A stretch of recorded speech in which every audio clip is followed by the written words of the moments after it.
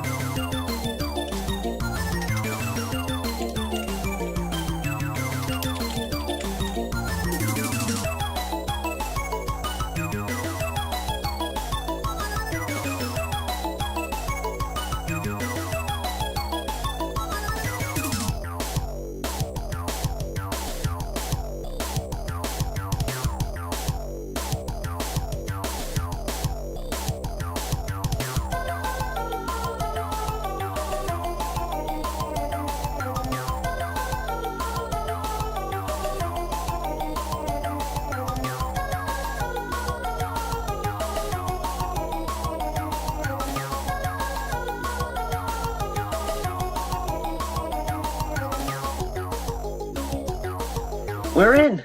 Shall we play a game? How about global thermonuclear war? Hey there, HackerFrogs. It's me, the Shy Hat, and we're doing HackerFrogs After School today with 3 different topics that we're going to be doing over the span of about, 4 hours or so. And let's talk a little bit about what we're going to be doing today. Grout XT says, I got a final project due tonight, so probably won't be active. I'm making Python scripts for my digital forensics professor that build out assignments with unique flags per student. That sounds like a lot of fun.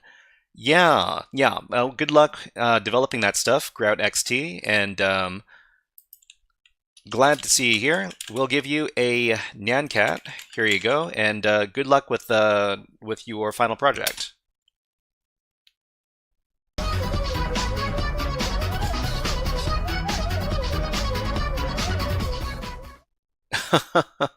Neem says, in 9 minutes into your meow tutorial. Meow tutorial.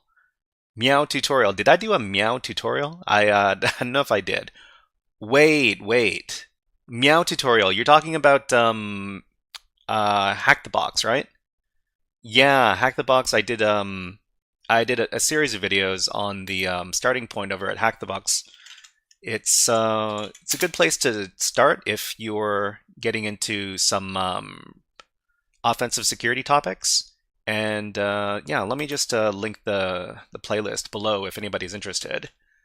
So I think that is going to be, oh, I wish these, okay, so starting point.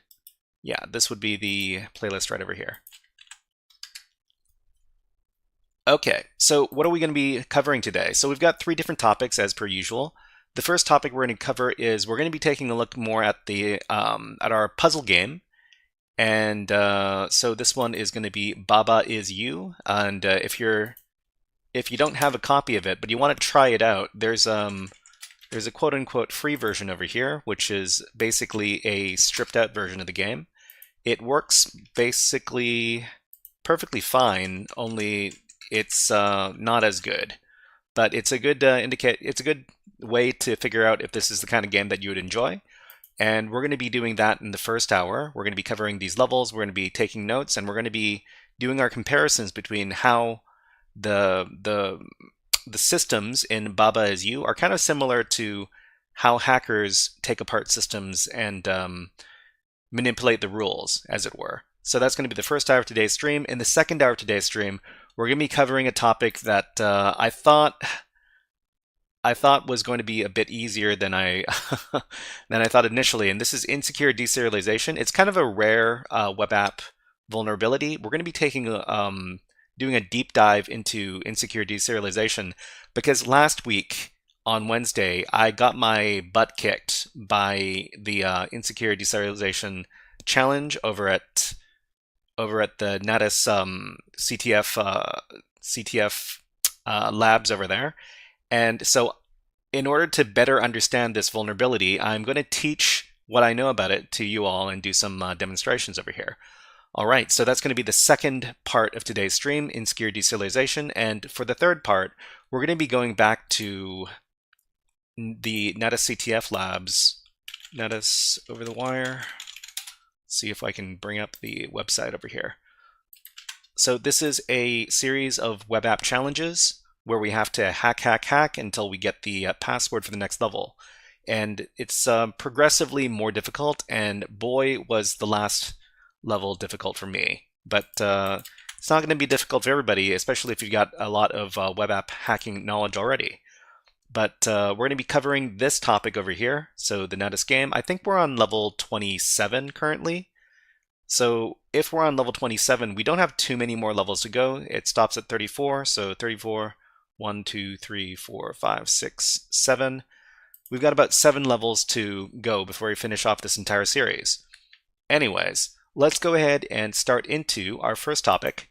And the first topic is going to be covering the game Baba Is You. And for everybody who doesn't know, we started a couple of, actually we started last week, and we started going over the different levels in Baba Is You, and we made up a little GitHub walkthrough here. Kevin Johnson on LinkedIn. Hello, nice to see you here. Good day. Never mind, I'm only here for the birds. If you're only here for the birds, then you're in for a treat, because every 30 minutes or so, we're going to take a little bird break, and that's going to be the time to shine. All right, so each one of these levels, we're going to be documenting them like CTF challenges. So cybersecurity capture the flag challenges. There's a saying in cybersecurity: if you didn't document it, you didn't do it.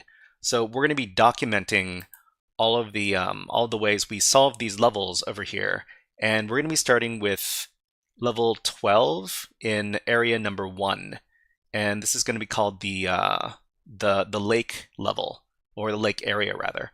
Anyways, we are doing level 12, which is crab storage. Let's go ahead and bring up the game over here, and I'm going to be turning up the volume on the game. Let me know if the volume is okay. And okay, let me take a look and see how the volume is doing.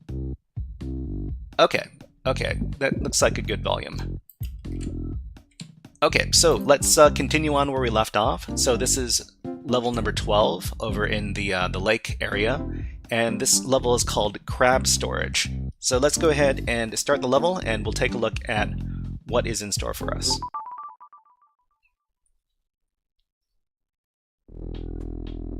Okay, so what's going on here? We've got a number of rules that we have to follow, such as this one: hedge is stop. So these are the hedges.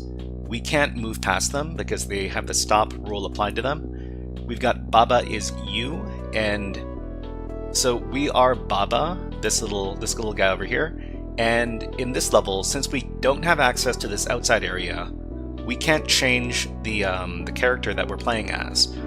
So the other rule that we can't change in this level is door, which is this object here. It's shut and stop.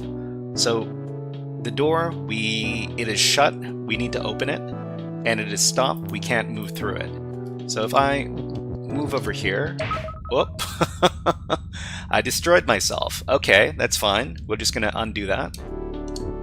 So, shut and stop. Oh, Baba is open. So the reason why when I moved into it, the door and Baba was destroyed is because if an open object encounters a shut object, then both of those objects are going to be destroyed. Okay, so what do we need to do? We need to open the door. So the only things that we have access to are the flag and Baba. So what we're going to do is we're going to make the flag push, and we're also going to make the flag open. So normally in these levels, the flag is what enables us to win, but in this case, we're going to have to sacrifice the flag to open the door. So after we do that, we have access to this crab text over here. So the crab text, we're going to have to modify it somehow, because what we need to do is we need to set up a win condition. So we need to set up the win condition over here. What we want to do is we want to set up something as the win condition. I think what we need to do is we need to set up the crab as the win condition, because the crab is the only other object we have access to. So what we have to do is we need to set up one more rule. So the rule we're going to set up is Baba is Baba. So Baba is Baba means that Baba cannot transform. So the reason why we have to set up this rule is because when we push the crab text up into here, it's going to form the rule Baba is crab. So when we become the crab, then we're no longer going to be Baba, and then we fail the level. Let me demonstrate this. So if we take our crab text and we move it up into here, then we become the crab. Well, sorry, Baba becomes the crab, but you is not crab, so we can't control this, which means the game is over. So we're just going to undo that move. Okay, and then we're going to set it up so that Baba is Baba, and if object is object, that means the object can't transform. So when we form Baba is crab, it doesn't apply. So over here, Baba is crab. Okay, and that doesn't apply. We're going to set up so that crab is win, and now we can move into the crab object and win.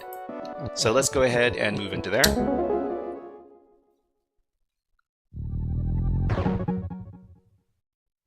Okay, so before we move on to the next level, let's just talk a little bit about what happened in that level. So let's see here. So in this level, some key points were, one important concept in this level is that if our character is defeat, then we're destroyed. Okay, so that means we have to avoid forming the rule Baba is defeat. I think I think these are not the key points we're supposed to come away with. Anyways, let me start editing this file real quick. So the key concept in this level is not this. The key concept in the level is, if we want to prevent transformation of an object, we have to set up the rule object is object. Okay, and then how did we solve the level? So we needed to form the rule flag is open, so we used the flag to open the door. We pushed the flag into the door, giving us access to the crab text. And then we formed the rule Baba is Baba to prevent transformation. Then we pushed the crab text up to form crab is win. And that's how we finished the level. Okay, so let's go ahead and move on to the next level. So the next level is level 13, burglary. Okay, let's go ahead and solve that level. Okay, over here, burglary. Lake level 13. Okay. So what do we have going on here? So we need to review the rules. If we don't review the rules before we begin, it can be very difficult. There are a couple of rules that we can't change. So this rule over here, Baba is you, we can't be something else. And we can't turn Baba into something else, otherwise we lose. And we've got door is stop. So the door is going to stop us from moving around. This rule over here, wall is stop. This is also a rule that we can't change. That's because it's smushed up against the wall over here. We can't really change this rule. And we've got star is push. So we can push the star object. We've got key is open. Okay, so here's what we're gonna do. Oh, key is open, but key is also, key is open. Are we shut? Key is defeat. Okay, sorry, I didn't see the rule over here. Key is defeat. So if we touch the key, we are defeated. So we can't actually use the key. We can't use the key, and what we're going to do instead is we're going to form the rule. We can move the star. So what we're going to do is we're going to form the rule star is open.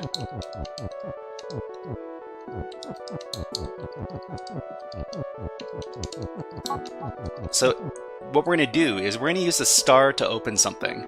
You might think that what we want to do is we want to open the door, but we actually don't want to open the door. We could actually open a section of the wall instead with the star.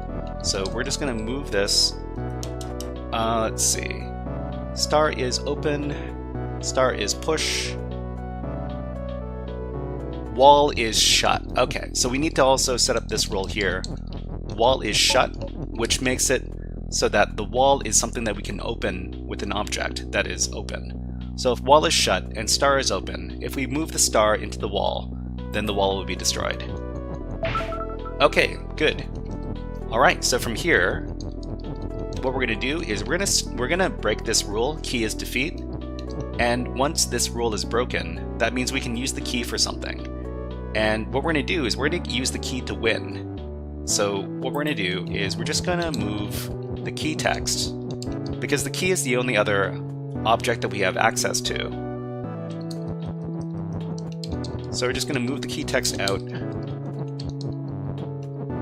and we're going to set up this rule here, key is win. So that means when we touch the key, we will win.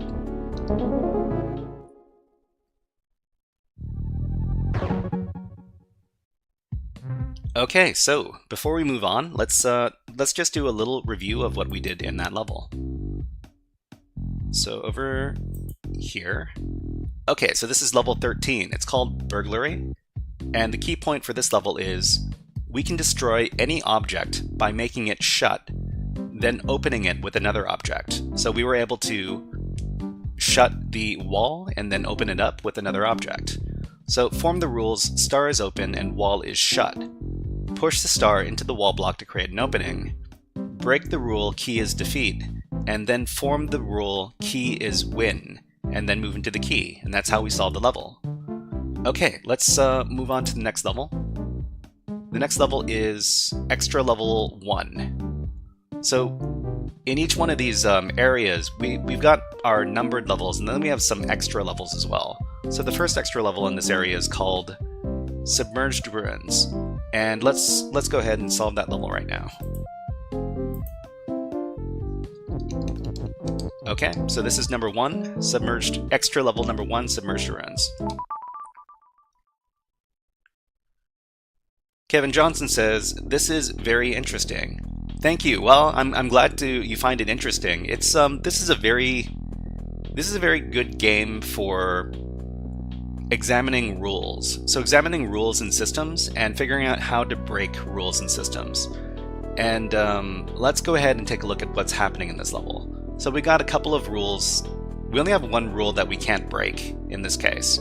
So the one rule we can't break is wall is stop. So we can't move past the walls. And aside from that, we've got a few different objects lying around. We've got some rocks. We've got Baba, which is us, and we've got some crabs and a flag. So over here, it looks like what we need to do is we need to form these two rules. So flag is win. We're going to move this into place. And then that's going to be the win object over here, the flag. And then we're going to form crab is defeat, which means that we can't move into the crab, otherwise we will be defeated. Anyways, let's go ahead and move over here. We're going to move the rock over here, and then we're going to break up this rule. Rock is push.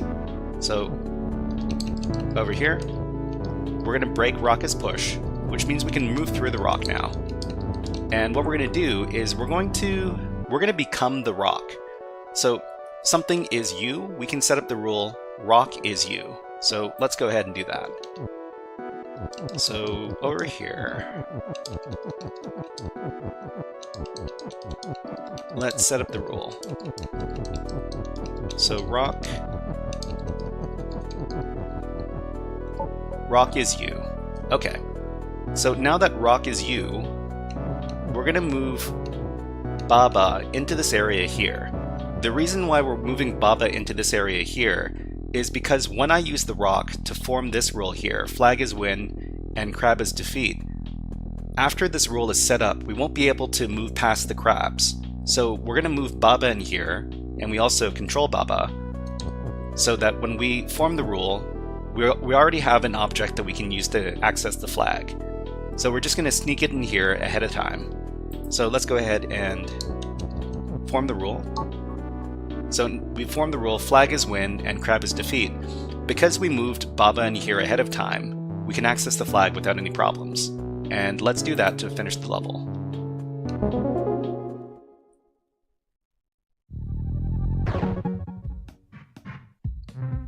Okay, so before we move on, let's just do a little review. Okay, so this was extra level 1, Submerged Ruins. So the key point for this level, if we want to get access to an area that will be closed off later, we can become multiple objects and move into that area first. So what do? We need to deform the rule rock is you, and then we controlled both the rock and Baba. Then we move Baba into the room with the flag, but avoid touching it. And then with the rock, form the rules flag is win and crab is defeat. So because we already moved Baba into the room with the flag, we have no problem accessing it. Okay, so let's go ahead and access the last level in this area, which is Sunken Temple. Okay, let's move back to the game. So this is the last level of this area, Sunken Temple. Let's take a look. So this is actually a variant level of the last level. It looks very, very similar to the last level, only it's a little bit more complicated. Okay, so what do we have? We've got wall is stop, like the last level. We have jelly is push, which means that this jelly object will be pushed. We've got rock is push. Thank you very much for following Hextrust. Thank you very much for following on Twitch. Let's give you a fun video redeem. How about a Hack the Planet? Hack the planet! Hack the planet! Okay, so what do we need to do? First of all, let's move all the rules into place here. So we've got crab is defeat, so we can't move the crab. We can't move past the crab. We've got flag is win, so we need to access the flag to win. We got jelly is push, it really doesn't matter too much anymore. But just like the last level, we're going to break this rule, rock is push. So what we're going to do now is we're going to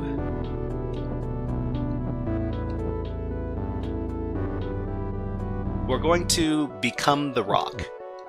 So over here, we're going to form this rule, rock is you. So over here now, we don't control Baba anymore, we're controlling the rock. And what we can do is we can switch back to controlling Baba now. And now that we're controlling Baba, we can set up a new rule, and the new rule is going to be rock is push. Because what we want to do is we want to push the rock past the crab, and then after we move it past the crab, we want to become the rock again so that we can move into the flag and win. So how are we going to do this? First of all, we're going to form the rule rock is push.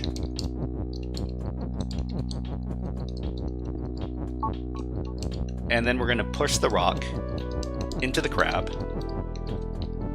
And now we're going to push this is text over here. And we're going to use it to push the rock. Actually, we need to form rock is push now. Okay, so rock is push, we need to re-establish this rule. We're going to form it like this, so that rock is push and Baba is you. We're going to share this is text over here. So now that both of these rules have been established, we can push the rock into the room with the flag, and now we're going to become the rock again. So we set up rock is you, and then now that we've cleared the crab, we can move into the flag and win.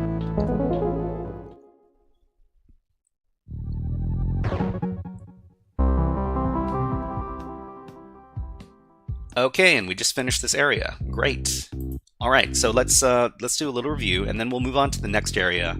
We'll see how many levels in the area we can finish before the hour is up. So let's see. So the review for this area. So this is extra level 2, Sunken Temple from the lake area. And the key point is, if there's an area which will become inaccessible later, move an object that we can become into the area first. So we formed the rule rock is you, and then from the top of from the top of Baba is you, breaking it. And then we become the rock. As the rock, form the rule Baba is you, form the rule rock is push push the rock on top of the crab. From the top, move one is text down, then move to the left of the rock. As a cross, form the rule rock is push. Use the is text to move the rock to the right of the crab. Form the rule rock is you, and then we're the rock, and then we can access the flag and win. It seems a little bit confusing seeing the steps over here just in text. They make a lot more sense if you're actually playing the game. Anyways, let's move on to the next area. So after area 1, which is the lake, we move over to area number 2, which is called Solitary Island. So let's go ahead and access it. Okay, we need to go back to the map. Then we need to go over to the new area, which is number 2, Solitary Island. Okay, so let's access the first level in this area. The level is called Poem.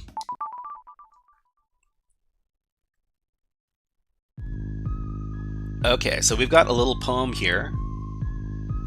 Rose is red, violet is blue, flag is win, Baba is you.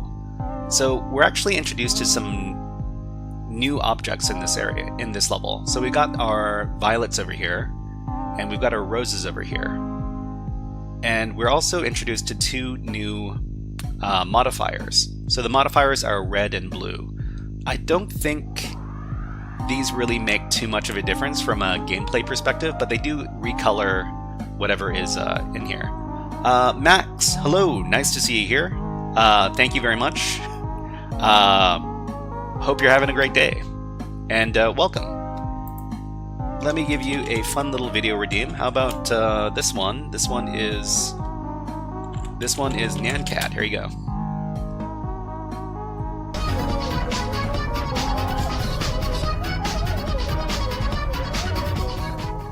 Okay, so here's the thing. We have to be very careful with this area because we've got all these rules that are all stuck together here.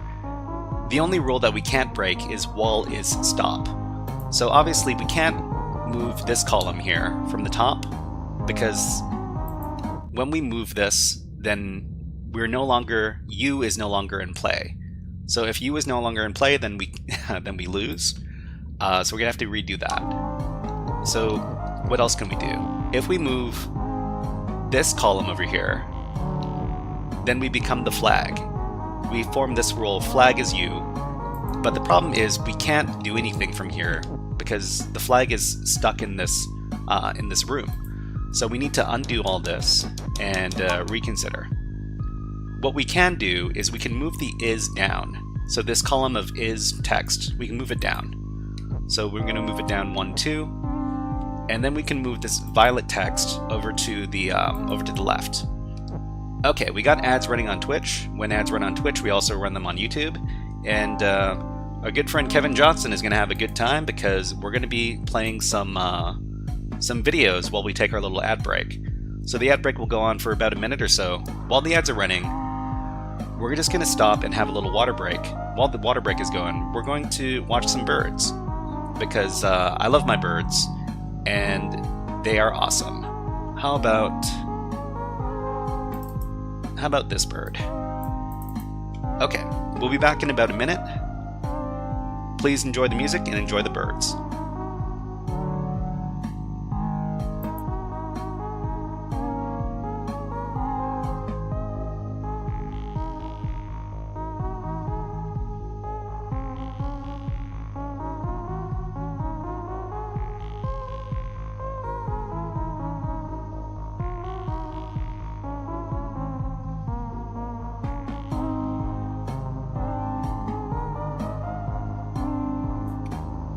So to anybody who doesn't know, this is a Steller's J. If you don't know how to spell that, I'll spell it out for you. Steller's J. It is it's a bird you only see on the west coast of North America, and it's a relative of the crow. It's a relative of the crow and a relative of the blue jay. It's a very smart bird, and I think they're super fun. Anyways, let's put the birds away and let's continue on.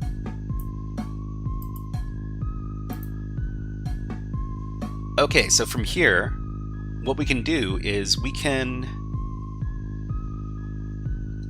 Let's see. We can move the rows text out. So the rows text over here, that corresponds with these roses over here scattered around the level.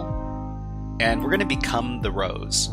So we can become the rows by, let's see, moving the rows into this position, and then we're going to move this column down. When we move this column down, now Baba is Win and Rose is you. We don't control Baba anymore, but we do control all of the roses in the level. So whenever you get an opportunity to control a lot of different objects, you should take it. So let's go ahead and use the roses to touch Baba, because Baba is the win condition now.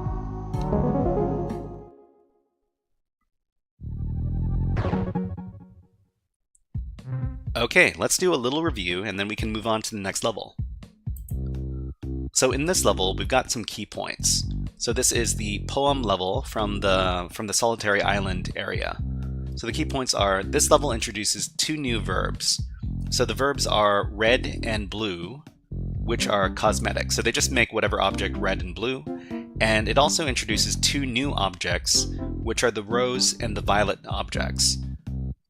Okay, so the method of solve is move the is lines of text 2 tiles down. So we move them down, and then we have access to the violet text, which we need to move to the left. Move the rose text out, and then position it below the Baba text. And then move the object row up, forming the rules Baba is Win, and Rose is you. From there, you touch Baba, and then you win. 187, hello, nice to see you here, and welcome on YouTube. Let's give you a fun video redeem. How about we all go to hack? Mr. Hat, may I please be excused from class? Well, Kyle. Yes. You hear me? You go to Hack. You go to Hack. and you Have a great day. Okay, hope everybody's can go to hack and have a great day. Anyways, let's move on to the next level. The next level is going to be this one over here. It's called Float. So this introduces a new concept in the game.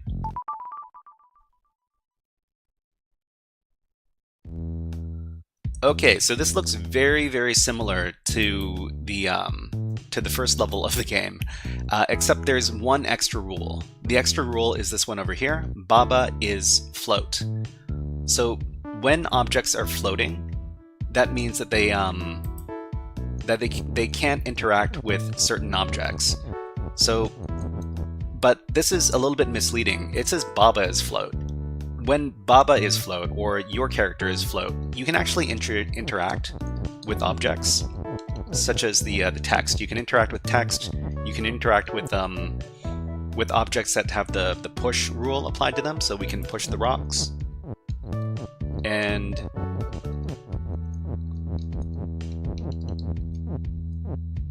the problem is that we can't interact with objects that don't have the push rule applied to them. So we can't actually touch the flag and win.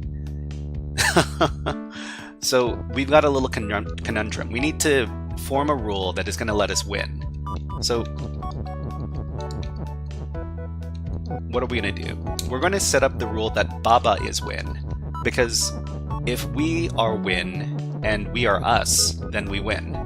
So whenever we can form the rule something is you and something is win, then you will win automatically.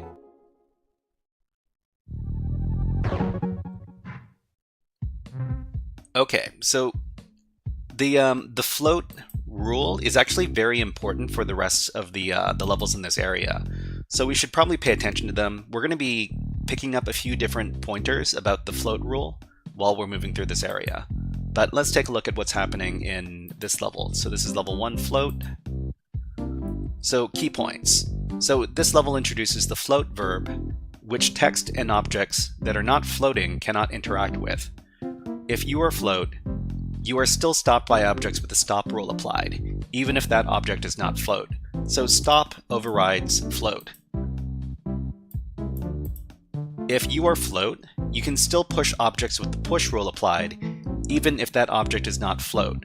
So push and stop are both have higher priority than float, even if float doesn't let you interact with certain objects. So if you are float, you can still push text that is not float.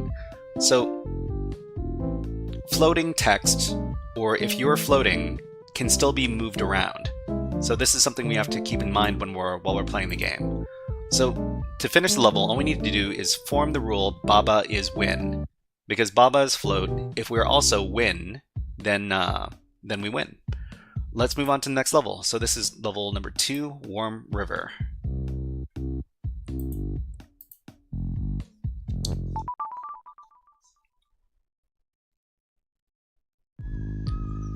Okay, so this is a pretty small level. What's going on? We've got a number of different rules that we can't break.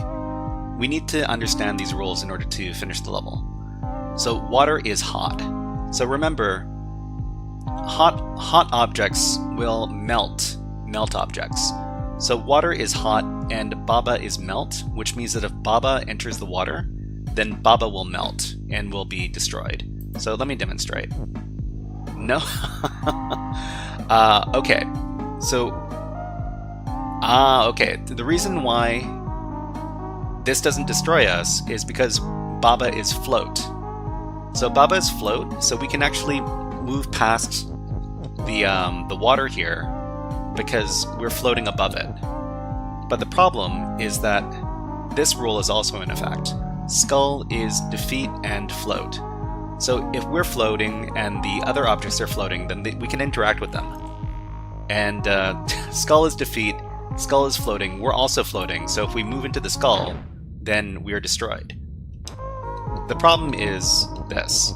If we break this rule, the float rule over here, then the water can destroy us because we are melt and we can't change that rule. So what do we need to do? We need to change our rules a little bit. So Baba is water is okay. So this is what we're going to do. We're also going to make the water float. So we have access to water and we have access to the and modifier over here. So the and modifier is a little bit like programming. We can also give something 2 different modifications at the same time. So water is hot and float, which means that the water is floating and we are not floating, so we can move underneath the water. We can also move underneath the skulls because the skulls are floating. So these 2 objects that are normally going to destroy us, they don't destroy us because they're floating, which means we can just move into the flag and win.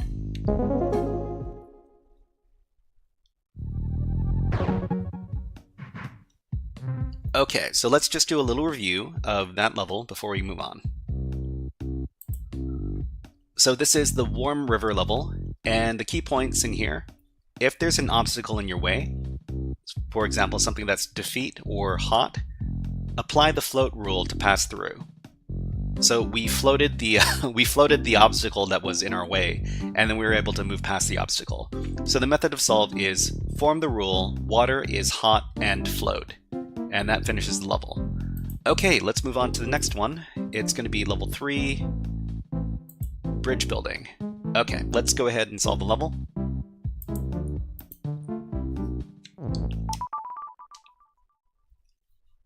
Okay, so this is bridge building. Alright. We've got some rules in place. We need to take a look. So text is float. So the text is floating. I don't know exactly what that affects in this case, but we see water is sink. So if we move an object into the water, it will sink and be destroyed. And we've got hedges stop, which means we can't move past these hedges. Okay, so the problem is that the water's in the way. If we just move into it, then we're going to be destroyed. But we've got these rocks. So we can push the rocks into the water to get access to the flag. But the problem is that we don't have access to this rock. We only have 1 rock to sink into the water. and we need 2 to access the flag. Luckily, we can also form another rule. So the other rule is going to be rock is you. So now we control these 2 rocks. So we're just going to move this rock into here, and then we're going to move this rock into here, and then we can get access to the flag. Okay, that wasn't so hard.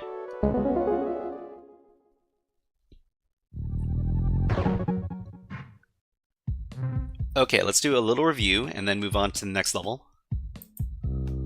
So the key point in this level is always take the opportunity to become multiple objects at the same time. So if you can find a way to make you something else aside from what you are initially, usually it's Baba, that's always a good thing. So the method of solve for this level is form the rule rock is you, and then use the rocks to clear a path to the flag. Great, let's move on to level number 4, bridge building. So this is another level called bridge building, but it's got a question mark. Okay.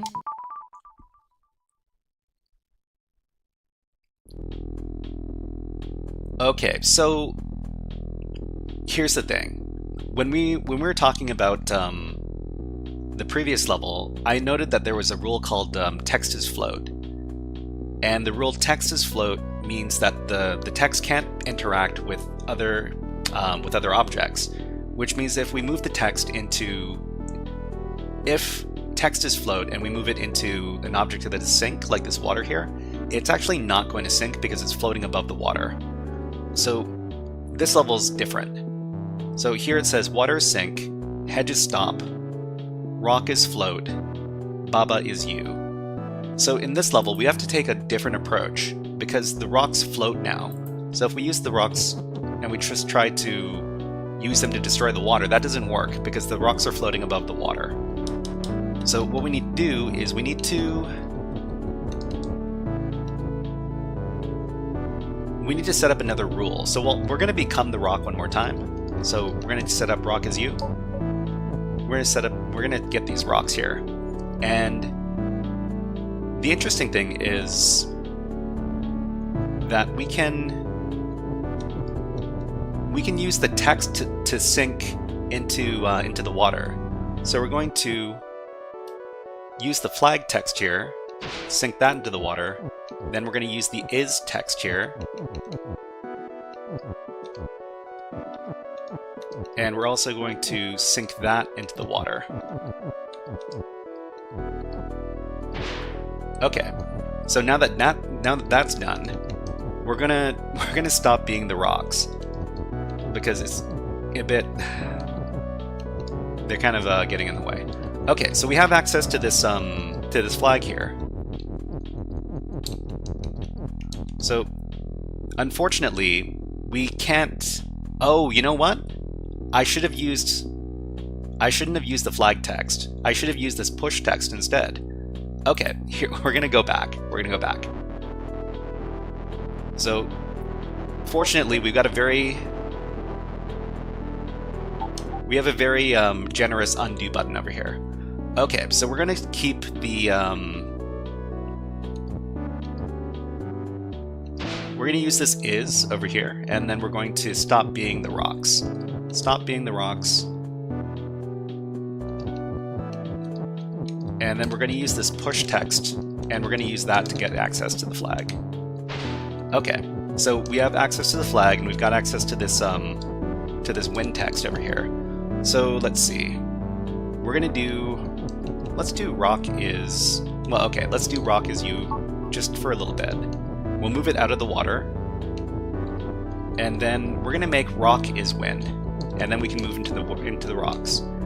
Actually, does that work? I don't think that's going to work. I don't think that's going to work. But we can form flag is win. What am I thinking? Let's just form flag is win and then touch the flag. Okay. So flag is win. Awesome. Okay, now let's touch the flag and let's win.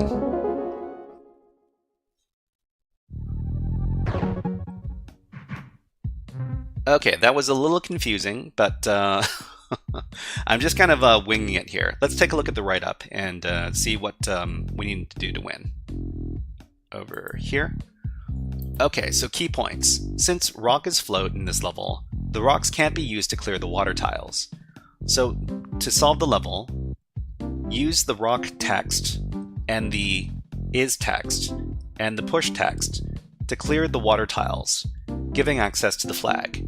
So from there, we form flag is win, and then we can touch the flag and win. Awesome. Okay, let's move on to level number 5. This level is called Victory Spring.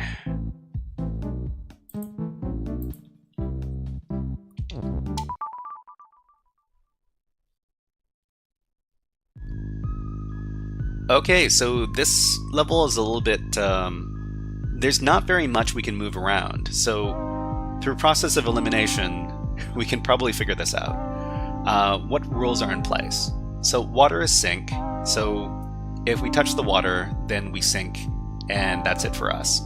We've got Baba is you, which means that we're playing as Baba over here, and we've got Cog is push. Cog is push. We also have text is float. So the text is floating around, and we need text to be float because currently the win text is over the water, and if we deactivate text is float, then the win text is going to be destroyed, which is not what we want. So since cog is push, we're just going to move these cogs into the water so that we can get access to the win text. Okay, so we can't move the win text out because then we would make contact with the water and lose. So instead what we're going to do is we're going to use this text here to move the win text into a position we can get to. So from here we can actually break this rule. So we can break the text is float rule, because what we need to do is we need to use this float text square to destroy the water here. So when we break the rule, then this water's cleared, and then move the win text out. Neem says, how would you suggest I document my cyber work, such as CTS, personal projects, etc.? I would suggest you use GitHub, because everybody uses GitHub, and if you use GitHub, it's nice, and everybody knows what GitHub is. You can access GitHub from the internet, and it's a good place to organize all of your projects.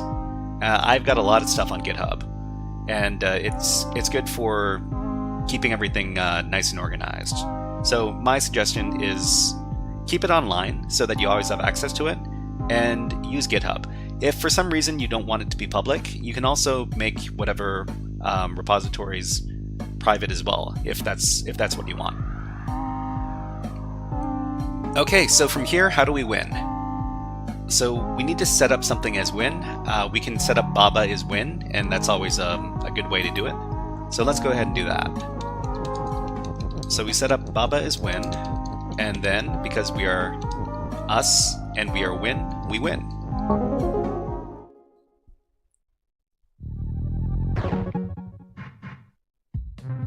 Okay, so let's review what we did in this level. So this level is also a bit complicated. Well, explaining what to do is a little bit complicated. So the key points in this level is text that is floating can't be used to clear sink tiles. So this is something we use to our advantage in this case. So the method of solve, number 1, push the cogs to the left-hand side of the win text, creating the C pattern in the water with the win text in the left-hand side of the C. Okay. Number 2, move the rule text is float to the right until the float text is over the water tile. Then we break the text is float rule by moving the is text, which clears a path for us to get access to the win tile, and that's going to let us form the rule Baba is win to finish the level. Okay, so let's see if I don't think I did this. I didn't do a write-up for this level yet. But let me take a quick look at it to see if I remember how to solve it. I've solved this entire area before, but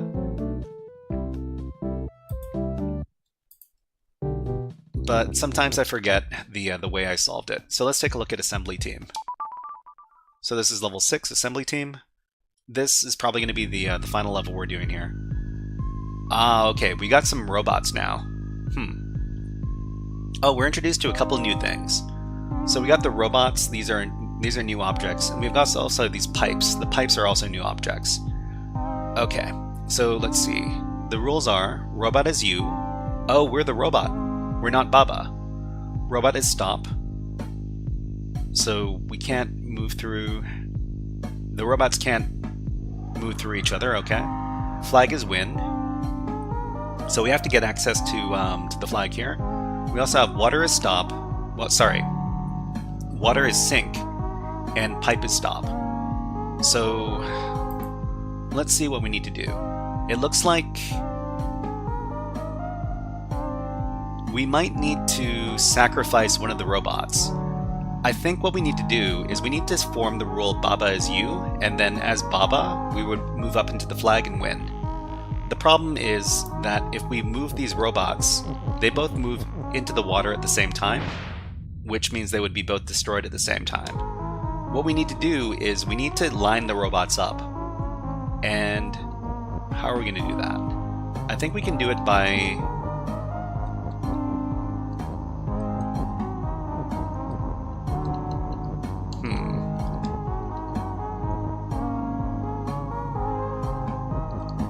We can't move the Baba text against the wall.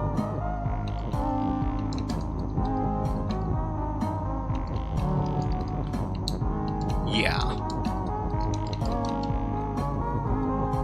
Okay, there's got to be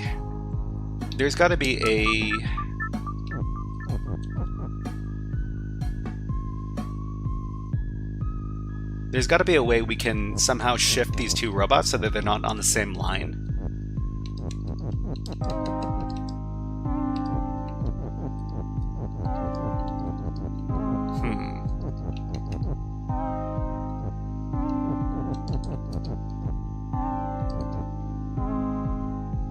If we move, the problem is that if we move the Baba text against the wall, then we can't use it anymore. We can't move it out. So here, we can get access. Oh, you know what? It doesn't matter. It doesn't matter that we can't move this Baba text anymore, because we can just move the rules out instead. Okay, so that's, man. Okay, so now we swarm Baba as you. And now we're Baba, and we can touch the flag and win. Okay. All right, so let's go ahead and do the little write-up for this level, and then we can finish up with this section of the stream. Okay, so this is, what was it called? This one is assembly team number 6. Let's go ahead and write this up. So the key points for this level. So the key point for this level was we are introduced to 2 new objects. The robot. Thank you very much, ZY. Zyacro. Zyacro? Is that how you pronounce your name? Let me know in the chat. I'll pronounce your name correctly. Thank you very much for subscribing, Zyacro on YouTube. Let's give you a fun redeem. How about a Hack the Planet?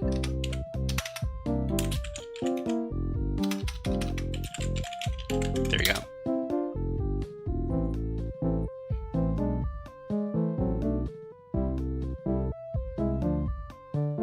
Hack the planet! Hack the planet! Okay, so we're introduced to 2 new objects in this level: the robot, and pipe. And what do we need to take away from this level? I guess nothing in particular, but what we need to do is use the Baba text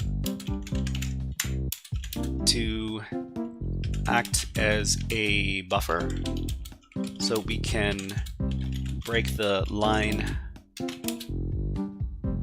of movement for the two robots that we control. Okay, and then move one of the robots into the water so we have access to the is and you text. And then the last thing is form the rule Baba is you. Okay, so let's make this a nice numbered list. And let's commit the changes, and we're finished. Okay, so everybody, I hope you enjoyed this little this little CTF walkthrough, I guess we would call it, for Baba as you. It's interesting taking a look at this puzzle game from the perspective of cybersecurity and cybersecurity exercises and analyzing exactly what is going on in these levels. I think this game has a lot of potential for teaching people how to take a look at systems, because there's a lot of systems in play. Anyways, let's go ahead and quit the game, and we can move on to the next part of the stream. All right, so the second part of the stream, we're going to be taking a deep dive into this web app vulnerability. This is Web App Wednesday, and we're going to be going deep into insecure deserialization. So it's a bit of a mouthful. Aqua says, "Hello, about the Docker Labs vids. Are those machines made by you? Tried looking up the website named Docker Labs, but there is none." Oh, there should be. I guess I didn't put a link in. I didn't put a link in the description of the videos. I should really do that. But the website that for Docker Labs is dockerlabs.es. So this isn't a .com. This is a .es, which is for Spanish websites. So Aqua, here's the link.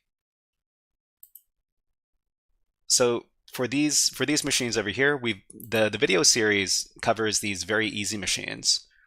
We're currently doing machines in the one level up, which is the easy category, but the very easy machines, these are the ones that are covered in the YouTube videos.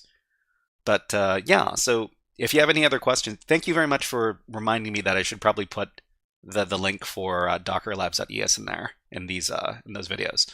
Thank you very much. Okay, before we move on, let's go ahead and start playing some music, because I like to have some music on while we do our hacking stuff over here. Let's play some Dungeon of the Endless. This is some great atmospheric music. Aqua says, "Thanks for taking your time to explain what you're..." No problem, no problem. I teach how I want to be taught, and and I like it when people explain what they're doing in as much detail as possible. Okay, we got some ads running on Twitch, so we'll also do some ads on YouTube. And I'm going to start playing some of this music from Dungeon of the Endless. Enjoy the music, and let's take a break and look at some birds. Okay, I got to make sure that the music is not too loud. Got to put on some birds. How about this bird here?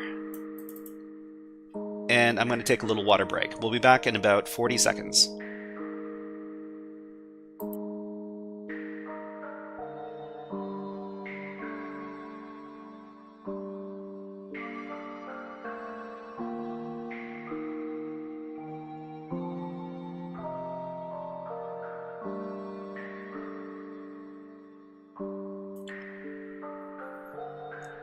So this is a spotted towhee bird. It's a pretty fun little guy, and it's got some striking red eyes. So if you notice over here, let's see, where does it? There you go. I wonder if I can zoom in here. Can I zoom? Video, zoom, double. That didn't seem to work. That's fine. Anyways, so the bird has some red eyes. It's a very beautiful bird. But let's go ahead and put the birds away, and let's start into our web app hacking demonstration. Okay, so we're taking a look at insecure deserialization. It's a bit of a mouthful, and we're going to be talking about what insecure deserialization is. Then we'll start demonstrating some ways of attacking web apps with insecure deserialization. I hate saying this. It's so unnatural to say insecure deserialization over and over again. But anyways, so what is serialization? So serialization is the process of converting complex data structures, such as objects and their fields, into a flatter format that can be sent and received as a sequential stream of bytes. Serializing data makes it much simpler to write complex data to interprocess memory, a file, or a database, and sending complex data, for example, over a network between different components of an application or an API call. So the reason why applications use serialization is because they need to move these objects either to other parts of the application or between networks, because for one reason or another, they can't move the objects as they are. They have to package them first. Okay, so they do this through a process called serialization, which means packaging them up, and then deserialization, which is basically like unpackaging them on the other side. So why do they do this? Well, actually, we just explained why they do this. I've got a little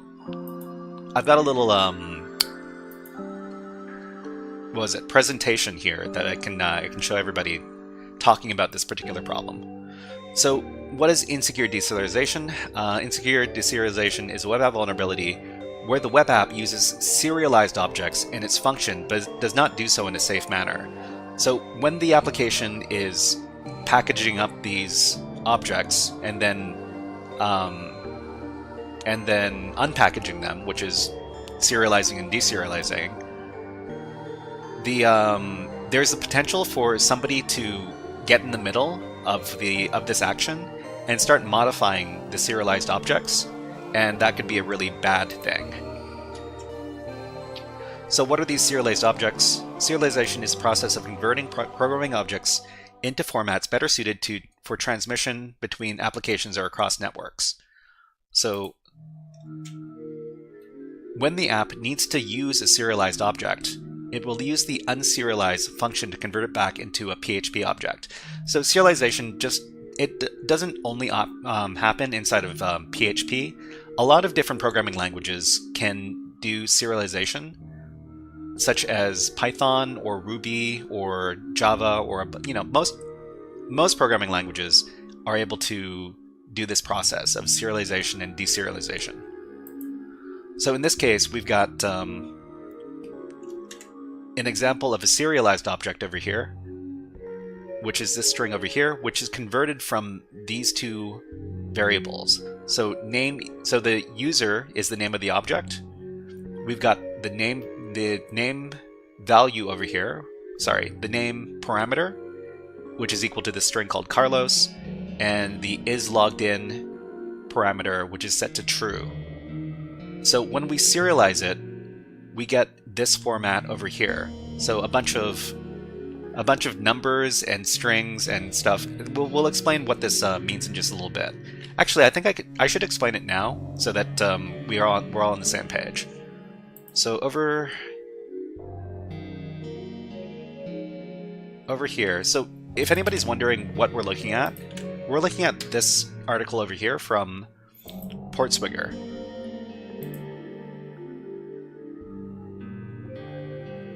Okay, so the article here talks about PHP serialization format. So PHP uses a mostly human-readable string format with letters representing the data types and numbers, representing the length of each entry. For example, consider a user object with these attributes. So we've got the example over here. So the object is called user. And then we've got name equals Carlos and isLoggedIn equals true.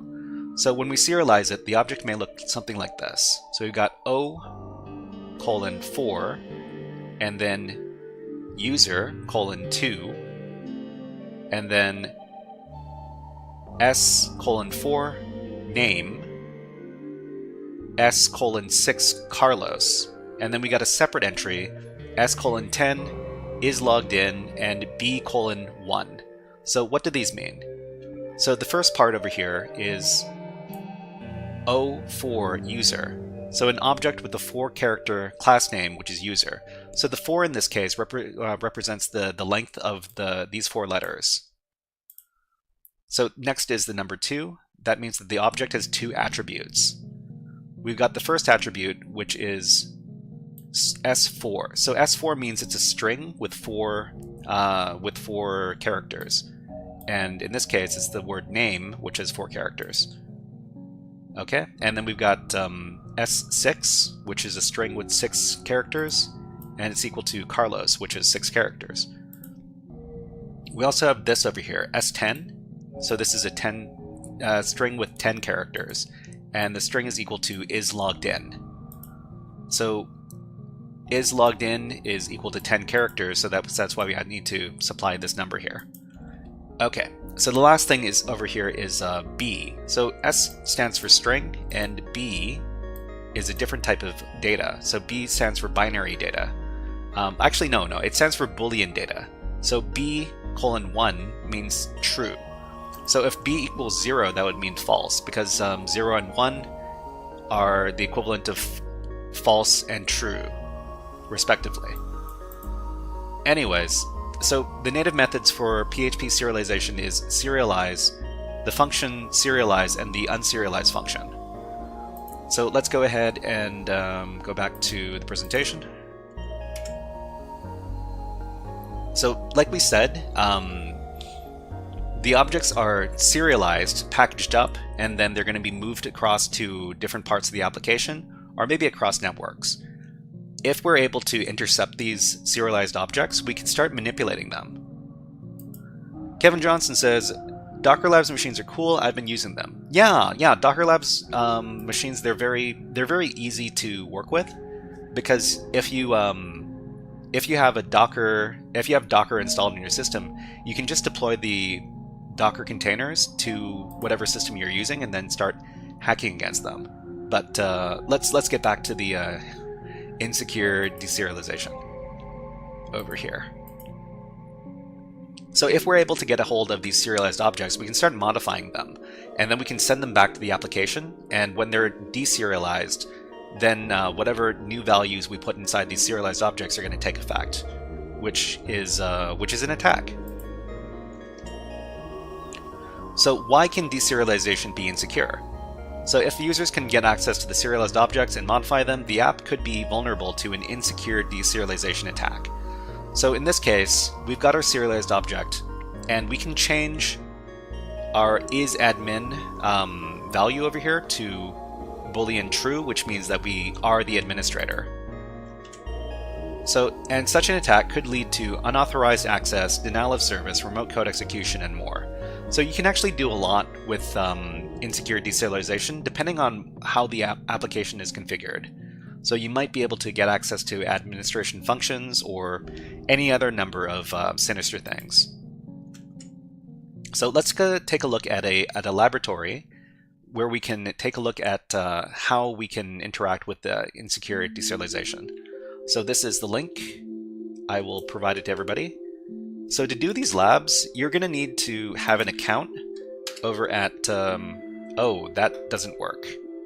Sorry. That link doesn't work because it's all split up. Let me get a proper link for everybody.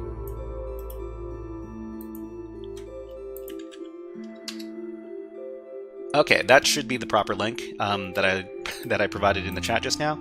And let me go ahead and try accessing this link.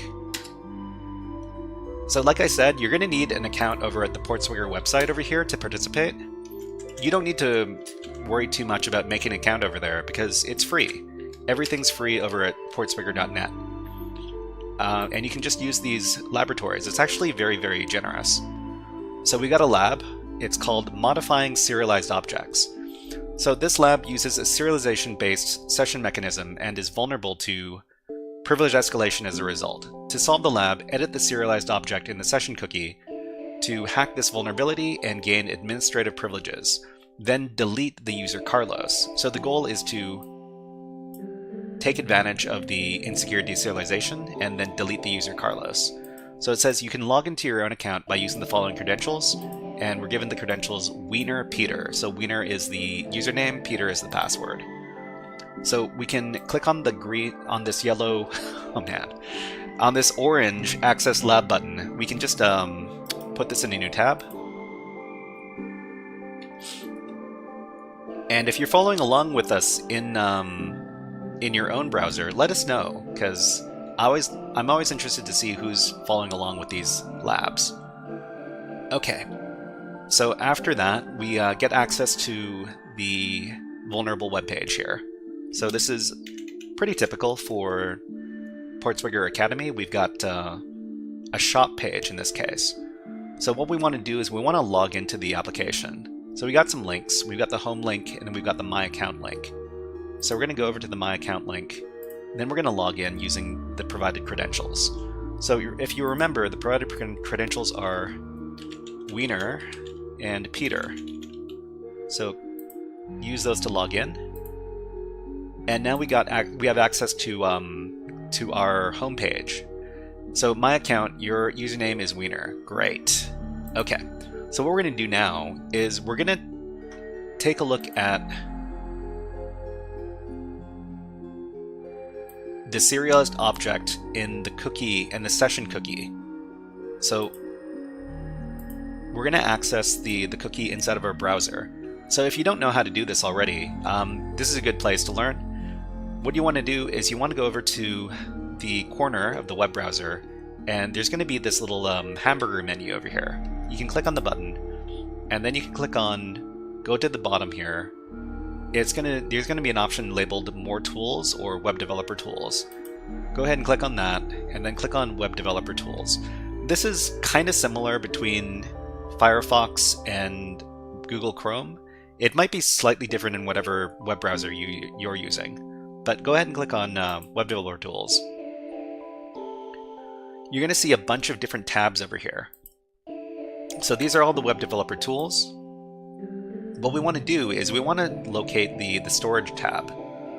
So there's going to be either an Application tab or a Storage tab. You want to click on that, and then you want to click on Cookies. So click on the cookies here, and you're going to see cookies for this particular website. Click on that, and then you're going to see we've got one cookie, and the cookie is called Session, and we've got a value for the cookie. We can double click on it, double click on the value, and we can copy it. So we're just going to copy the cookie, then we're going to go over to our console. In the console,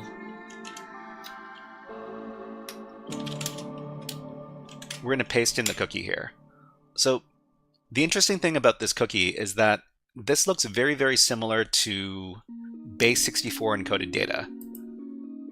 Zero says, I'm listening, watching in a small pip window while working. Awesome, awesome. If you want to listen to me while you work, that's fine. That's perfectly fine. So this looks kind of like base64. And Jelena on YouTube says, I'm pretty new to all this stuff. Always explained so calmly. It's so helpful. Thank you very much for putting up the effort to create these kind of videos. Yeah, no problem. I'm here to teach. I'm here to learn. When I teach people, I also learn about whatever I'm teaching about. So everybody wins. But anyways, this string here, this could be base64 encoded data. And the way we know this is that we've got this pattern at the end. So the pattern is %3d. So you might think to yourself that base64 doesn't have this % sign in it. The thing is that this is actually an equal sign. So an equal sign, when you URL encode it, it becomes %3d. We can just delete %3d and replace it with an equal sign instead. And this is a base64 encoded string. What we're going to do is we're going to use the echo command, and then we're going to decode it from base64 on our terminal here. So it's going to be echo-n and then the base64 encoded string inside some single quotes. So make sure whenever you're dealing with a string that has a bunch of special characters in it, you're going to have to make sure that you put it between some quotes. Otherwise, the terminal could interpret it in a weird way. The last thing we do in the command is we pipe it out into the base64 command and decode it using this switch right here, -D. So when we do that, we receive this serialized object here. So the serialized object is, it looks like this. Let's make the text nice and big. Okay, so what's going on in this serialized object? So the letter O indicates that this is an object, and the object name has 4 characters. So the 4 characters for the object name are user, and it's got 2 attributes. The first attribute, well, the attributes are inside these curly braces. The first attribute is going to be a string that is 8 characters long, and the string is username. The value of that is a string that is 6 characters long, and the value of the string that's 6 characters long is wiener. So remember, when we calculate the length of these strings, we don't count the quotes. The quotes are not part of it. So wiener is 1, 2, 3, 4, 5, 6 characters, and the second attribute is a string that is 5 characters long called admin, and the value of it is going to be a boolean, which is 0. So boolean 0 means false. So how can we get admin access? By manipulating this object. If anybody knows how to do it, let us know in chat. We only need to change 1 character in this string.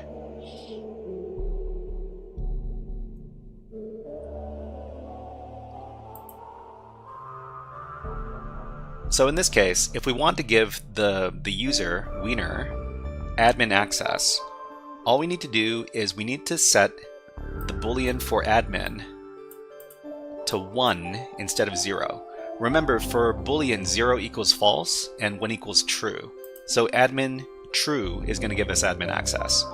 And that's going to give us the access to delete the Carlos user, which is the objective of the lab. So how are we going to modify this? We can modify this with the echo command. So we're just going to copy this. Let's make the text a little bit smaller. I'm going to paste in the text. We're going to echo this out and put some quotes around it. And we're going to modify the 0, delete it, and replace it with 1, because that's how we're going to get admin access. The next thing we're going to do is we're going to pipe this into base64, and we're going to make sure that there are no line breaks. So the funny thing about the base64 command on Linux is that after a certain length of line, it's going to insert a line break, and we don't want the line breaks because the line breaks foul up our pasting in. So we want to make sure that W is equal to 0. I need to look up what this actually means. So -W. Let me look that up really quick. So base64 -- help. Okay, so W stands for wrap. So wrap encoded lines after columns character, default 76. Use 0 to disable line wrapping. So we don't want line wrapping. So we're just going to set this to 0 so that we can just get a single line string. Okay. So we give this command, and this is going to be the new cookie over here. So if you don't want to bother using the terminal, I'll provide the cookie to everybody in chat now. Okay, so what we need to do is we need to replace the cookie, the previous cookie, with this cookie, and we should get admin access. So we're going to go back to the application. Zero Null says that's cheating. We're hacking. We're hacking, that's cheating. Well, I don't know. You don't need to cheat if you don't want to. You can do it yourself. I'm just giving people the option. Anyways, so the session cookie here, we're going to highlight it, double click, we're going to delete the old contents, paste in the new contents, hit enter to set it, and then we're going to reload the page. So from here, reload the web page, and now we see that we have access to the admin panel. So obviously we were able to get the insecure deserialization attack. So we can click on the admin panel, and then we can delete the Carlos user, because that's what we need to do to finish the lab. Okay, then it says congratulations, you've solved the lab. Awesome. Okay, let's go ahead and close out the lab, and then we'll talk about the next challenge we're going to do to learn more about insecure deserialization. Okay, so in this level we talked about serialized objects and cookies. So one possible location that users can get access to an app's serialized objects is if they're passed to the web browser as cookies. So this isn't always the case, but sometimes you'll see that your cookie is base64 encoded. Sometimes there's some interesting data inside of these cookies. So if you see a cookie that's base64 encoded, you should probably decode it to figure out if there's anything interesting inside the cookie information. So if we decode this cookie from base64, we see that it is a serialized object. Okay, we went over that. And let's talk about the next lab. So the next lab is going to be modifying serialized data types. So we're going to be accessing this lab here. Let me go ahead and edit this on my command line. Yeah. Because for some reason, it likes breaking up the lines. So this is the link for the next lab.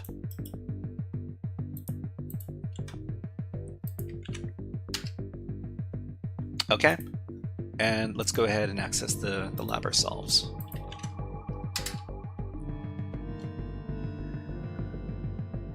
Okay, so this one is going to be a little bit more complicated, and let's read about the lab. So in the description it says, this lab uses a serialization-based session mechanism and is vulnerable to authentication bypass as a result. Okay, authentication bypass. To solve this lab, edit the serialized object in the session cookie to access the administrator account. Then delete the user Carlos. So this is a little bit similar to the previous level, but there's some new things we need to keep in mind in this level. We'll talk about it when we get there. So let's go ahead and access the lab in a new tab.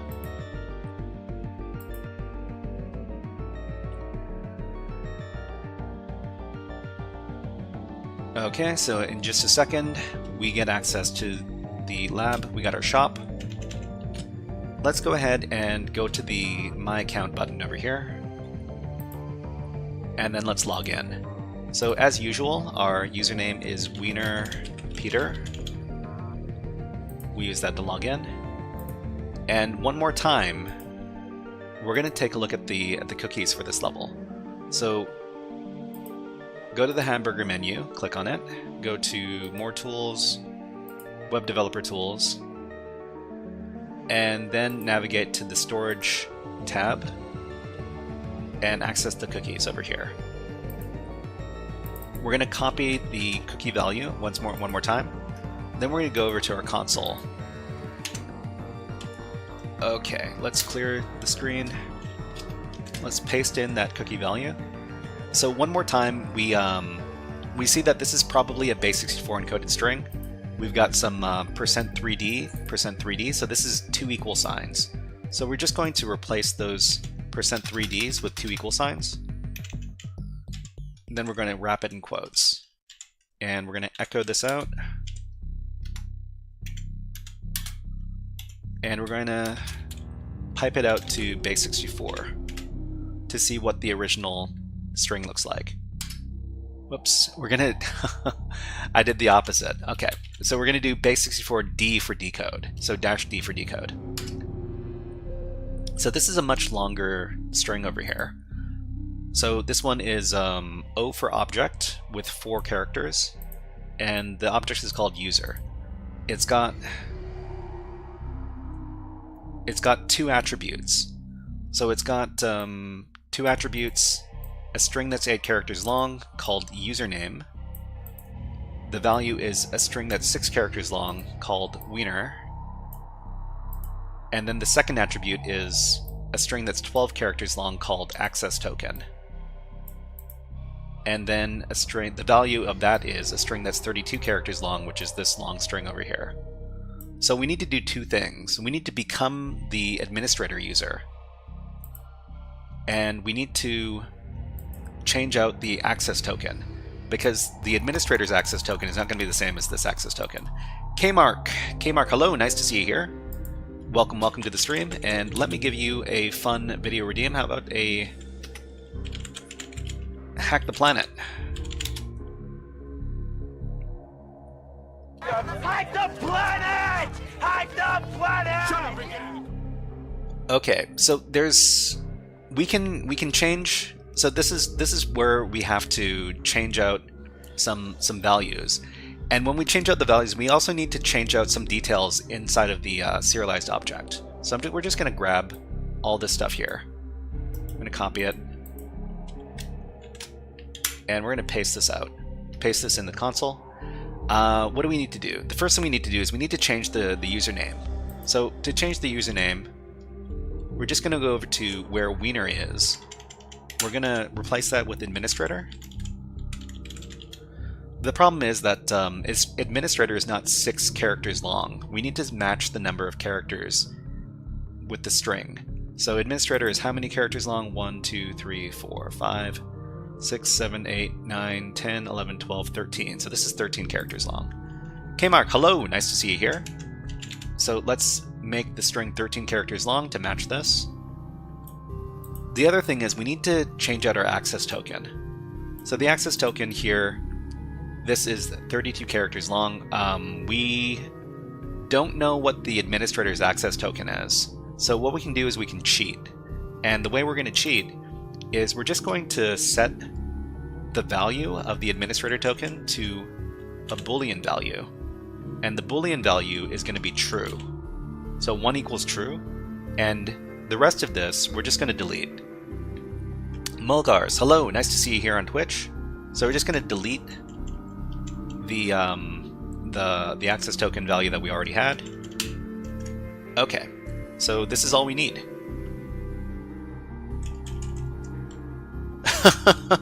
Zero Null says, all this cheating, I never. Yeah, hackers don't cheat. Hackers don't do anything bad. No, never. Cybersecurity is all about people following the rules, right? Anyways, let's so the last thing we need to do is we need to encode this into base64. So we're just going to wrap this up in quotes, and we're going to echo this out. So echo -n this thing. We're going to pipe it out to base64 W0 so that it doesn't line wrap. Okay, so this is the string that we need to use as our cookie. So the cookie is going to set us as the administrator user.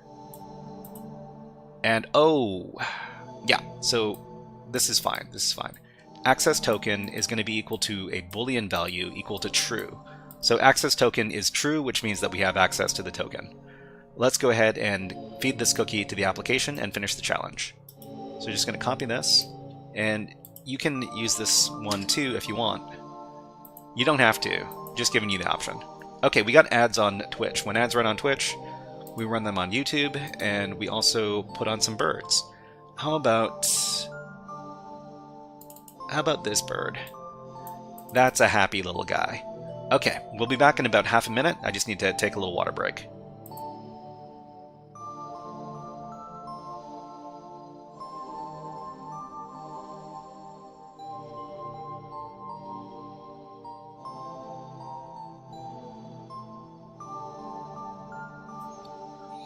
The funny thing about these Stellar Jays is that they love shelled peanuts. So if you can give a shelled peanut to a Stellar Jay, it will start shaking them around, because they shake the peanuts around to figure out if it's a good peanut or a bad peanut. How it knows which one is a good peanut or a bad peanut, I do not know, but I'm sure they have their ways. Anyways, let's put these peanut-loving birds away, and let's solve the challenge. Okay, so we just finished creating our modified cookie over here with the new serialized object that's going to give us administrator access. Let's go back to the application and let's paste in the cookie here. So we delete the previous value, we paste in the new value, and then we hit enter to insert the new cookie. After that, we can reload the page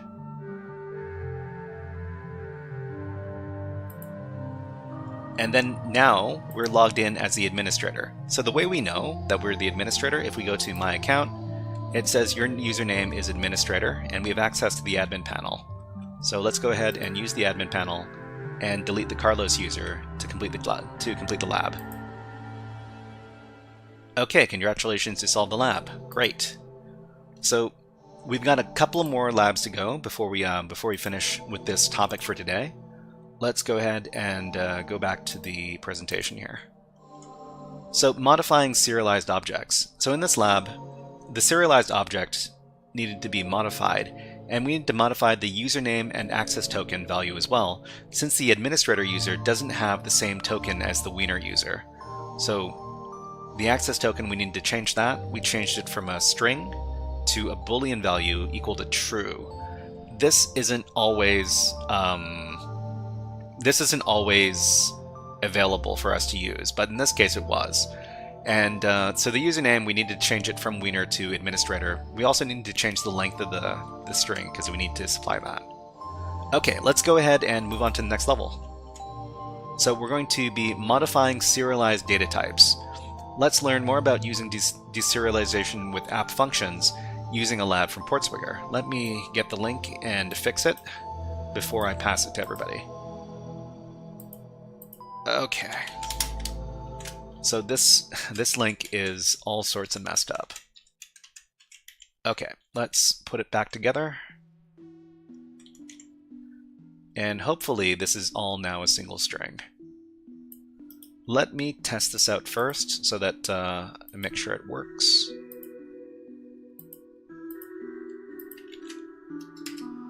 Okay, so I'll apply this to everybody in chat. So if you want to join in along with us, all you need to do is you need to have a free account over at portswigger.net. What's going on in this lab? So the lab here, this is called Using Application Functionality to Exploit Insecure Deserialization. So the lab uses a serialization-based section mechanism. A certain feature invokes a dangerous method on data provided in a serialized object. To solve this lab, edit the serialized object in the session cookie and use it to delete the morale.txt file from Carlos's home directory. And yeah, so we'll talk a little bit about how we're going to be doing this. We've got two accounts in this case. You can log into your own account using these credentials. We got our Wiener Peter account, and we have access to a backup account, which is Greg Rosebud. So we only need to use the backup account if we screw up on our first attempt. And but anyways, let's go ahead and access the lab. So we're just going to put the lab in a new tab, and after a few seconds we'll have access. One thing that I really like about the Portswigger labs is that they deploy very, very quickly. And while the other thing I like about the Portswigger labs is that they're free. But you're not going to see too many companies that give you access to virtual machine labs for free, and certainly not ones that deploy this quickly. Anyways, we've got our usual Portswigger application over here. This one is a blog, it's not a shop. Okay, let's go ahead and click on the My Account button over here and log in as the Wiener Peter user. So Wiener is the Wiener, and the password is Peter. Log in. Okay, so we see in this level we've got an extra function. We've got two extra functions. So the first extra function in this level is that we can upload an avatar. So it says here that we can upload an avatar, and there's also another button on the application that deletes our account. And keep in mind that our goal for the level is to edit the serialized object in the session cookie, and then use it to delete the morale.txt file in Carlos's home directory. So let's go ahead and grab that cookie. So like the previous levels, we can access our cookies from the web browser. So more tools, web developer tools, and then we go over to the storage tab. And in the storage tab, we can get access to the cookies. So click on the website and then highlight the value of the cookie, copy it. Then we're going to go over to our terminal and start editing it. So this, once again, this is a base64 encoded string. And let's go ahead and replace this %3D value over here. We'll replace it with an equal sign. We'll wrap everything in quotes, and then we'll echo this out. So echo-n, this base64 encoded string. Let's go ahead and base64 decode it. Okay, let's play some more music. Not too many tracks left, and then we're gonna switch over to another soundtrack. Okay, so we've got an object. So this object here, it's 4 characters long. It is the user object, and it's got 3 attributes. So the attributes are username, access token, and avatar link. So avatar link. So this is the key for finishing this level, because we can define a file inside of our avatar link here. So avatar link links to, it basically is the file location of where your avatar picture is going to be located in the application. So this is what we're going to change. So the avatar link, we're going to change this to the file that we need to delete in Carlos's home directory. So why are we doing that? The reason we're doing that is because this application, let me point it out. So this application lets you delete the account. And when you delete the account, what's happening is that the avatar is also going to be deleted. So we're not going to delete our avatar when we delete our account. We're going to delete the Carlos user's file, which we need to do to finish the level. So let's go ahead and modify our cookie now. So we're going to just grab this output here, copy it, then paste it in. We don't need to modify anything else. So the only thing we need to modify is the avatar link. And the avatar link here is going to be the morale.txt file in Carlos's home directory. So the link is going to be /home/Carlos/morale.txt, like this. So this follows the pattern in most Linux systems where there's a home directory for each user, and after that we're just going to supply the name of the file. So the other thing we need to do is we need to figure out how long this string is, because we need to be precise with the number of strings in our serialized objects.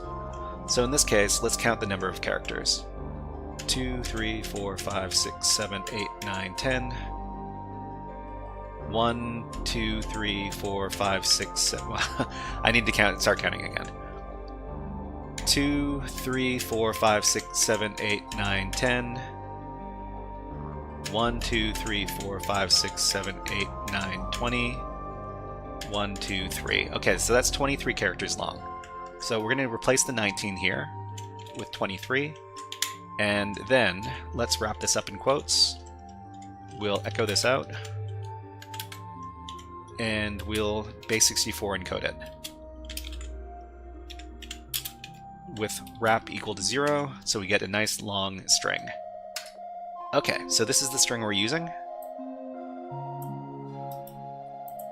So the reason we're setting up the avatar link to the file that we want to delete is that when we delete our account, then the avatar link is also going to be deleted. Let's, if you want to use the cookie, that's it right there. And let's go over and replace it in the web browser. So that's going to be Web Developer Tools. We've got our session cookie here. Delete the value, paste in the value, set the value. Kmark asks, how do I get started learning web app hacking? Yeah, that's a good question. You probably want to start with the. There are a few different ways to get started in web app hacking, but here's one way you can do it. So I've got my YouTube over here, and on my YouTube I've got a bunch of different playlists and web app hacking challenges. You probably want to start with the Overthewire Natus challenges up here. So Overthewire Natus is a series of web app hacking challenges, and they start off very, very easy, and they gradually become more and more difficult to the point where you want to pull out your hair. But anyways, this playlist will get you started. And what else? This playlist over here for Echo CTF is also pretty good. Let me grab that playlist for you too. So the Echo CTF challenges over here, they're almost all web app challenges as well.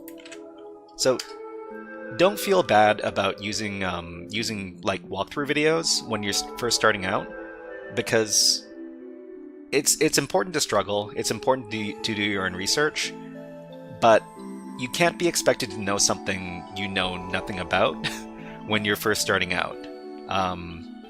So yeah, so go use the playlist, use the walkthroughs.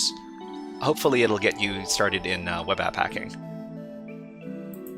Okay, so where were we? Oh, we were replacing the cookies, right?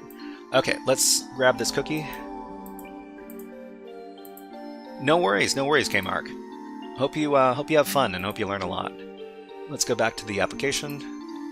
So the cookie, we're gonna delete the cookie, paste in the cookie, set the cookie, and then reload the page. Okay, so now that we've reloaded the page, we need to make sure that our cookie is sticking. So the way we would do that is just go back to my account, and then check out your cookie now. So if your cookie didn't change and is still got the avatar link for the Carlos user's morale.txt file, then you're good. Let's go ahead and double check that. Okay, copy this, then echo it out.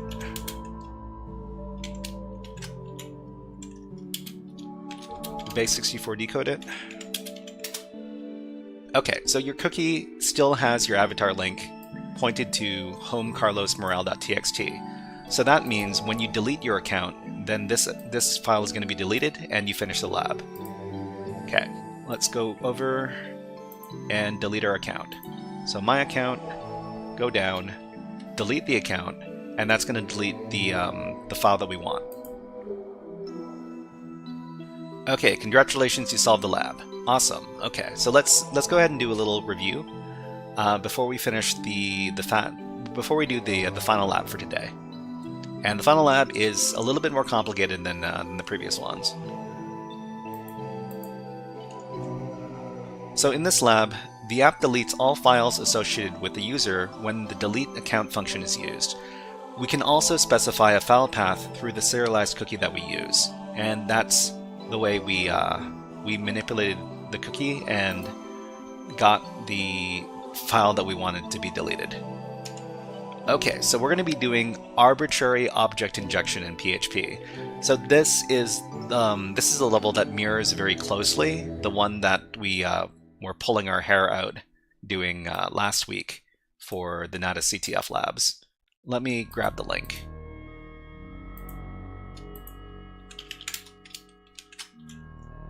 Okay, gotta make sure that the link works. Let me test this out myself.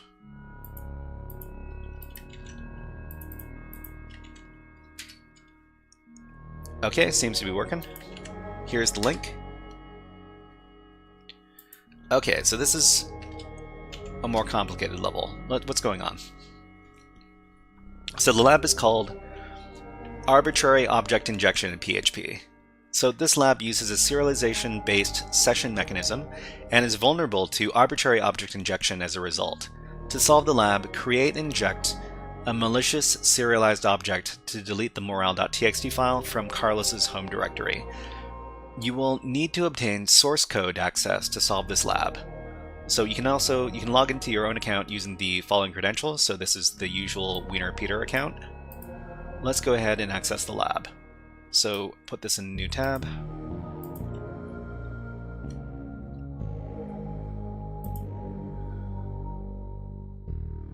And this level is a little bit tricky. We need to do a little more investigation to figure out what's really going on. So this page over here, we need to figure out the source code for the application, because that's what it says in the description. You need to obtain the source code to solve this lab. So what are we going to do? We're going to take a look at the HTTP source for this page. So Control U to take a look at the HTTP source, and we're going to go down to the bottom over here. At the bottom of the page, there's a little note. So it says to do refactor once /lib/customtemplate.php is updated. So this is a reference to a file on the system. So this is an endpoint over here, /libs/customtemplate.php. We're going to copy this and we're going to try to access this on the web app. So here we're just going to paste in the endpoint that we found. We're going to hit enter to try to access the page. So nothing appears. And the reason nothing appears is because this is PHP code. And PHP code is executed when you access it from a web browser. So you're not going to see anything. So if you take a look at the web page source, we don't see anything. Here's where I learned something new. And the something new is actually in the hint that you get for this lab. So the hint in the lab says, you can sometimes read source code by appending a tilde to the file name to retrieve an editor-generated backup file. I did not know about this little trick. It's something I'm going to try from now on when I want to look at PHP files. I'm pretty sure it doesn't work in most cases, but sometimes appending a tilde to the end of a file name is going to let you see the source code. Anyways, let's go back over to our customtemplate.php file. We're just going to put the tilde on the end there. And this is going to give us the PHP code. So we got the PHP code. We have to understand what is going on inside the application in order to successfully do our object injection. So there are two big things we need to pay attention to when we're doing this app, when we're taking a look at the source code rather. So the first thing we need to take note of is that we're creating an object called custom template. And it's got this value over here, private lock file path. So lock file path is one of these parameters. And the reason why we're paying attention to this lock file path parameter is that at the bottom here, there's this destruct function. And destruct function, this is going to delete files. And in the comments it says Carlos thought this would be a good idea. So the Badrero 88 did not know that trick. I think it's very rare. I think this is very rare. You're talking about using the tilde to read the PHP file. I think what does it say in the hint? It says in the hint, you can sometimes read source code by appending a tilde to a file name to retrieve an editor-generated backup file. I'm not sure how you would. This is probably like some setting inside of the PHP engine that's not very commonly used, because I've never encountered this before. Anyways, let's take a look at the source code. So this destruct function, this destroys files. It deletes files. The reason why we know that this deletes files is that it uses this unlink function. So the unlink function in PHP, I didn't know what it did at first, but when I did a little bit of research, I found out that the unlink function deletes files. So it deletes the lock path file variable over here. So this object's lock path file, and the lock path file is defined up here. So if we define the lock path file, or the lock file path, yeah.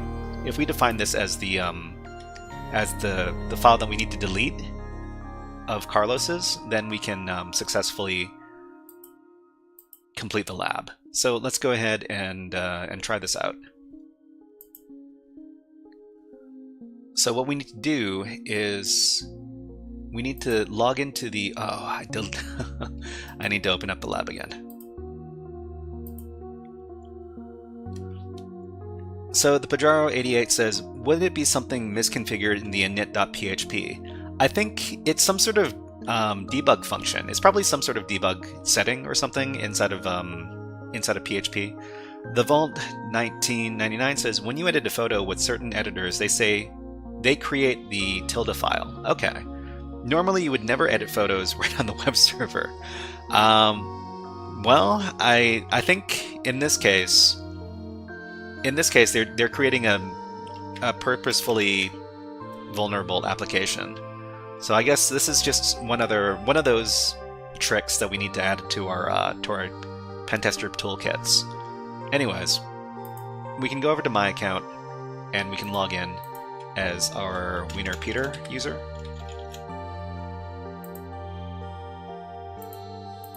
And then we can get access to our cookie. So the cookie is going to be in the usual place, in our web developer tools.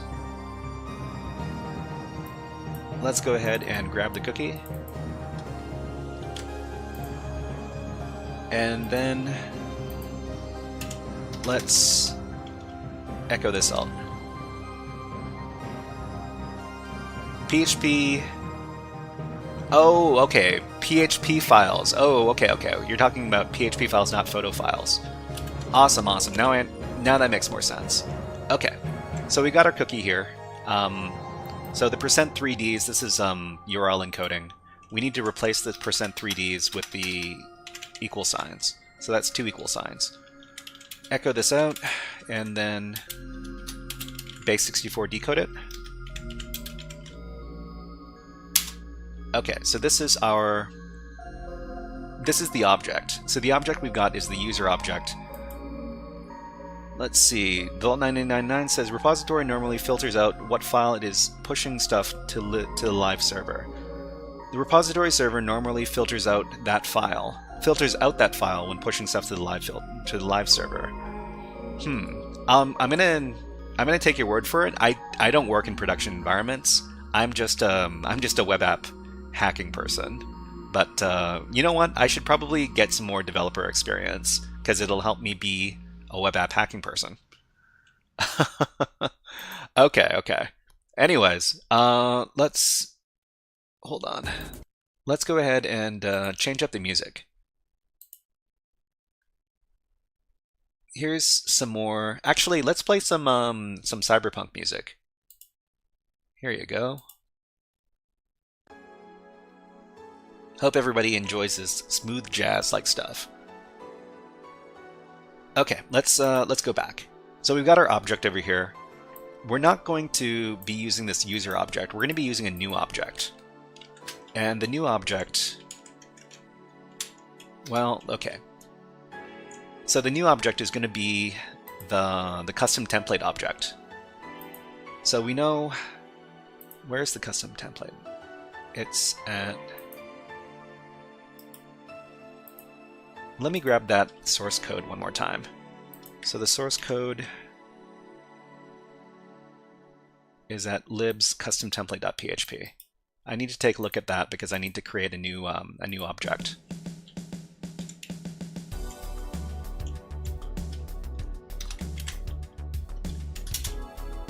Okay, so this one is called custom template.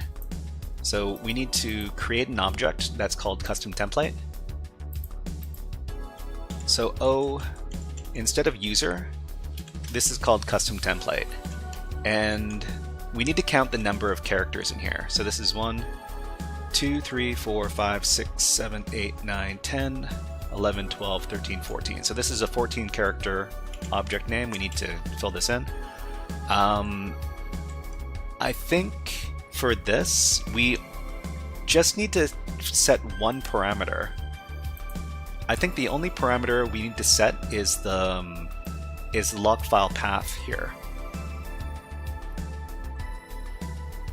I think this is all we need to do. So we need to create a log file path variable, and then we need to send this object to the application.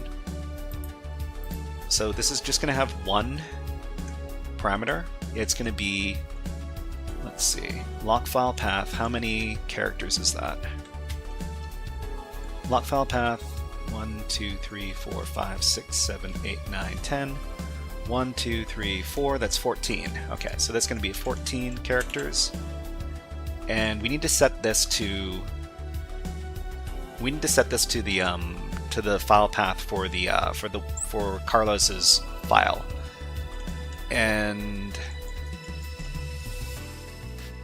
let's see. So we don't need the rest of this, so we can just delete the rest of this, just like that.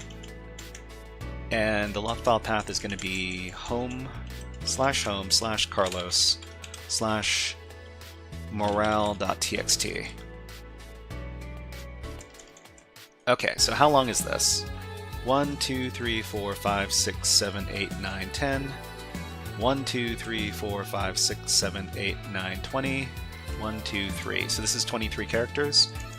You just set this as 23 characters. So we're just setting an object called custom template with one parameter.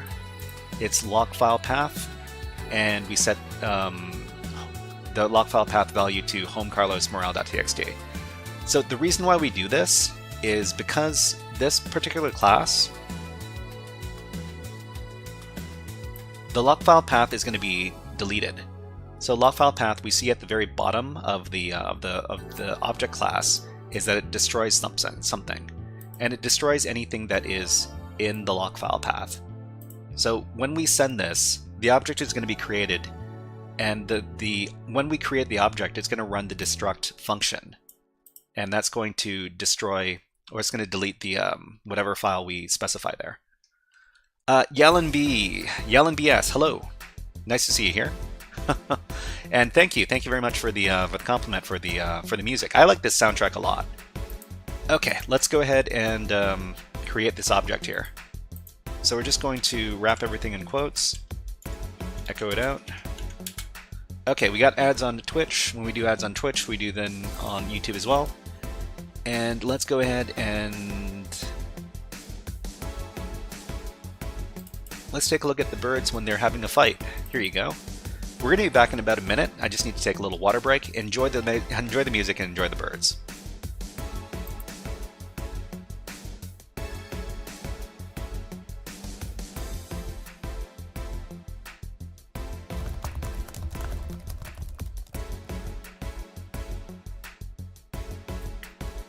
Chad B Noob. Chad B Noob is here. Awesome, awesome.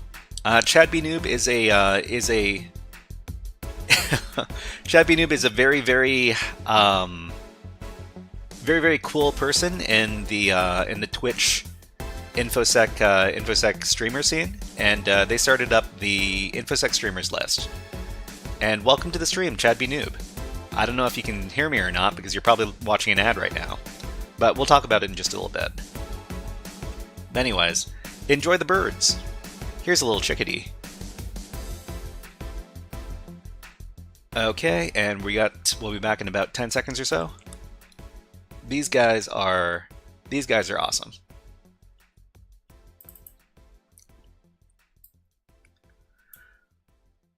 Okay, let's continue.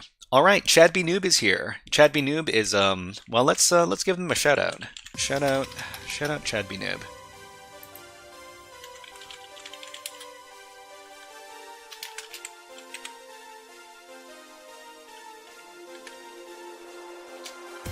How do you spell your name, Chad B Noob? There you go. Okay, hey, nice to see you here, and let's give you a HackerFrogs welcome. How about we give you a frog song? Here you go.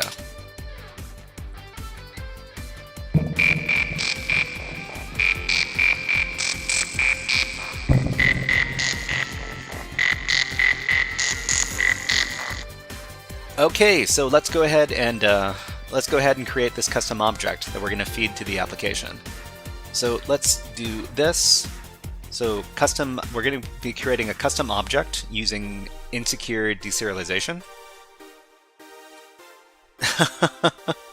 Zero No says still waiting on that dude's frogs from last week. You know what? I'll try to get that done over the weekend. I keep on forgetting.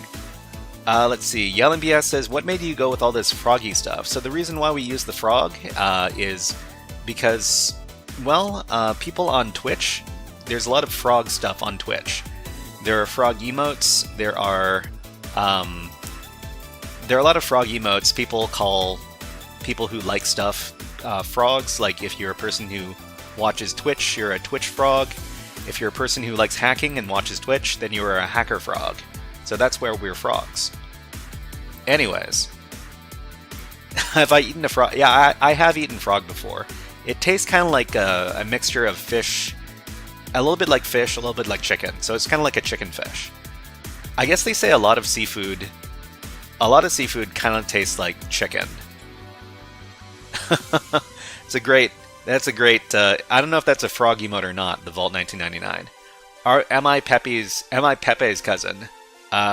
Could be. GredXT, nice to see you here. Hope you're having fun writing up your final project. Okay, we've got our cookie here. So this is the cookie value we're going to send to the application with our custom, arbitrary object injection. So this is going to delete this file over here, carlos/com carlosmorale.txt. Let's do it. Actually, one thing we need to do before we send this to the application is we need to URL encode these equal signs. So hold on. Let's paste this in. We need to replace these equal signs with %3d. So %3d once, %3d twice. Okay, so after that, let's copy it, and let's feed this to the application. GroudXT says, create a FAT32 file system from Python. Whoa, really? With Python? Okay. I've never considered doing that before. It sounds like a lot of fun, GredXT. Okay, let's go over to the application now. And let's insert the cookie with the web developer tools. Why would you do that? That's a good question. GroudXT probably has a good reason for doing that. So session cookie, we're just going to delete the value, paste in our new value, set the value, and then reload the page. Okay, so it says illegal server error, illegal base64 character 24. Illegal base64 character. Hold on. Percent. Oh, I forgot to put in the percent over here. Okay, sorry. You know what? If you make typos, you can't hack. If you can't hack, you're very sad. Here's the cookie I'm using. Let's see, GredXT says with libraries, but the libraries are horribly documented. It's so I can put digital forensic evidence for assignments into a virtual USB. Virtual USB, that sounds like quite the project. Anyways, now that I've corrected my error, let's go ahead and try injecting that cookie again. Okay, so let's see.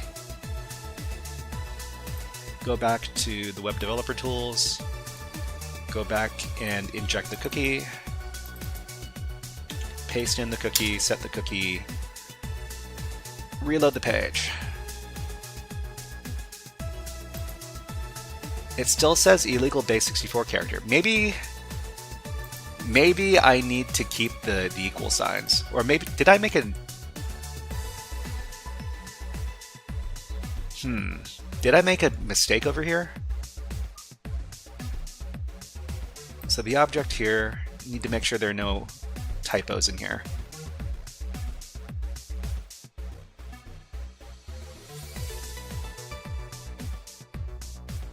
Okay, so this is correct.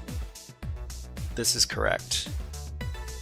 The Volt 1999 says I never make typos. Never. Okay, I'm gonna try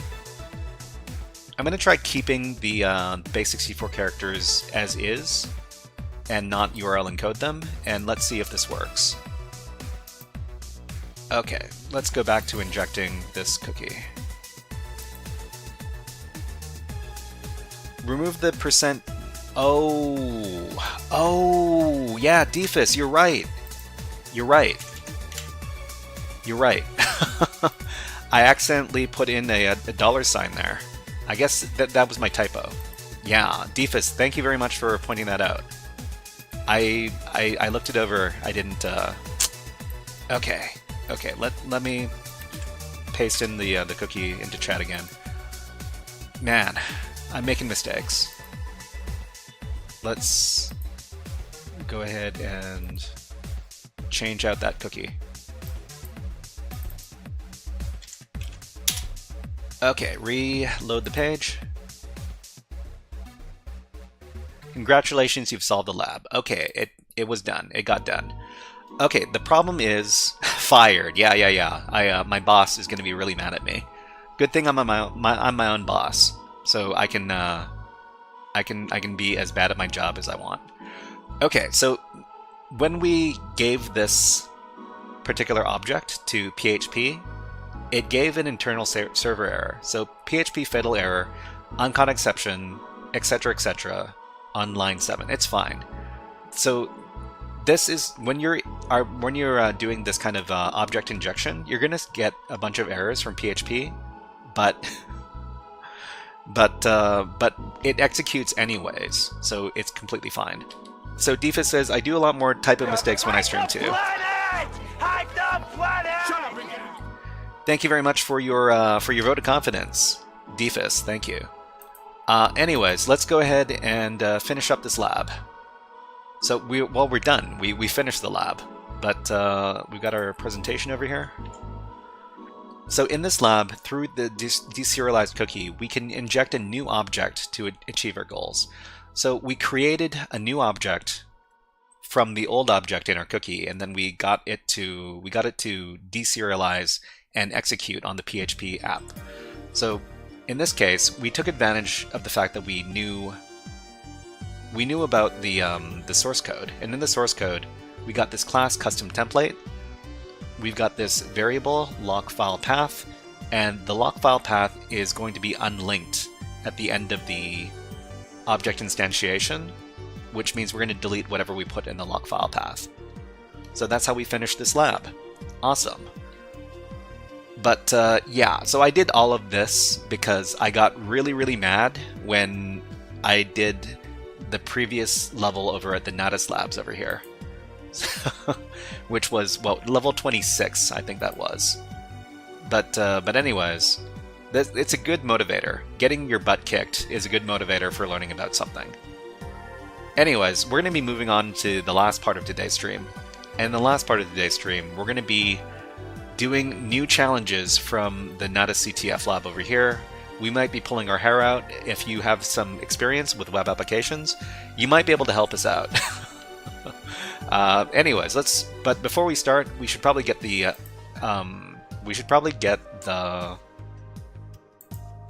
credentials that we're going to be using today. So if you're interested in all of my walkthroughs, I have all my walkthroughs on my GitHub over here, and you can access it from this link over here.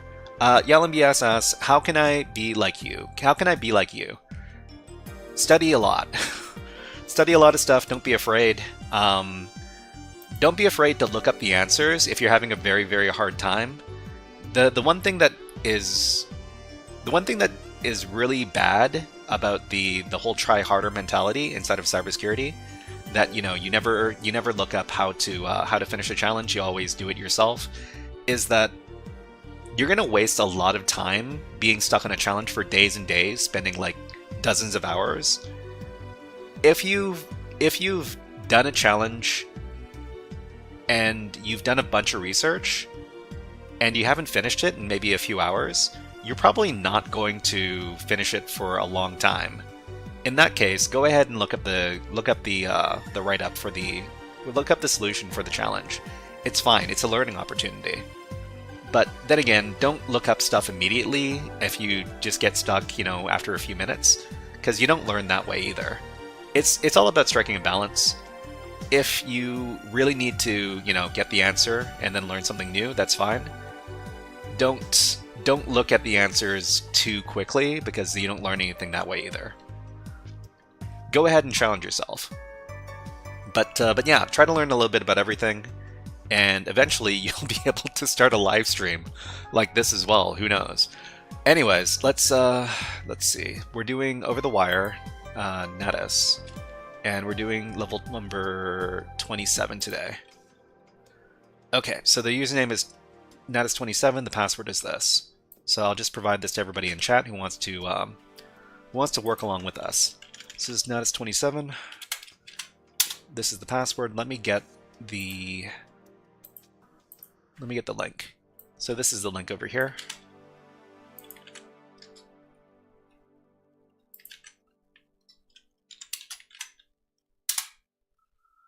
Okay, so it's going to ask for the username and password. Let's get that from the link, from the whatever. Yalen BS says it's just owner access, group access, others access. Whoa. Did you accidentally paste something into the wrong chat, Yalen BS? It's okay, you didn't reveal any passwords, so that's fine. Anyways, username Natus27. Password is this. Sign in. Okay, so I took a sneak peek at this level, and this is some SQL injection stuff. So we all love SQL injection over here, and yeah, we got some source code for the application as well.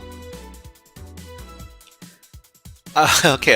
Yellen BS says laptop's connected to the monitor. Wrong text bar. Okay, no worries. Okay, so what's going on here? So this is more PHP code. So it says database gets cleared every 5 minutes. Cleared every 5 minutes. I wonder if that's super relevant to the challenge or not. Oh, you know what? We might be able to... So I took a little sneak peek at the challenge, and I fed the source code to the AI to see what it thought about the challenge. It suggests that what this is a let's see, SQL truncation hack, and what we need to do is we need to supply like a very long username and password in order to get the attack going. So let's see, we got a function over here, check credentials. So it's going to be link user and pass. User is going to be, this is funny, it's got user and it's got another user, and we got pass, but we also have password. Okay. Diva says, sometimes a few words of the write-up will push me in the right direction, and from there I can solve it myself.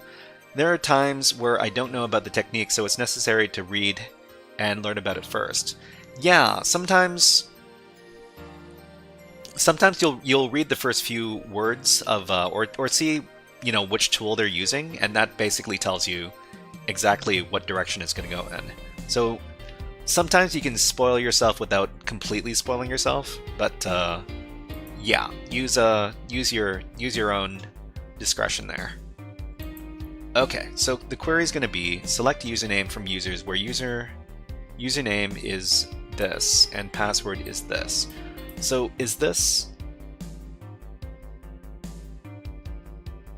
my SQLi real escape string? So escape string, this implies that this is some sort of security measure, right? MySQLi real escape string, so this is escaping from, it's not letting you directly inject something into the database, into the statement here. So that's a more secure way of doing SQL statements. Okay, so if my SQLi number of rows is equal to the response, so this is response equals MySQL query link and query, so query is going to be this thing.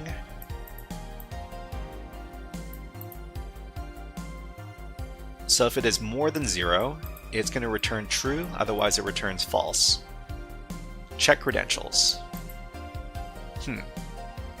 Okay, so we've got a valid user function. It's going to be the link and the user. So user is going to be the escape string again, okay. And the query is going to be this. So select star from users. So the funny thing about this is that there's only one. We only see one function here. We only see this function that looks like it's going to log us in. So the question is, how do we take advantage of the code in here? Because we want to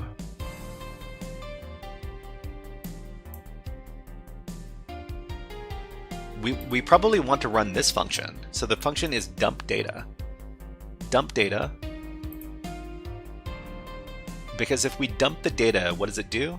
It does select star from usernames where username equals user.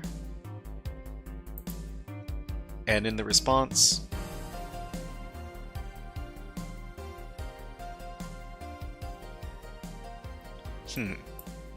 I wonder, what does this do?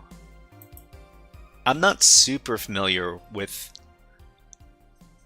PHP code, so I need to figure out what this function is actually doing here. It sounds like a function that we want to do to finish the level. So dump the data. So user is and it also says, thanks to Gobo for reporting this bug. Return print row. Return print row. Print R row. True. So this is, I guess this would be insecure. The question is, why is this insecure? So now it says return print row true. True, I guess this gets around some sort of filters, or this is a filter. Okay, so we got function create user. I think, hold on. If we go to the application, we do like a SQL bypass, like this. It gives us the message go away hacker. But the message go away hacker is in this function. So the function we're doing is not going to log us in. It's just going to create a user. Because this is where the go away hacker message is. This is the function and where you find it. So the query in this case is insert into, oh, we're creating, yeah, okay, so this is creating the user.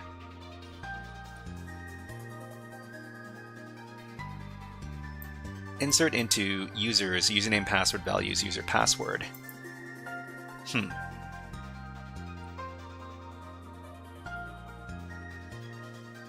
Okay.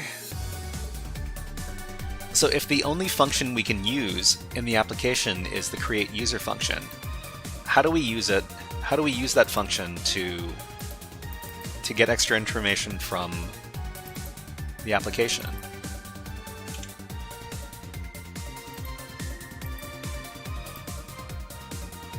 Okay, so what else do we have in here?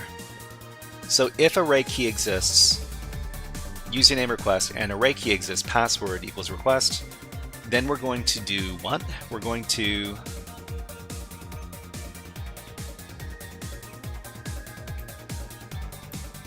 link is going to be equal to this function and MySQLi connect localhost natus27. We are natus27, right?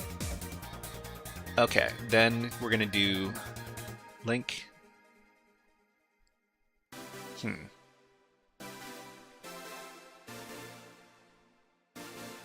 Wrong password for user. Echo, here is your data. This is weird. It's weird because we don't use this part of the code. The part of the code that we are using is just this, the function create user. I wonder how we get access to the rest of the application. Okay, so let's take a look over here. So in the source code, we have index.php method post, and we got username and password and submit, but this isn't a login. This isn't login. This is create user. You know what? I think I want to take a look at what's going on inside of Burp Suite. So I'm just going to start up my Burp Suite because it might give us some more information.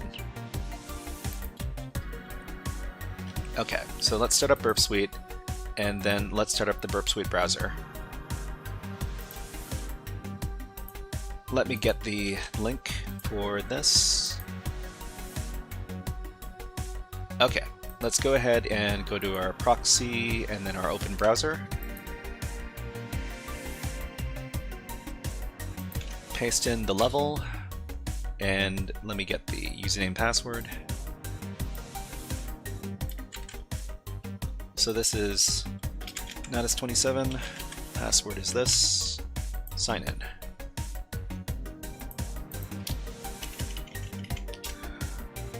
Okay, so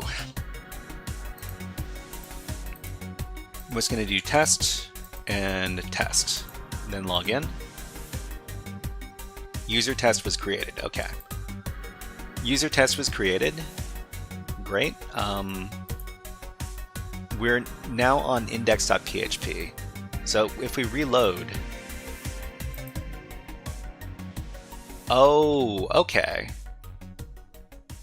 We need to create our user first, and then we reload the page, and then we get access to the rest of the What was the other endpoint? The other endpoint wasn't index.php, or was it? Let's take a look inside of Burp. So in Burp, let's go to the proxy HTTP history, and the first GET request. This is post.php.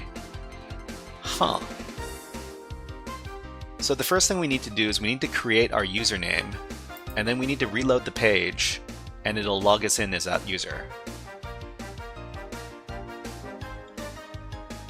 Let's take a closer look at the first post request. Okay, so we're just sending our username and password. Then in the response, send. In the response, we get a 200 OK, and then it just tells us we've got an array. So test and test. Okay. Here's your data. Welcome test. Here's your data, etc., etc. Cool.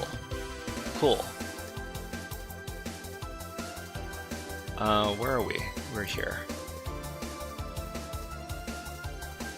So array username test password test. So when I took a quick look with the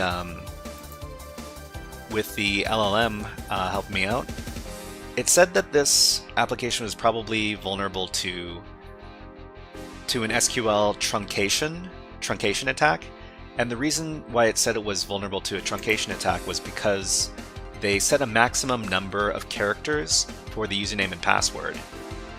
So where are we? Where's the source code? Here. So in the source code, it defines the username and the password as 64 characters. So something happens if we send more than 64 characters.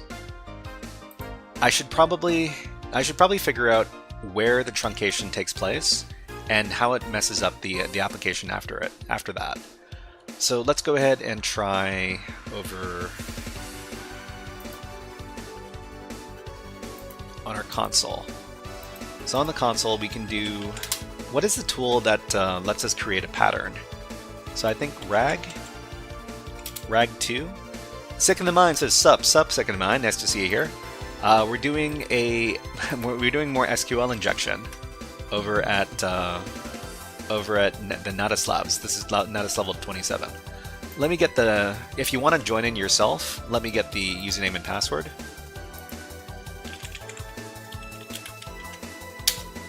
And I'll also get the URL for you. There you go.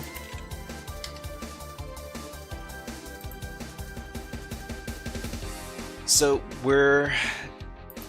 in the source code it says that the username and password are a maximum number of characters equal to 64. Pattern create. Yeah, pattern create is the classic one. Let's see. It's probably installed. I think I've used Rag2 before. What is it again? It's in my notes for binary hacking, but there's also pattern create. Yeah, so pattern create.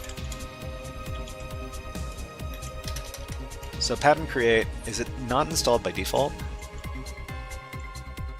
Let's see, locate. Ah, okay, it's this. So I guess let's do 100. No? Missing argument. Okay, let's go ahead and take a look at the help.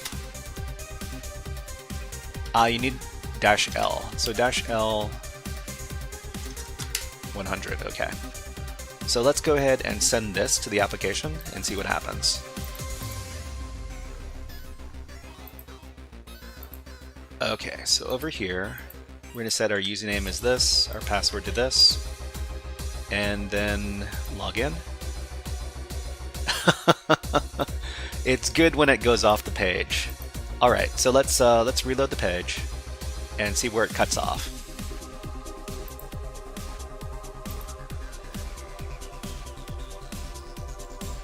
Reload the page, and it looks like we got ads going on Twitch. So also run them on YouTube. Also put on some birds. Which birds? How about these happy birds? Okay, we'll be back in about a minute. Just gotta have a little sip of water and wait for the ads to play out. But we'll be back in just a little bit.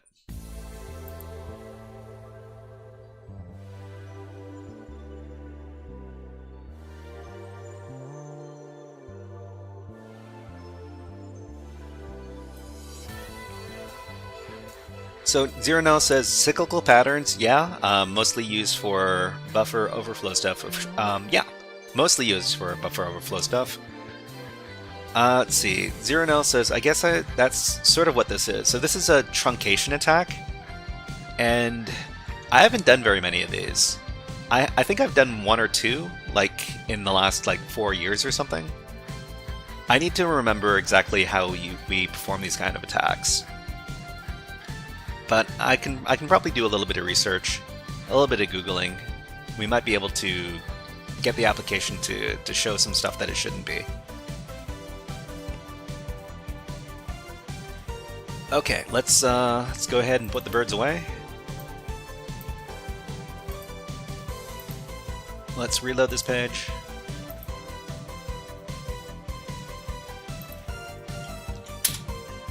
Huh.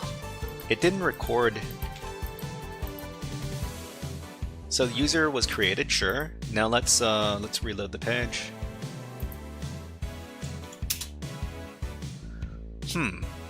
It's not.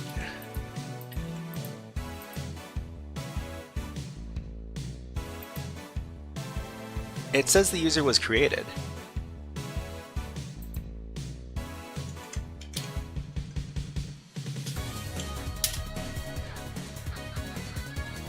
This is weird. Okay. So if we do tests, then it goes through okay, right? User was created, reload the page. It says, welcome, your name, here's your data. Username, password, so it's an array, great. This is the same source code. Yeah. But for some reason it doesn't get saved if you send something that's really long. So let me just test this out. So let's do something long. 2, 3, 4, 5, 6, 7, 8, 9, 0. Let's send that a few different times. So we'll send less than 64 characters. So we'll send 60. So 10, 20, 30, 40, 50. 10, 20, 30, 40, 50. Okay, log in. This was created. Reload the page. So it will give us our information if the data is under 64 characters long. But if we set it to something over 64 characters, it'll probably not save the data. I think that's what we're supposed to understand. Let's go back and let's try 70 characters. So 70 characters would be 1, 2, 3, 4, 5, 6, 7. 1, 2, 3, 4, 5, 6, 7. Okay, so it says that the thing was created, but when we reload the page, it doesn't give us the information like it did last time. So what's going on in this case? It doesn't get there. I want to research a little bit. SQL truncation.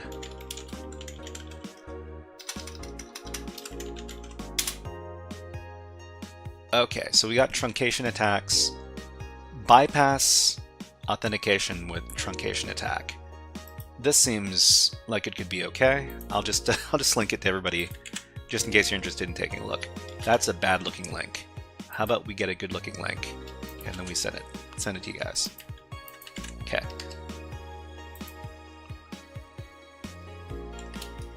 Alright, so what does it say here? So SQL truncation is a flaw in the database configuration where an input is truncated when added to the database due to surpassing the maximum defined length.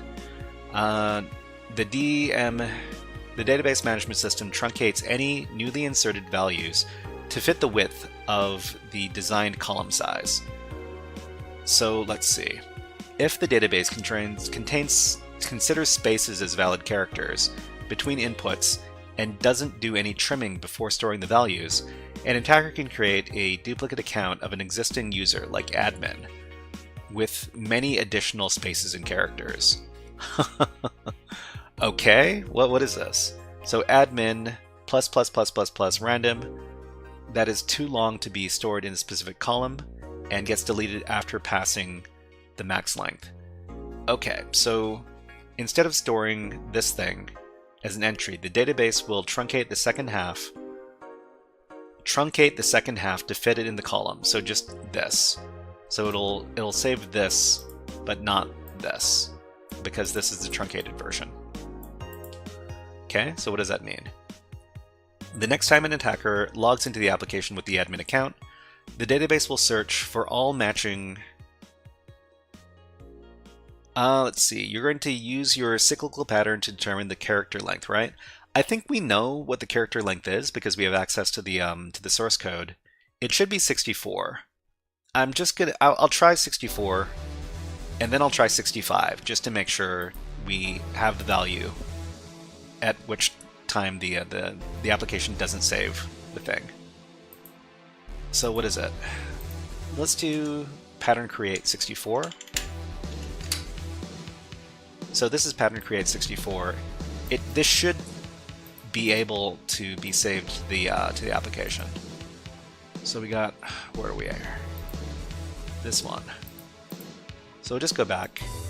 We'll try creating this one with 64. So this was created, and if we reload the page,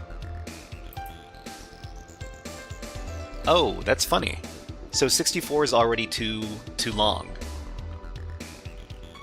64 is too long for the application. It might be because it considers like the line break or the carriage return as like an extra character.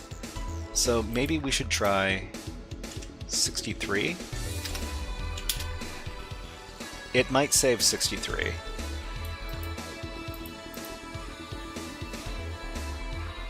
Where are we? Here. Okay, let's go back.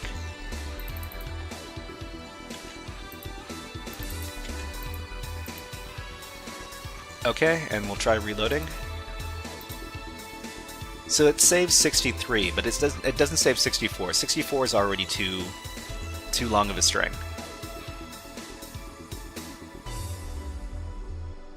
So just to make sure that this is 63, let's do yeah, maybe the 64th character is a null byte.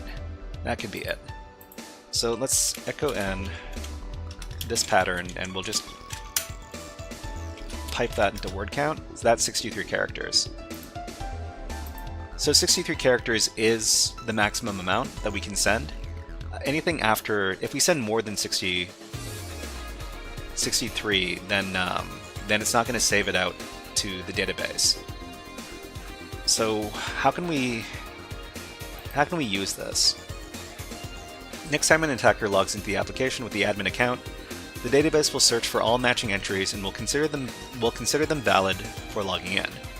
Therefore, an entry with the username as admin with the space or without is a valid entry that can be used to authenticate to the application. Okay, so one thing to keep in mind when creating a duplicate account as an admin, it doesn't guarantee you will have admin privileges, okay? So some databases use permission columns to specify the account privileges. Okay, so we've got a demo.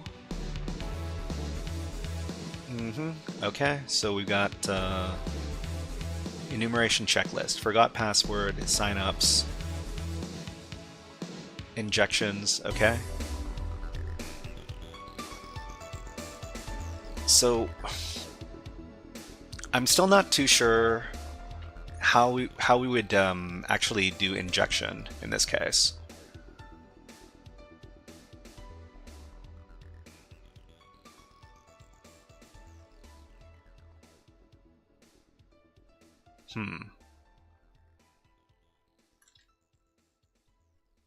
What is it? Red bucket, something something. What is this?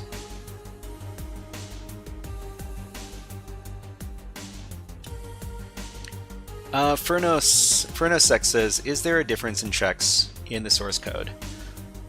Okay, so the source code is over here. I think let me set up a paste bin so that everybody can take a look at the code, if you do so desire. So let me just create this paste bin in the background. Just a second. Pastebin.com, new paste the dang thing in. Let's see, we'll call this Natus27.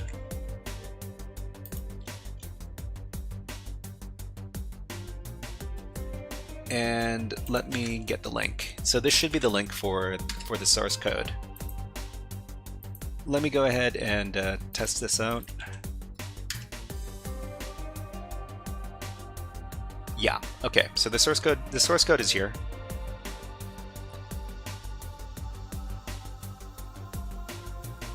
So if you want to take a look at it, you can take a look at it from the link.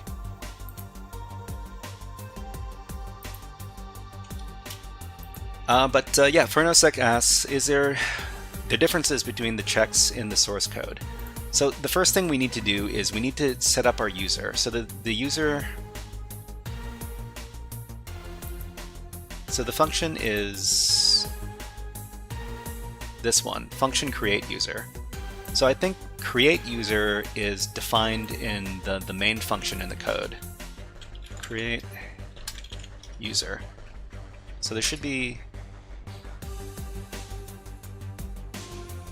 yeah, okay. So this is the first set of the code that runs when we use the application. So Sick in the Mind says logging in with Natus28. Yeah, we probably want to get access to Natus28's information. So let's just try for the quick win. So the quick win would be, actually, what happens if we try to register as Natus28? It says wrong password for user Natus28. Interesting. Oh, okay. No, this is a login form. This is a login form, but if we enter a username that doesn't exist, then yeah, okay. So this is actually a login form. So it'll try to, so we need to make the duplicate account, right? So we need to use the truncation to read register a Natus28 account. Yeah, but we need to do it in such a way where we're actually going to get the password for Natus28 in our information after we log in. So what happens if we just send a bunch of these pluses? I don't know how many pluses we need to do. Actually, I do know. It's going to be 63 or something. So this is 63 things, right? And actually, okay. How do we print that out? We print it out with like Python or something. Because counting them is going to be a big pain in the butt. Actually, it's not going to be that big a pain in the butt. 1, 2, 3, 4, 5, 6, 7, 8, 9, 10. So that's 10. Just copy that thing and then paste it a bunch of times. 20, 30, 40, 50, 60. 60, 1, 2, 3. Then Natus27, not ta 27 is like 7 characters long. So Natus 20, well, no, it's 28, right? It's 28. 2, 4, 6, 7. 1, 2, 3, 4, 5, 6, 7. So this is the string we want. Okay, so Fernosec says, when we log in, does it dump data? Which I assume has the Natus28 flag. So dump data, dump data is what we get over here. So if we go here and we just do some username that doesn't exist, so test, then user test is created. When we reload it, it says array username password. So I think this is part of the dump data.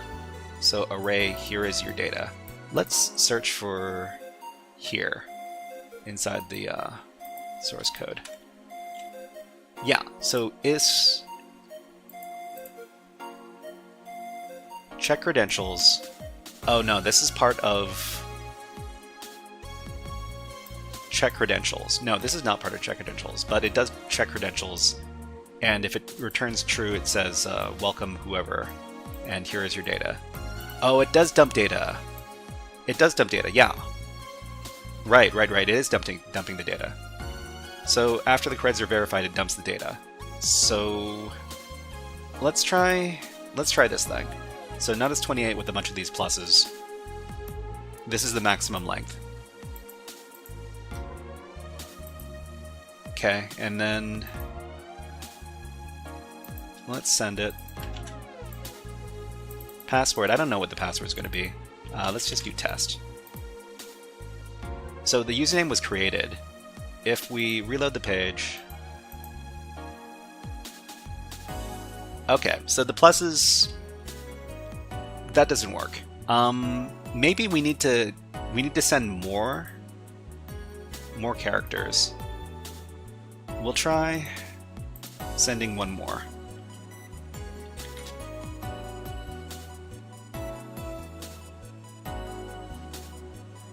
Okay, I think the plus represents a space in the actual request. Huh. So that means we need to use a bunch of spaces? Hold on. I'm just going to try and see what happens if we send too many characters. So this is too many characters. It still says it was created, but when we... This still works. This should be too many... Am I filtering through burp? Am I filtering... Oh, this isn't being filtered through burp, but I do have my burp browser right over here. Let's send a few more.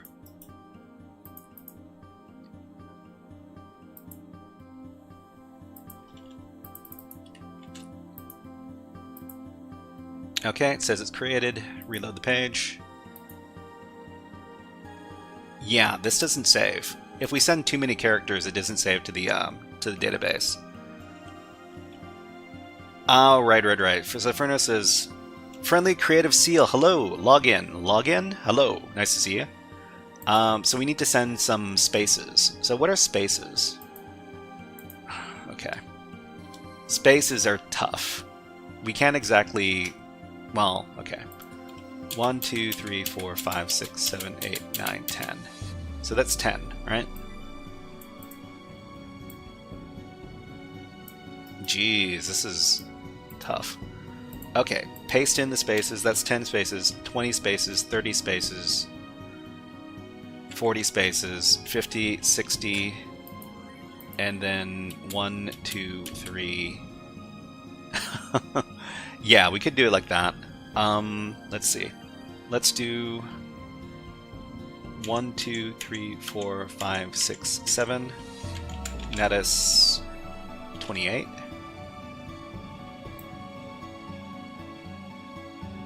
And I don't even know if this is going to all copy or not. But yeah, so Furnosec probably has the right way to do it. Print 64 Python C print. Okay, let's try that instead. So Python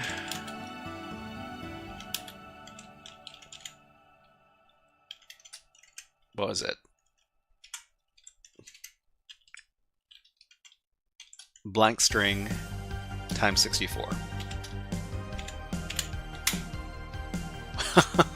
It still has all the spaces here. Let's see. What is the song? Oh, the song is called "A Star Pierces the Darkness." So a star, just like that. Looks like you're gonna get the "Go away hacker" message. Huh? Have you tried it? Is that what it says? Okay. Anyways, do this. Oh, it just prints that. So we wanted to print Natus 28 plus blank times, what was it? So it's going to be 63 minus 7. So 63 minus 7 is 56. Okay, so let's see if we can... I don't know where this thing ends.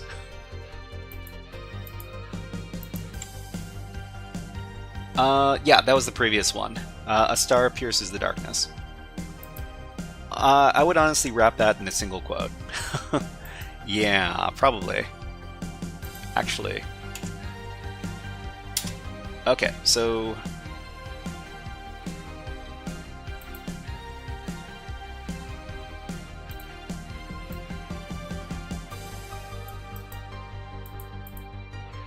So it's this. Man, this is tough to pull off.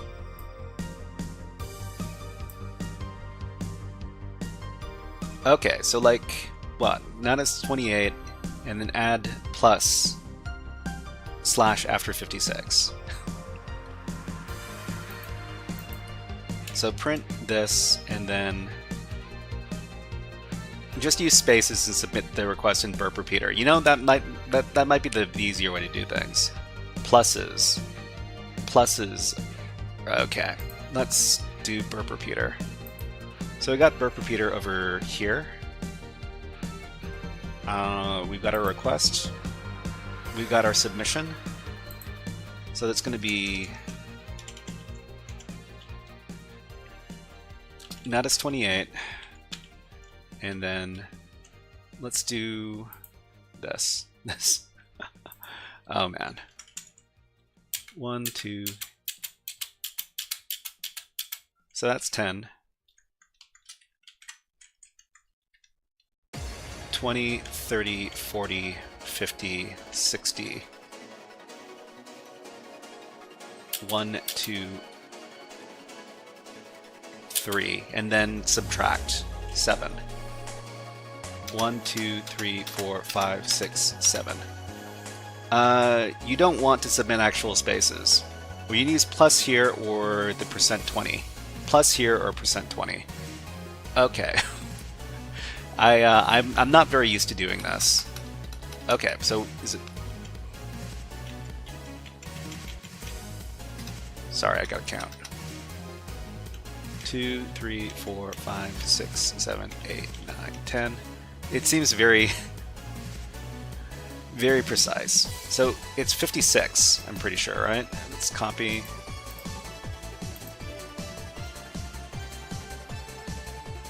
$20, $30, $40, $50, 1, 2, 3, 4, 5, 6. Let's see. Yeah, we could use CyberChef, but we've gone this far. Let's go ahead and send this. Okay, what did we get here?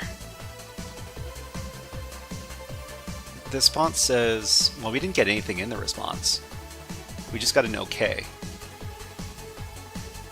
I think that might have been too many... That might have been too many. Oh, we got Go Away Hacker, line 23. Yeah, okay. So how can we... What doesn't it like? It doesn't like the plus... It doesn't like the spaces, right? If we put spaces, it'll say Go Away Hacker. Is that what we're supposed to understand? So there's some sort of filter in there. Trim only those trailing spaces. Okay, so the actual application here, it doesn't like spaces, right? Is that it? Natus 28 space, and then log in. It says Go Away Hacker, okay. It doesn't like the spaces. So something like send the spaces, but then also send an X. Really? Let's check. So Natus 28 space, space, space, space, bunch of spaces. But then we'll do an X.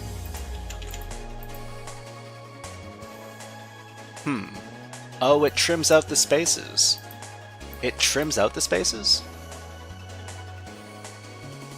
It trims out all of these spaces and then it only inserts one space. It needs to begin and end with valid characters. Huh. Okay. Trim only removes the leading and trailing spaces, not in between. HTML removes spaces. So what happens if we send spaces and then a valid character and then more spaces? Then it tells us go away, hacker.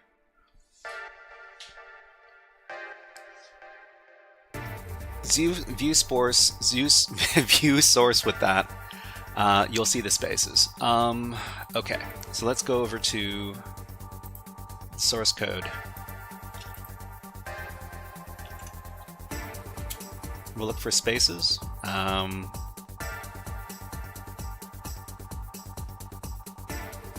So where's the filter function?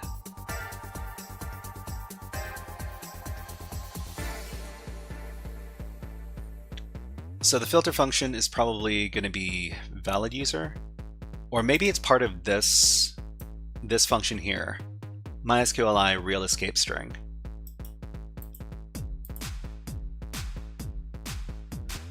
HTML entities request runs HTML entities.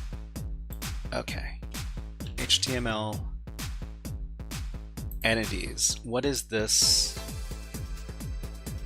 What is this function? Let me just do a little look up here.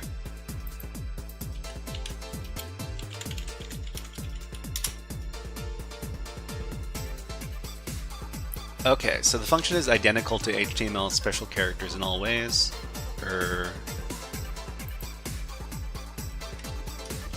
Okay, so what does it say here? Convert some characters to HTML entities. So for example, we got this thing. HTML output of code will be like this.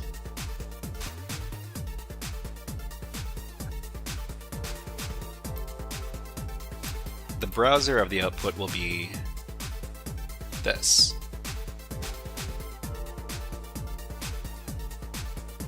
What did it do to it? Furnosec, anyways, I'm off. Got things to do. Good luck. Thank you very much, Furnosec. Nice having you here. I appreciate all the insight. Have a hack the planet to see you off, and we'll see you next time. Hack the planet! Hack the planet! Let's see. Sick in the Mind says print 64 characters and then plus X, and then copy and paste the output to burp. Sure. I can give it a try. Let's copy that.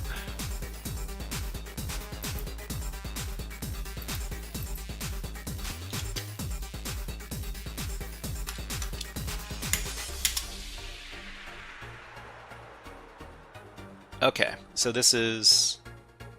Something tells me this isn't going to... This is too many characters. The limit should be 64 characters. But let's try it out and see what happens.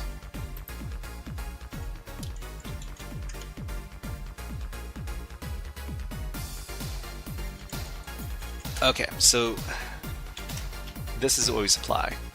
So a bunch of invalid characters plus the X, and then send this. What do we get? It says user natus 28 something something something X was created. Okay, so it was created. So when it reaches the database, it's left with natus 28 and spaces only. Oh right, we send too many characters. So now we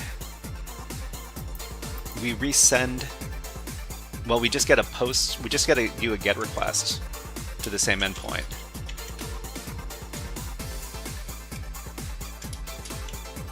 Oh, what are we doing?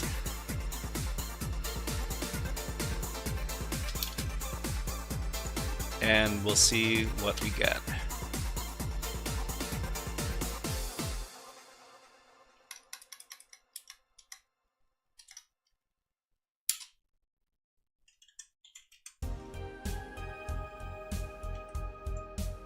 Okay, send this request.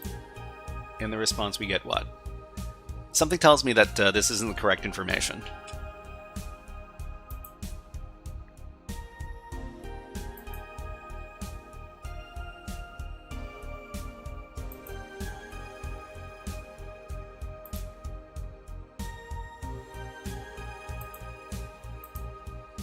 Okay, we got Go Away Hacker here.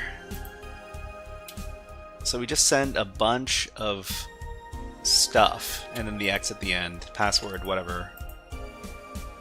Oh, okay, okay, it doesn't like the spaces. It doesn't like the spaces.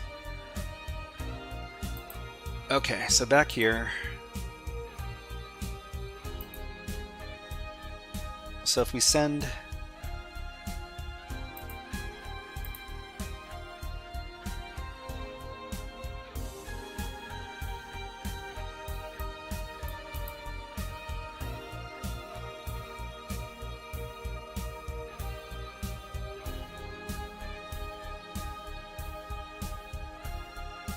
Okay, so this should be connected to the burp browser here.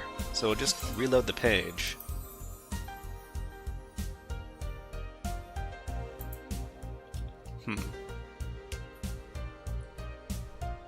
Okay, let's do a little more research.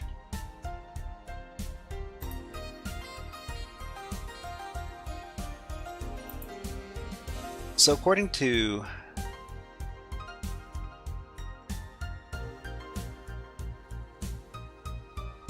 the username,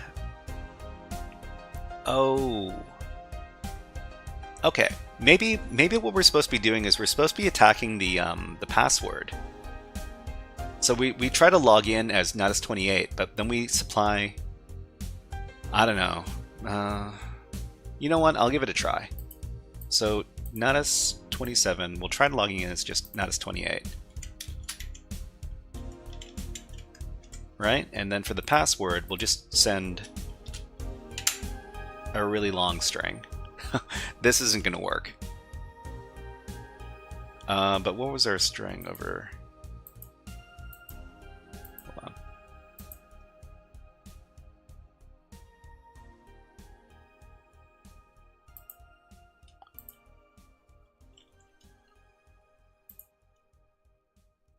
Something like this.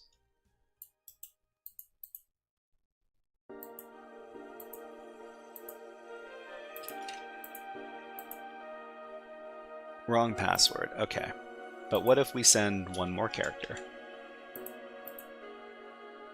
Still says wrong password. What if we send 2 more characters? Still says wrong password.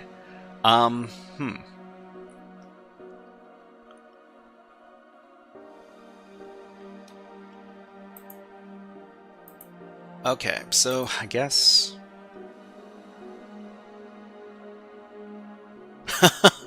Maybe try 3 more characters. Sure.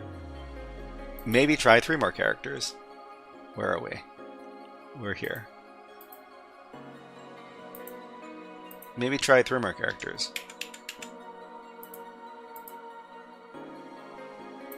Maybe try 10 more characters. Yeah, it well, the truncation doesn't really matter in the password field here. But I'm sure there's got to be something in the user creation, because if we're not supposed to be using the user creation, why does it exist? So that's got to be part of it.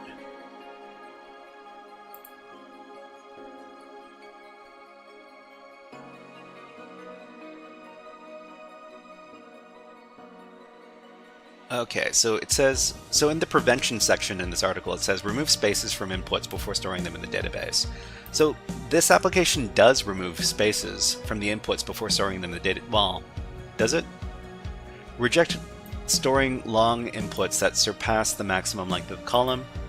Enable strict mode in SQL configuration to avoid the creation of duplicate entries.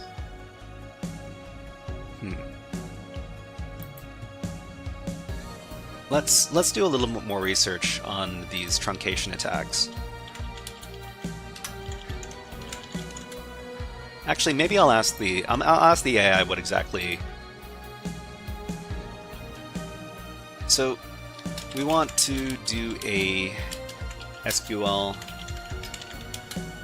truncation attack when accessing a web app that lets us create a user.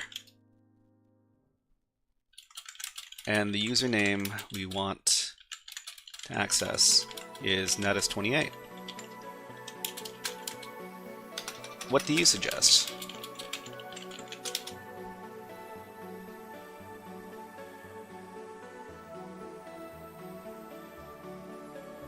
Okay, so SQL truncation attack to hijack a Natus28 account. So overwrite the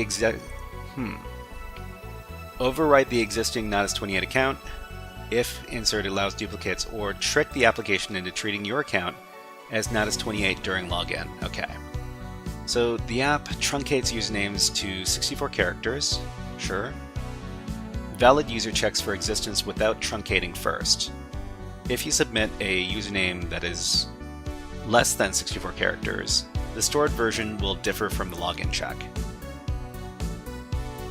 Pad the username with spaces up to the truncation limit. MySQL ignores trailing spaces in the unique checks by default. Add a dummy character at position 65 to force truncation. Add a dummy character at position 65 to... Okay. So...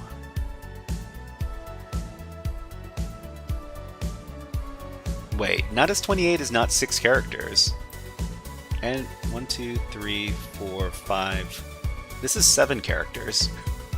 Why are you bad at math? Why are you bad at math, DeepSeek? Okay.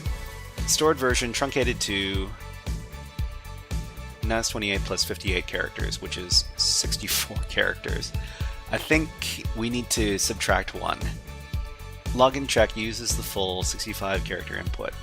Fails valid user but checks check credentials. Okay, so create the malicious user. Sure. Okay.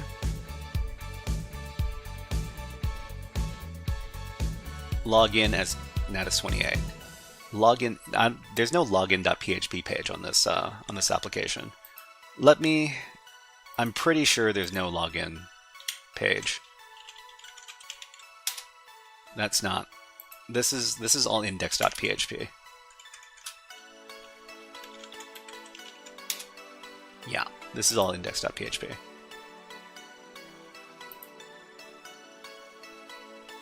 Okay, so what happens? Valid user checks for not found, check credentials and compares, matches the truncated entry. Okay, if the app uses hashed passwords, something something. Mitigation. So create tabled users var character 64 unique not null. Let's take a look at the source code. So the source code at the top here says default null, but it doesn't say unique. So you can create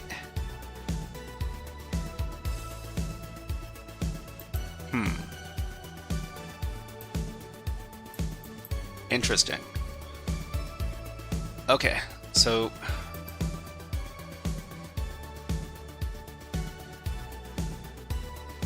replace the spaces with %20. I guess we should use %20 when we're when we're doing this. Okay. So let's see. We need to insert a bunch of spaces and then the X at the very end, right? So let's see, %20, right? So we'll do like 10 of them. 2, 3, 4, 5, 6, 7, 8, 9, 10. So this is Natus28, that's 7 characters. So this is 10 characters. So how many do we need to send? It's 64 minus Natus, 64 minus 7. 64 minus 7, which is 57. It's going to be either 56 or 57. Anyways, okay, so let's see. 10, 20, 30, 40, 50. So 50, this is 60. So 60, 59, 58, 57. 57, get rid of one more, put in an X. Oh man, okay. This is the hacking, everybody. We're making up silly strings. Let's see if this works. Let's see if this is interpreted as spaces when we try to use the application over here.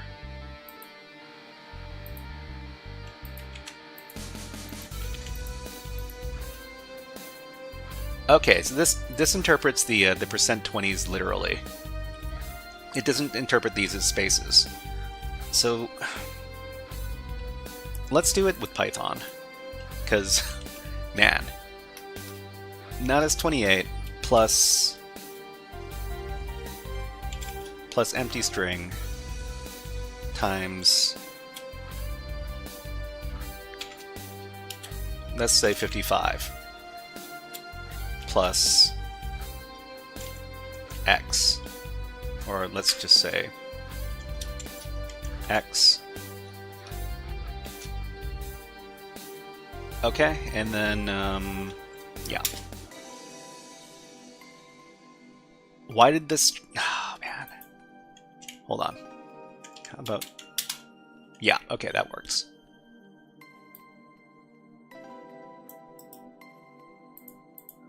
So this is 55 characters plus 7. So 55 characters, actually this is 55 plus 8. So 55 plus 8 is 63. So 63 is under the limit. If it doesn't work, I'll just try adding an extra space. Let's try this. Oh, only a couple more tracks left in the soundtrack, and then we're gonna switch soundtracks. Okay.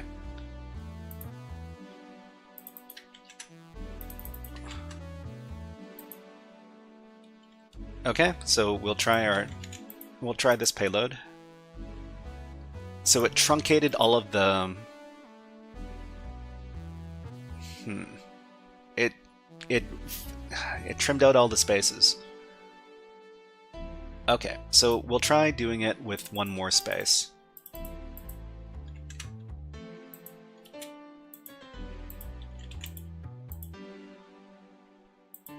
Okay, and then we'll try it with 2 more spaces.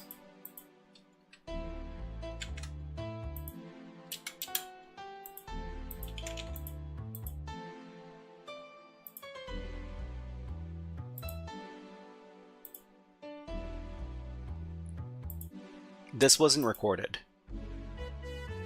That was 2 more spaces.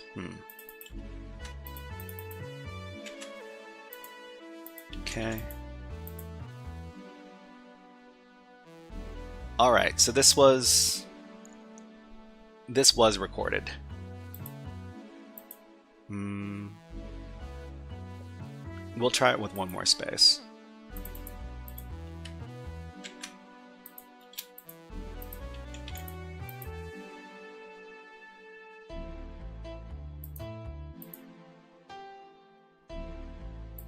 And then we'll try it with 2 more spaces.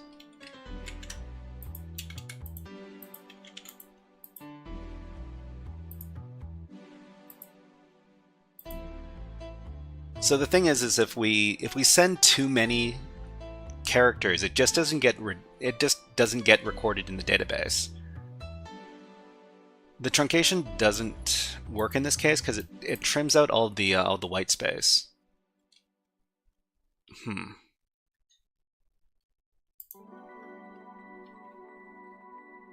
Okay, so let's see. What else does the AI have to recommend in this case? Well, maybe we should just tell... Rejects usernames with trailing spaces. Unique, not null.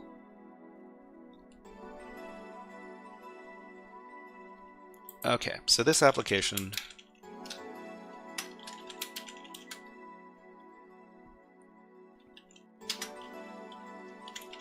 trims out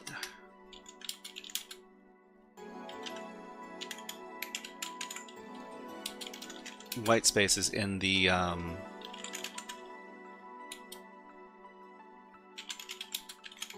before sending it to the database. How can we bypass this?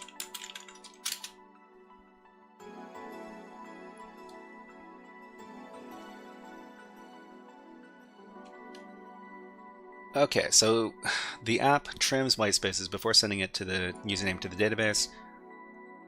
Space padding truncation attack won't work. Okay, there are alternative techniques. Okay, so non-white space padding characters. 0 width spaces, null bytes, tabs.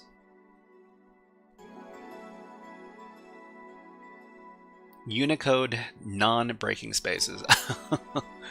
Let's see.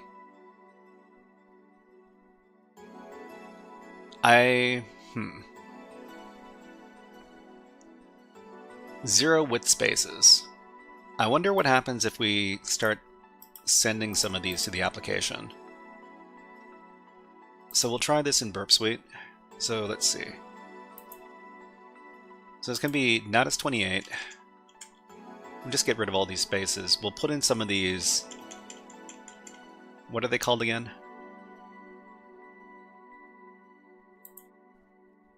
Zero width spaces. I don't even know what these are, but you know what? We can try them out.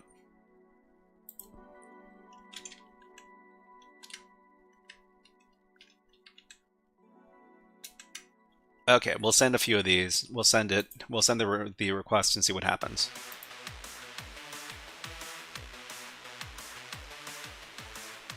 Huh. That's funny. It's funny that it just ignores it. It ignores these spaces. I don't even know what these things are. But they're ignored. And it interprets this as a login for Natus 28. I guess we can... So what is this 0 width space? Guess it's time to do some research. So what is this 0 width space?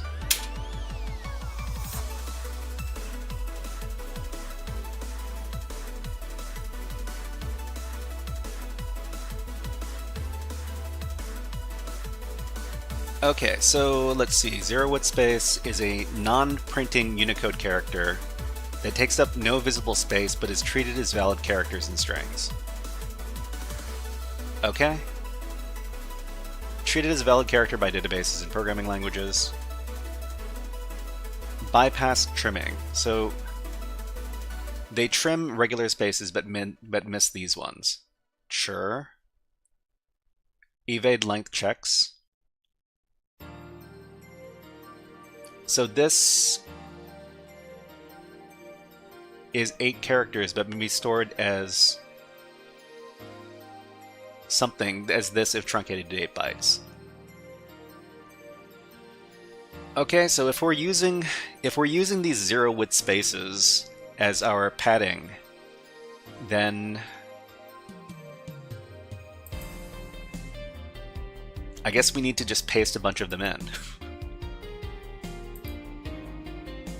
So this is, oh geez, let's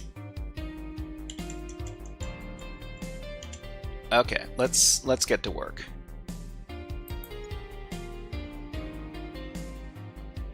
So this is all a 0 width space. It's these characters right here. So this is 1. It's going to be very, very long. Let's go ahead and send Chad B. Noob asks, what was the platform you've been on? The platform we've been on? I can see why they purge every 5 minutes. What have you been doing, Sick in the Mind? Chad B. Noob asks, what platform have I been on? Are you talking about like Hack the Box versus Try Hack Me and other stuff like that? Chad B. Noob, is that what you're asking me? Or are you asking about something else? Please let me know specifically what you mean by that question, and then I can answer it.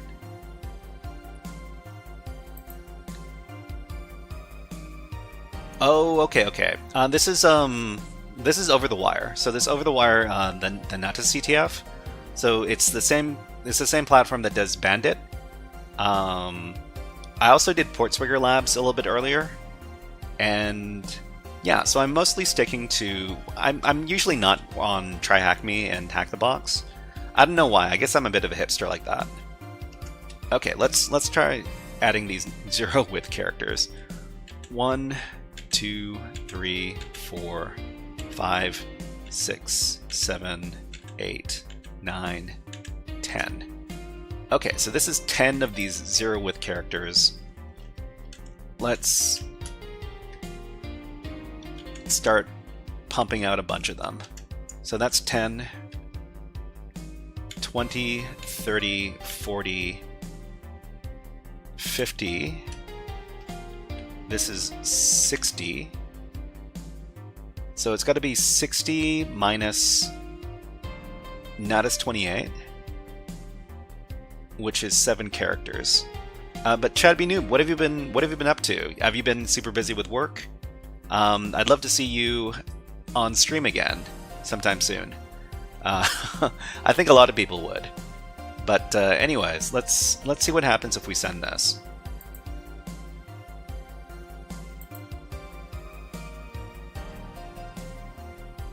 It says wrong password for this user. So it does. Oh, really? Okay. Chad B. Noob, I didn't know that you were sponsored by Try Hack Me. I like Try Hack Me. It's just that I tend to stay away from Try Hack Me. I am sponsored by Try Hack Me. I'm not sponsored by Try Hack Me at all. I'm not sponsored by anybody. I wish I was sponsored by somebody. That'd be nice. Let's see. Okay, so let's see if I just send a bunch of these and see if this does anything. So it still says wrong password. Oh, you know people who work there. Awesome. Yeah. I'd love to know some people who work at Try Hack Me. Seems like a good social, just guiding raids. Guiding raids. Oh, okay. Yeah. So if you know somebody who's going to be on in the next hour or so, I might be ending in about an hour, and then we could go over to wherever you need me to go. Okay, so this doesn't work. I mean, it doesn't seem to work. Takes up no visible space, but is treated as a valid character in strings. But the question is, some databases ignore trailing spaces. Jex of all trades, hello, nice to see you here. Oh, you're guiding the raids to me. Interesting. Are you? Is that what you're trying to say? Raid message, Cypher Enigma. Hello, nice to see everybody. Raiders, hello. Jex of all trades, hello, nice to see you here. Thank you for the raid. Why don't we give everybody... Man, we haven't done enough of these. Let's do all the things. Drink all the booze and hack all the things. We're partying tonight.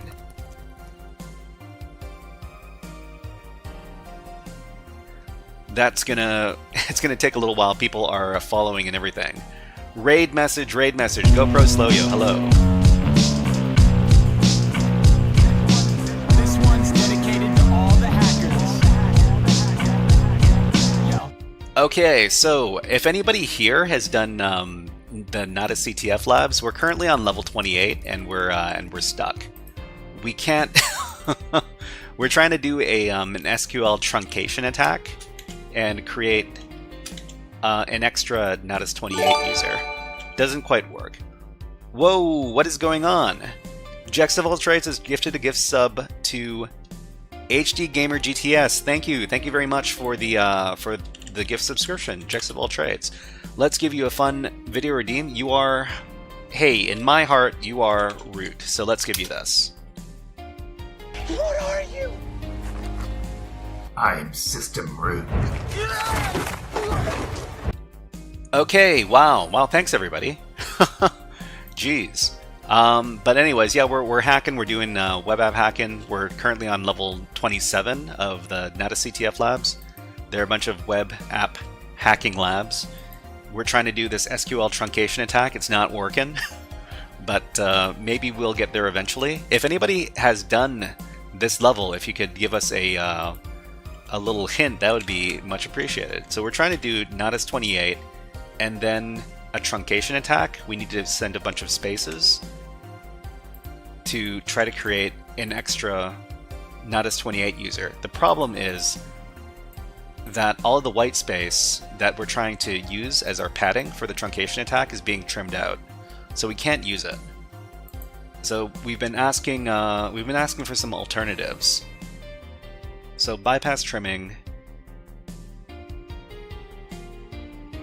The AI is telling us about 0 width spaces. I don't know what else we can try. If anybody has any suggestions, I'll take any suggestions. Let's see. Bypass trimming via new line. Huh? Can we do new lines? If it trims spaces but not new lines, we could try this. Some systems store new lines. They store new lines? Okay, so let's see. JSON in the request. Let's see. If you do 65 characters, does it read the 65th character as the user? Does it read the 65th character as the user? Okay, if anybody wants to take a look at the source code for this application, I've got it in this paste bin over here. So the application lets you take a look at the source code. It's over here, but it's not easy for me to show everybody the source code. It's easier if you go over to the paste bin link and take a look at the source code over there.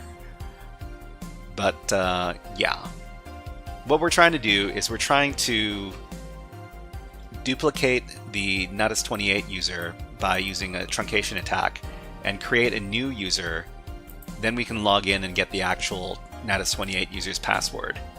But we haven't been successful so far. So the maximum number of characters that the column takes is 64 characters. We need to find some way to take advantage of this to get access to the to register a duplicate user.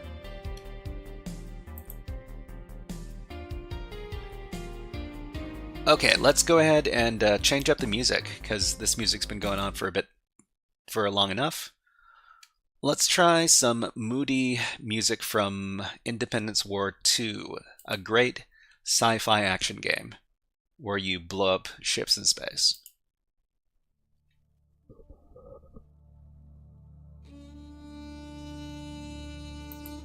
It's very haunting, this music. Anyways, let's give an ad on YouTube, and let's put on my favorite video. So my favorite video is the bird bath video, where these guys have a little bird bath and take a little drink. I'm going to also take a little drink. We'll be back in a minute after the ads are over. Please enjoy.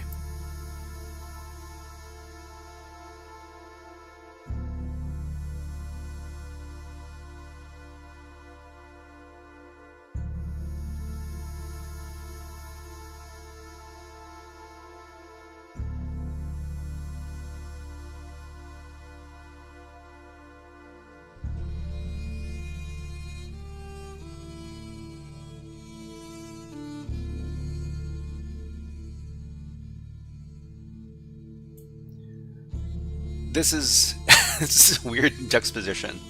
We got the bird playing around in the bird bath, and we've got the haunting music in the background.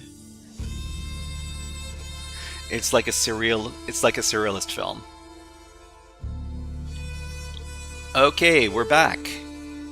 All right, everybody. If anybody's done all of the levels for the Natus CTF game, let me know, because I could use some advice right about now, because we've been doing this level for about, how long has it been? It's been an hour and a half, and we're still stuck. Anyways, let's put the bird away. But what were you doing earlier? So earlier we were taking a look at all these. Have I tried Unicode? I think I should take a look at Unicode. So earlier we were taking a look at all of these insecure deserialization labs over here. This is a really, man, this is what kicked my butt last week. I was spending I spent like 2.5 hours looking at the insecure deserialization challenge from the Natus CTF labs. That was the previous level. That was level 26. And I think we might be looking at another, yeah, you could say I was in a pickle. Ha ha ha. Well, if it was Python, then we would be in a pickle. But this was PHP, so they were just serializing. We were serial killers, is what we were trying to be. Anyways, so if you enjoyed, well, if you want to look, previously in the VOD I was talking about insecure serialization stuff for about an hour or so, but now we're talking about truncation attacks. Man, how do we do these? Unicode. Okay, so Annie Ziki said, have you tried Unicode? Let me try searching this. So let's see. SQL truncation attack Unicode.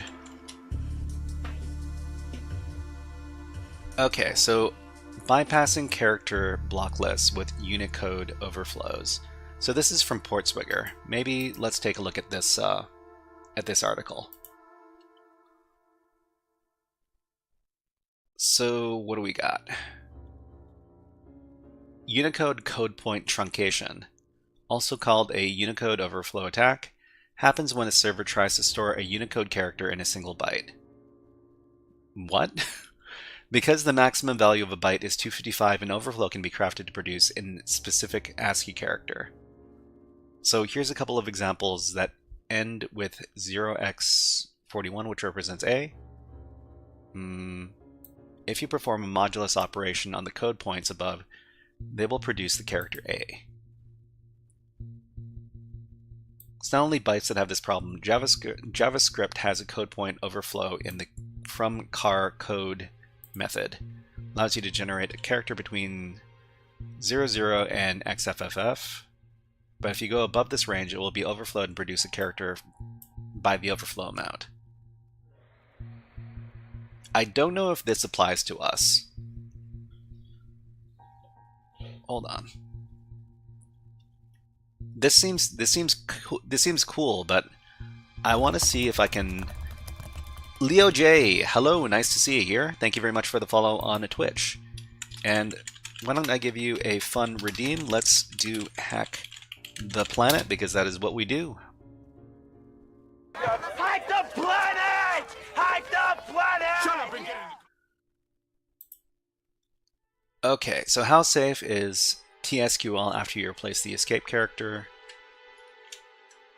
Web app security guide truncation attacks. So here's actually, you know what? There was I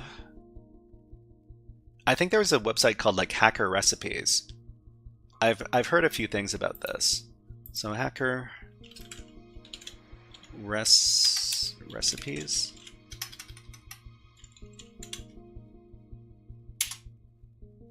The Hacker Recipes, okay. So let's go ahead and we'll look for truncation attacks in here.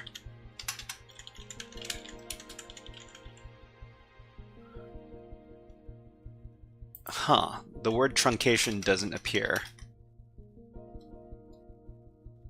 I'm pretty sure I spelled that correctly, but I guess they just don't have it. I wonder if we can find something on hack tricks.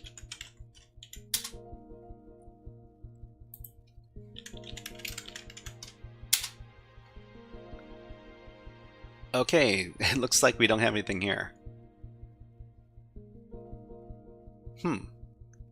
That's funny. It's funny that it doesn't appear here. But actually, it might appear SQL maybe on Portswigger.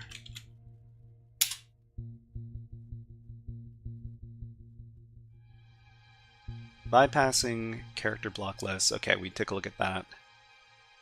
Bypassing authentication with SQL truncation attack. We took a look at this.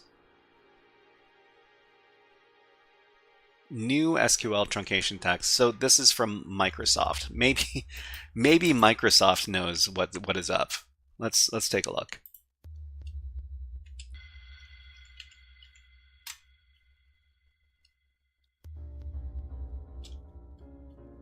Okay, so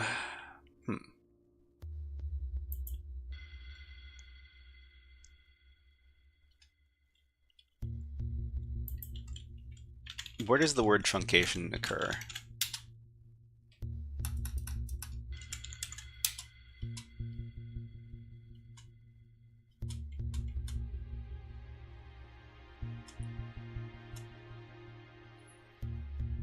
Okay, so can we inject by truncation? Separate variables to fix first order SQL injection issues into separate variables, okay, and has enough buffers to hold the entire string.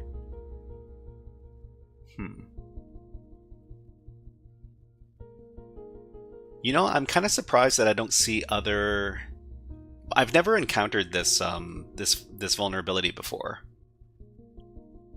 I'm kind of surprised that I haven't. I think I've done one other truncation attack, but I don't even remember what that was all about. And that was probably like 2 or 3 years ago. Request smuggling, let's see.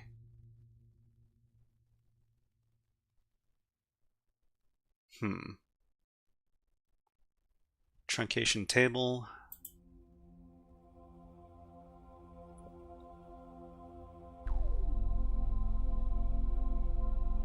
Messy burp suite plugin for SQL truncation vulnerabilities. Huh.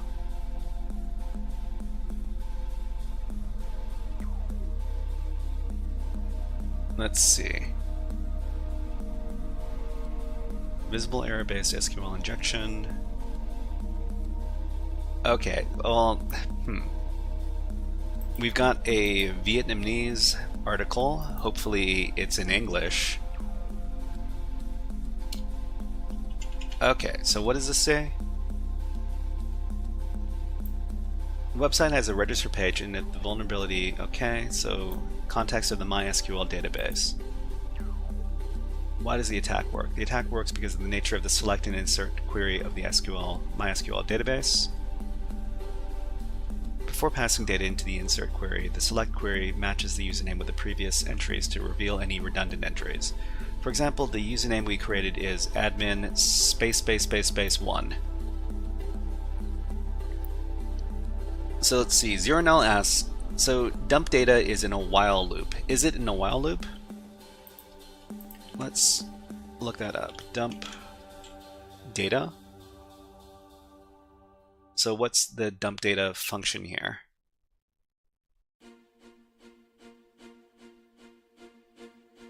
I don't see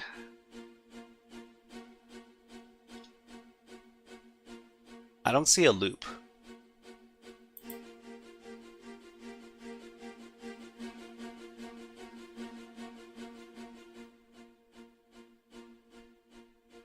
You know what?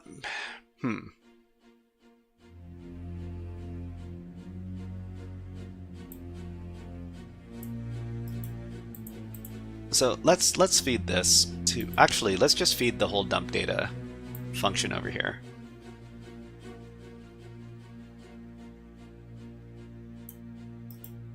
And maybe the AI can identify something in here.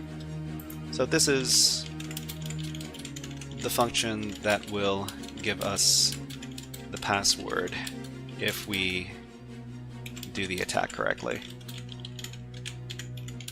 Is there anything we need to pay attention to in there?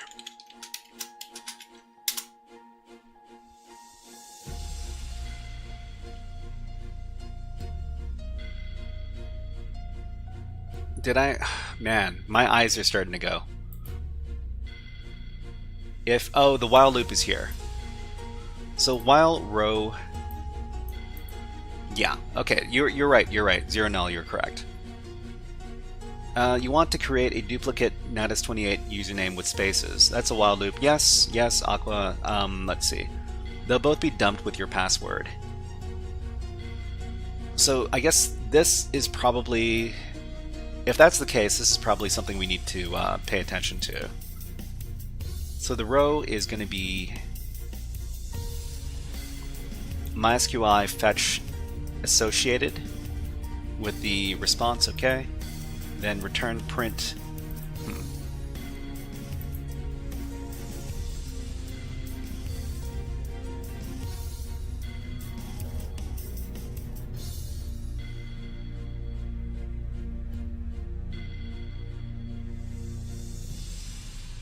Okay, so after we fed this to the AI, it gives us this.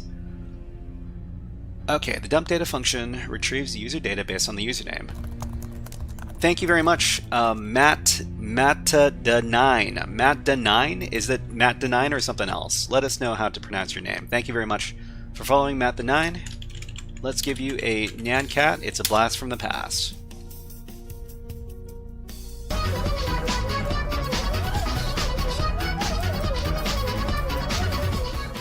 Okay, so here's what you must pay attention to for a successful attack. So the critical vulnerability, it says here, is trim user. So the function trims white space from user before querying the database, okay? Impact classic truncation attacks using spaces won't work unless you bypass trimming, okay?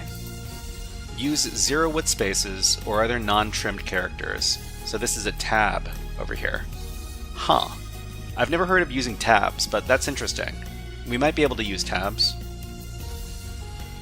So it says here SQL injection is probably blocked. So this one over here is going to escape special characters, and it's going to make direct SQL injection unlikely. If you bypass truncation, you might confuse the query logic by making the user variable resolve to Natus28 after truncation. So the query logic matters. The function returns only the first row. The function query returns only the first row. While loop exits after one iteration. If multiple users match due to truncation, you might not get the target user's data. Ensure your payload matches exactly one row. Data leak via row true. So the function returns all columns of the user's record, username and password. If you hijack Natus28, this will dump their password. Okay? So how to hack the function? Bypass trim with the zero width space payload. It's very confident.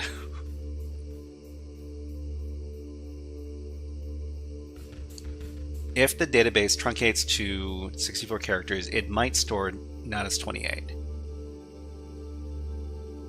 I mean, we've done this. And this...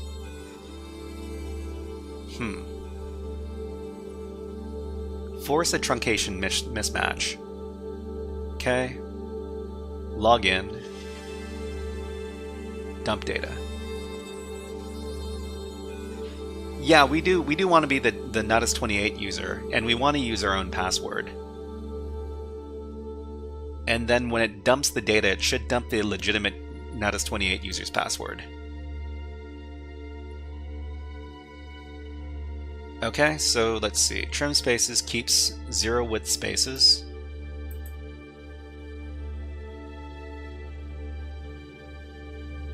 So it really wants us to use these zero width spaces. I don't know if this is going to work.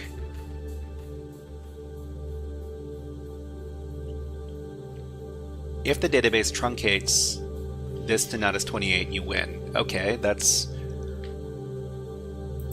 Okay, so where are my zero width spaces? I had a bunch of them over here in my request. Okay, so the thing is that I didn't include the X at the end over here. So let's try adding the X to the end and see what happens. Okay, so we'll send this.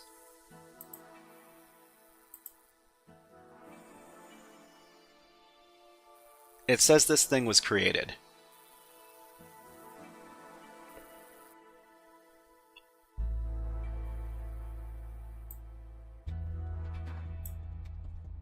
Okay, it says it was created, but...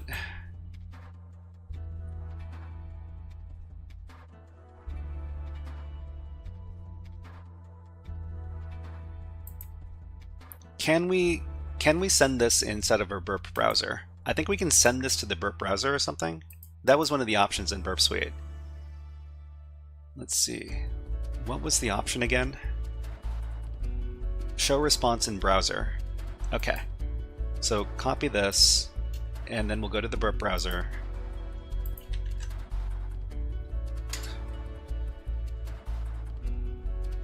Huh. Okay, then we reload. It didn't save to the database.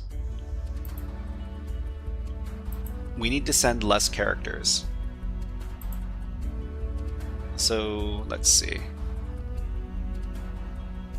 How many less characters do we send to the database? Zeronel says it won't work. The X will make a different different username. But if we remove the X, then it just interprets us as trying to log in as the not as 28 user. If we let's try sending this in the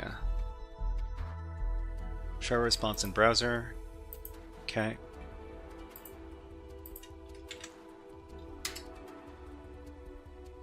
Huh, that shouldn't... I removed the X. Why did it... That's weird. Anyways, let's send this. We send this with all of these zero length with characters. It just says wrong password for not as 28. It didn't...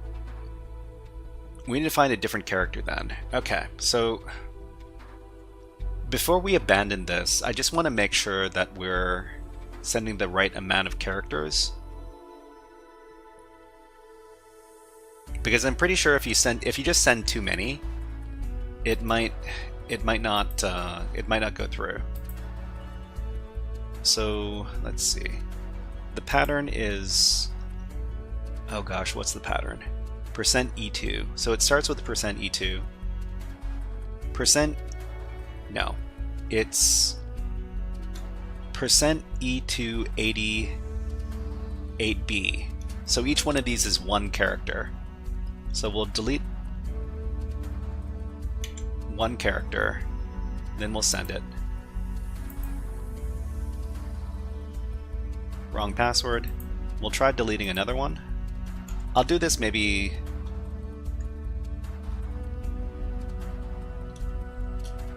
I'll do this maybe 3 or 4 times.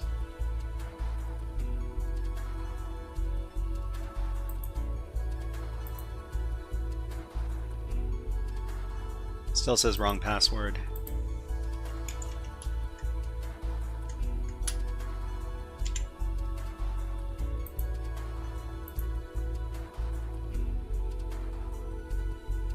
Still says wrong password. Okay. We need to find a different character. The AI suggested we use the tab character. Tab, well, okay. What is the tab character? So, URL encode. Tab character.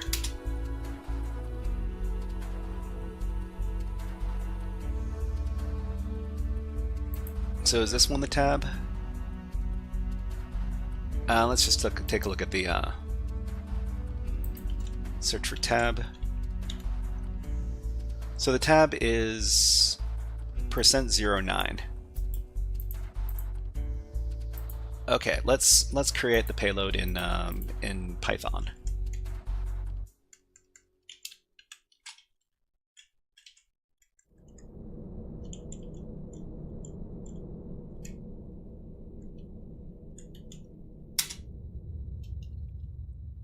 Okay, so this is 55 plus 7. 55 plus 7 that's not enough. So we need 64. What happens if you edit the request and just use plus? So plus is going to be picked up by the filter. By the filter that's looking for regular spaces. So if we send a request with just some regular spaces, it's going to say go away hacker. So this message right here. So we send this, it says go away hacker. So just regular spaces aren't going to work. And you added a character after the spaces and tried to log in. Yeah, I think it truncates all of those characters. So, where was our previous request?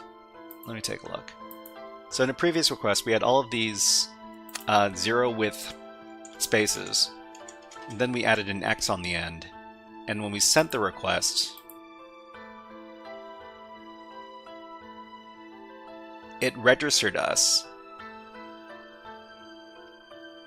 Actually, I should probably do some more research with this.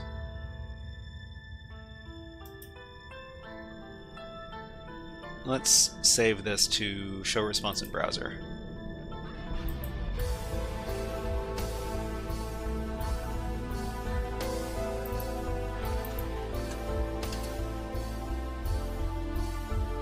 So it says what the user was created. Yeah, but it wasn't recorded.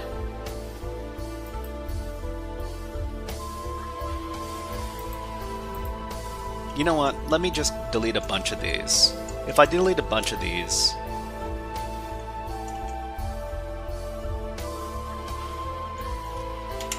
and then I'll send a much shorter one, and we'll see what happens here. So we're gonna send, we'll send this.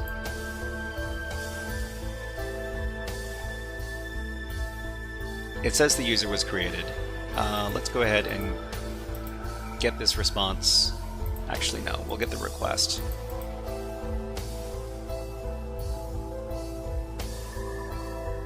Show response in browser.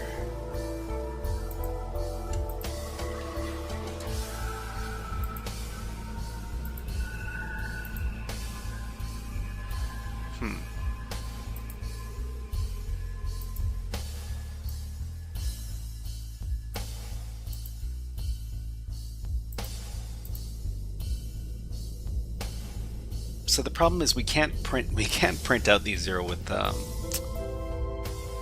these 0 with spaces. Wish we could. What was this? Request in browser in current browser session.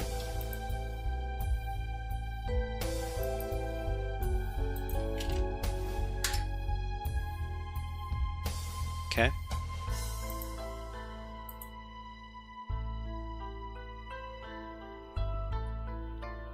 Try logging in with the password we made.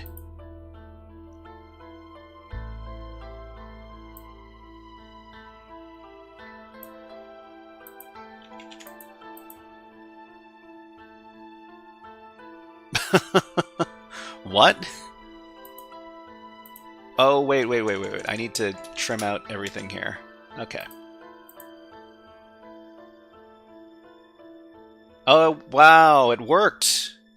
It worked. Wow. Okay. We did it. But what was it? Was it using the 0 with characters? I need to. Well, okay. I'll take the W. I'll take the password. But I really want to figure out why it worked, or like which payload worked. But you know what? I'll take a win. I'll take a win. I'll take a win. What do we do? How about we give this? Oh, actually, you know what? How about Jurassic Park?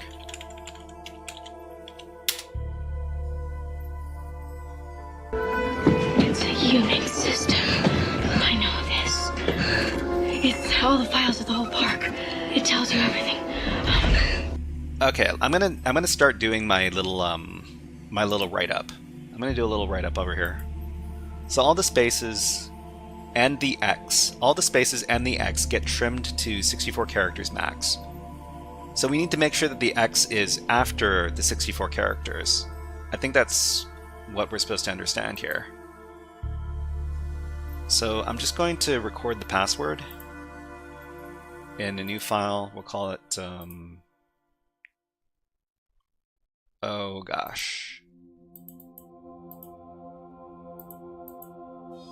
What are all these other... So they're just called the number, okay. So this one will be called 28. This one will be called 28. 28.md. So username, password, web app vulnerability, and like method of solve. Okay, so the username is bandit28. So sorry, natus28. So ZeroNull says the username natus28 and natus28 look the same to the query. Yeah, so Twitch trimmed the spaces. Yeah, well, I mean that's happening in a lot of applications these days. Okay, this is the password. I'm just gonna try logging into natus28 just to make sure that the password works. Hold on. Let's save this thing.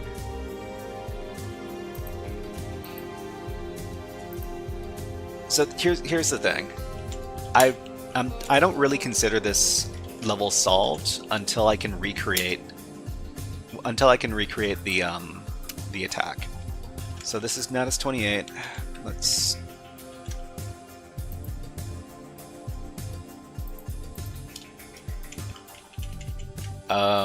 what? Whack computer joke database. Whack computer joke database. Sorry, we're currently out of sauce. Huh. This doesn't return anything. Funny.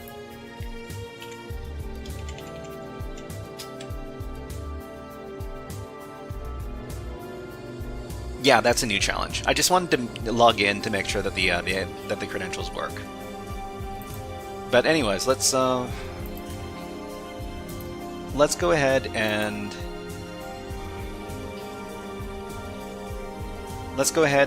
try to recreate what we did in this level. I think regular spaces would work. You think regular spaces would work? We'll try it out. We'll try it out. We got an ad running on Twitch, so ads on YouTube. And let's put on some birds. You just need to exceed 64 total characters. Okay, so we'll be back in about a minute. We'll talk then. I just need to have a little water break.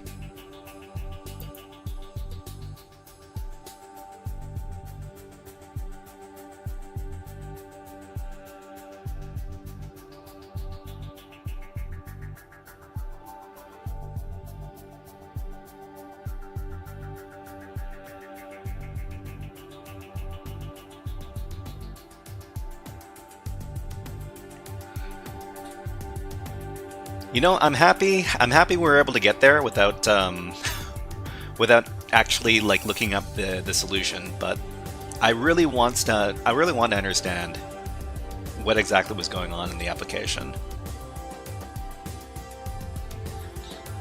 Okay, I think, yeah, this guy shows up.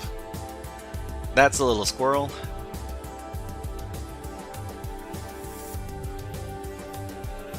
It's a weird looking bird. Alright, but yeah, ZeroNull says, I think regular spaces would work. Zero spaces, regular spaces aren't going to work because if you send regular, well, I don't know. If you send regular spaces, it says "Go away, hacker." I don't know. Let me test it out. Let's go ahead and test this out. So it's going to be, well, let's. So this one here, the added character on the end. So let's see if that is 28.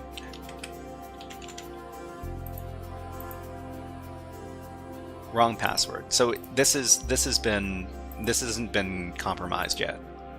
Okay, let's go ahead and see if we can create the payload. So the payload is going to be, hold on. So a bunch of spaces, and it just has to exceed 64, right? So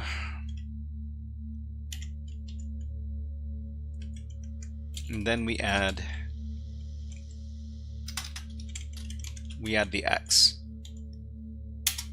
So just like this.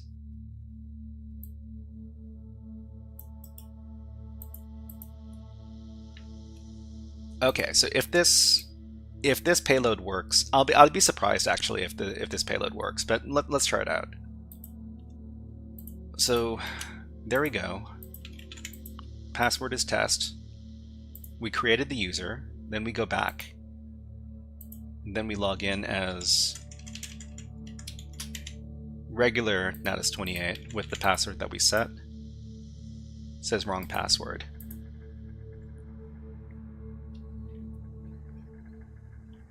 Okay, so how many characters was that? Let's make sure that it was over 64.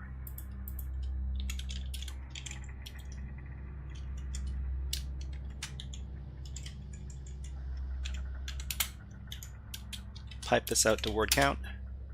66. So this is 66 characters here. What happens if we add 3 more? So we'll add 3 more. We get the nice number. That's great. We'll try this one. Okay, let's try sending this. Password is test. We created the user, then we go back. Then we try to log in as regular Natus28 with the password that we set. It says wrong password. Okay, so I think the regular spaces aren't going to work.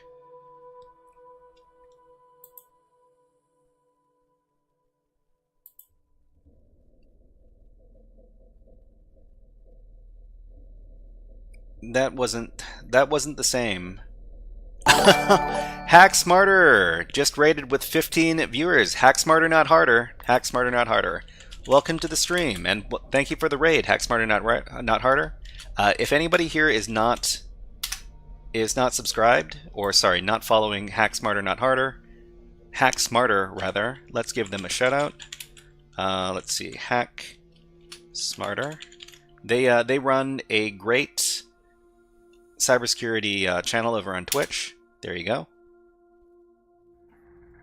And they also have a page on YouTube. They have a fairly popular YouTube page as well. So let me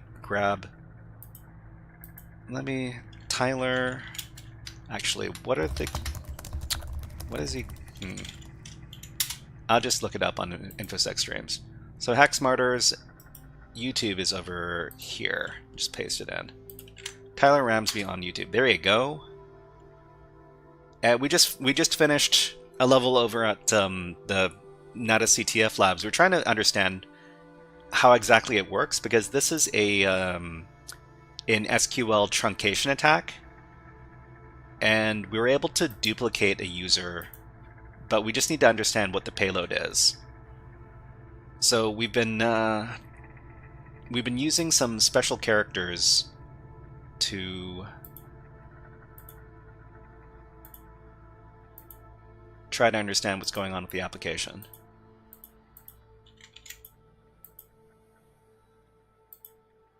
Yeah, wrong password, okay.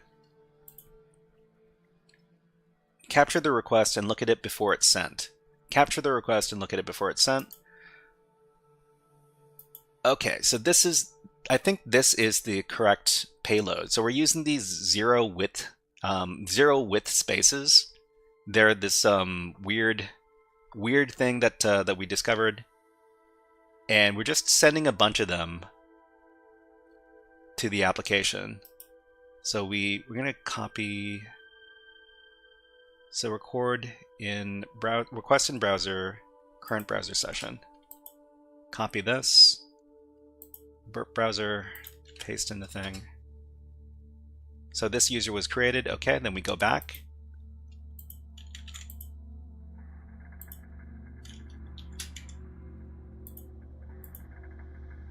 That works. That's the correct payload.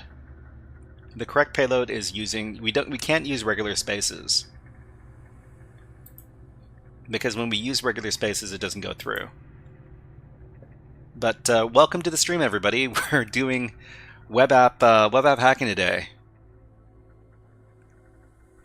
See, that was different. When you use the spaces, there was an actual space between the Natus28 and the X. Oh, in this case there wasn't. Hold on. Where are we? Okay, let's let me. So in Burp Suite over here, we'll send this request, and in the response in Burp Suite, yeah, so we see the spaces.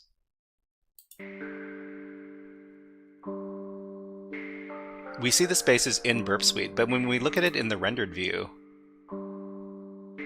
there's no spaces. That's funny.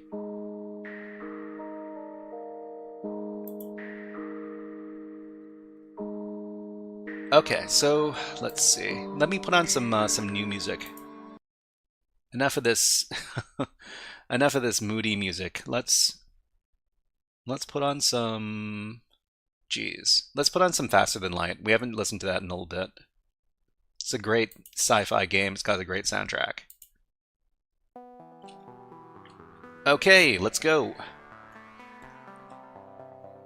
So what happens if we replace all these with spaces? I don't think... Yeah, I don't think it'll turn out very well. Let's try modifying this.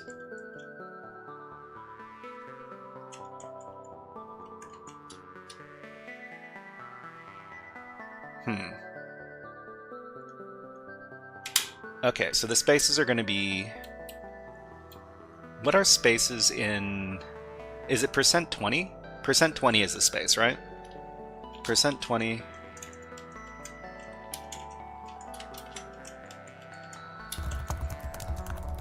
Yeah, that's the space. Okay, so let's do a bunch of spaces. So it's like 1, 2, 3, 4, 5, 6, 7, 8, 9, 10. So that's 10. So we can easily multiply. That's 10, 20, 30, 40, 50, 60. So this is 60 plus the X at the end. And we've got our Natus28 over here at the beginning. So this is more than the allotted the allotted space for the application. So if anybody's interested, we've got the source code for this application over at Pastebin. So the application over here is allotting a maximum of 64 characters for the username, and this is what we're doing for our truncation attack. If you're interested in taking a look at this source code yourself, we've got the Pastebin over here, and I'll just paste it. I'll just give it to everybody in chat. There you go.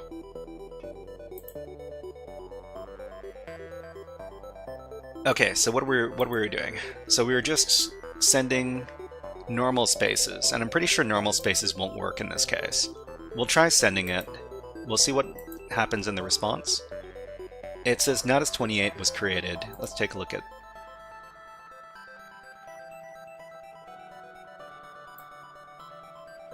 So it says it was created.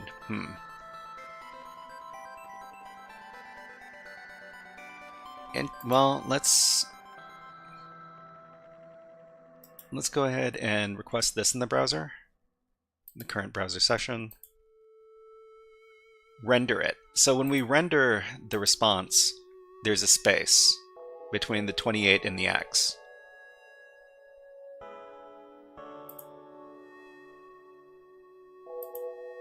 Let's see what happens in the browser. Okay, it looks like that. And let's see if we can log in using the credentials. So it says wrong password for... It counts one space. Yeah, well, maybe it does count one space after the truncation.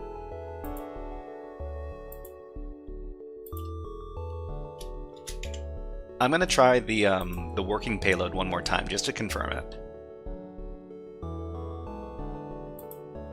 So the working payload was this one with the 0 width spaces. Okay, and the password is test. Let's change the password from test to something else.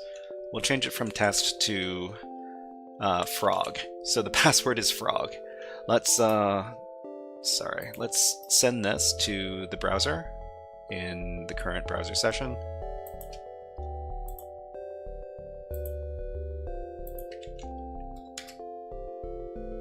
Okay, so now we'll go back. We will go back and we'll try to log in to the application with the password we just supplied. Okay, it works. So plus is also a space. What if you add a bunch of plus signs instead? I'm pretty sure it's going to be interpreted as a space, so it's probably going to be the same result as if we sent a bunch of spaces. I can do this. It's not a problem. Let's go ahead. I wonder how many characters this is exactly. Hold on. I just want to get this pattern over here. I'm going to see exactly how many characters we sent. So each one of these is going to be 2, 3, 4, 5, 6, 7, 8, 9, 10. Wait, 9. This is 9. So each one of these sequences is 9. I just want to figure out how many characters we sent in our payload. So this is what we sent.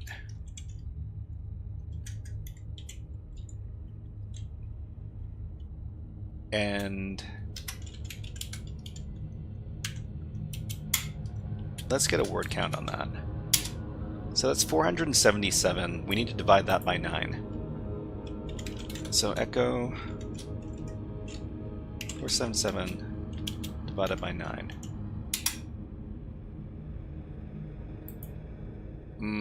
Is that not how we do it? Let me just use a calculator.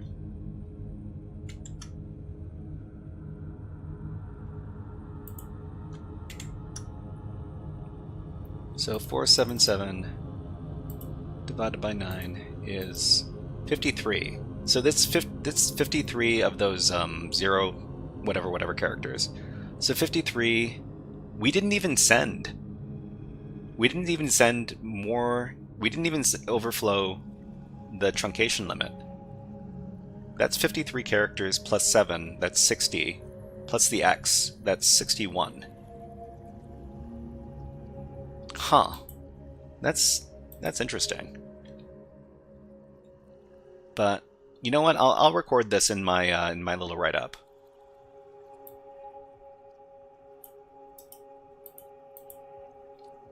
You know what? I might look at a write-up myself after this. Just maybe somebody else understands the application better than I do. There's probably somebody out there that understands this application better than I do. But this is level 27. Let's do our write-up. So this is SQL injection. This isn't actually SQL injection. This is an SQL truncation attack. So how did we solve the solve this thing? So we need to get access to Natus28, to the Natus28 user's password. If we can use a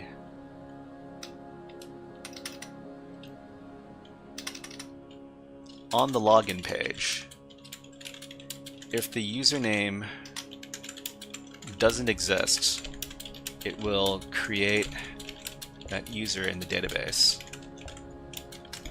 Can use a truncation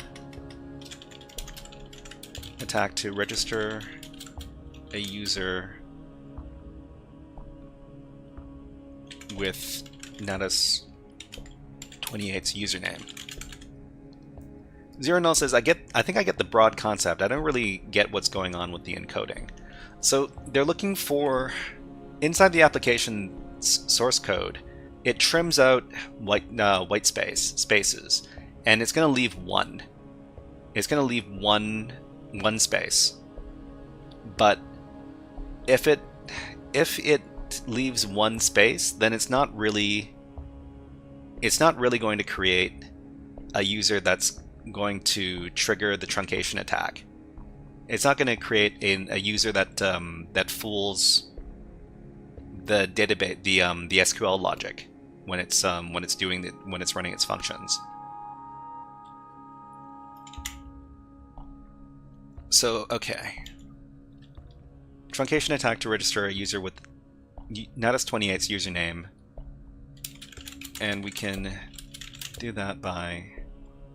Zero Null says, so we just found something that bypassed the trimming but doesn't get accounted for when querying the username. So yeah, it's weird. You know what? I wonder if the payload works even if we don't supply the X at the end.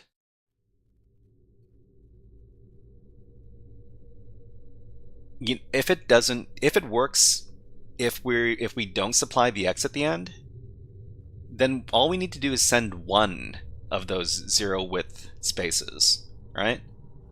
So if we go over here and we trim out everything except for one of the zero, everything but, yeah. So just one of these, and we don't even need the X. So just this. So just Natus28 and then one of these zero width spaces. And we send. And let's change the password to something else. How about it's, I don't know, hacker. So the password's hacker now. Let's send this in the browser, in the current browser session.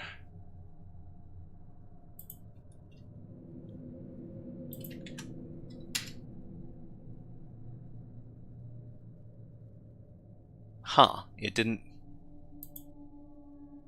go through? What's going on? Hold on.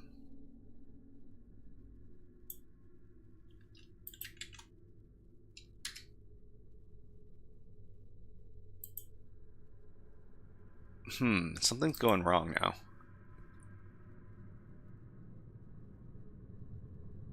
So this is all the correct stuff. What happened here? Wrong password. Oh. Huh. So it doesn't consider it to be.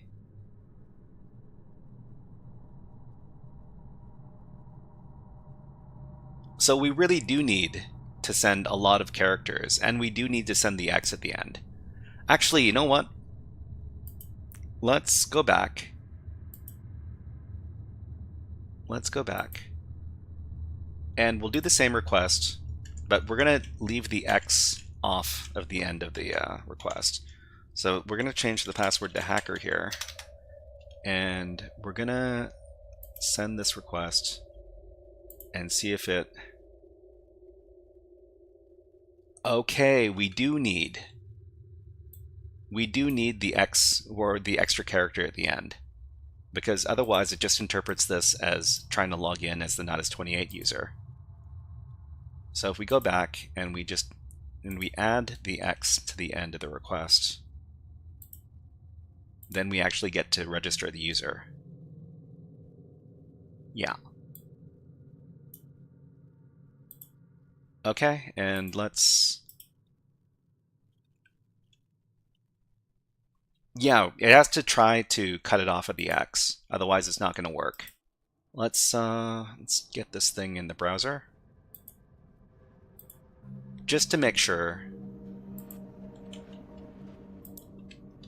that the payload works.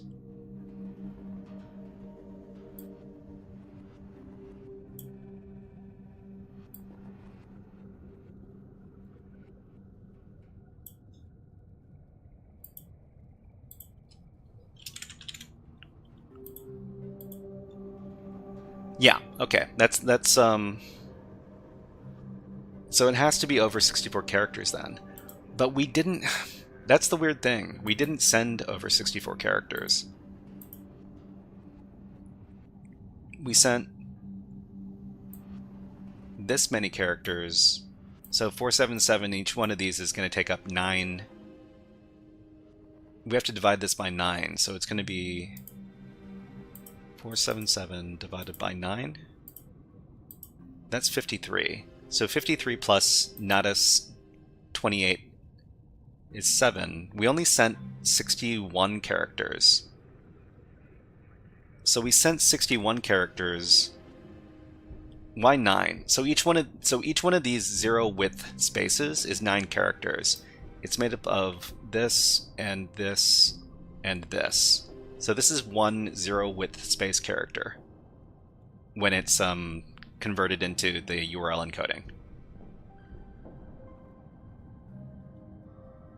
So, So if we actually sent 61 characters, how many can we get away with?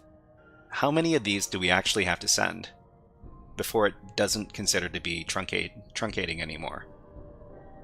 I need to play around with this a little bit. So maybe, I don't know, maybe this many?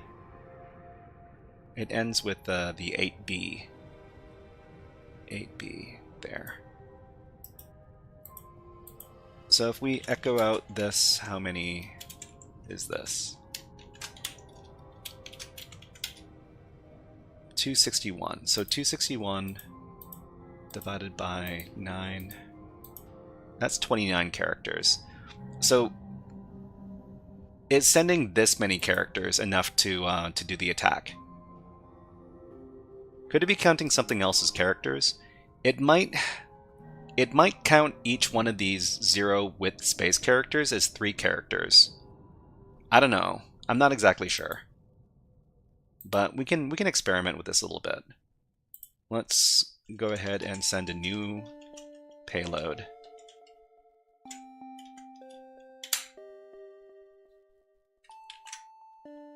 So this is only 29 characters. So with everything else, it's going to be 37. This is a total of 37 by my estimates. So let's make this one, let's call this one bird. So the password is going to be bird in this case. We'll send this, hold on, let's just send this first. So if we send this, we get what? User Natus28 something something was created. Great. Let's send this in the browser.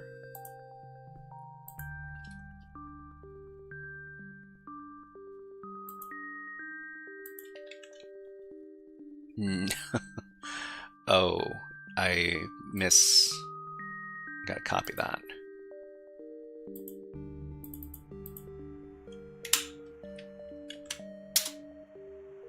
Okay, so this created the user, and let's try to log in as Natus28. Huh, I'm really surprised that worked. We didn't send that many characters.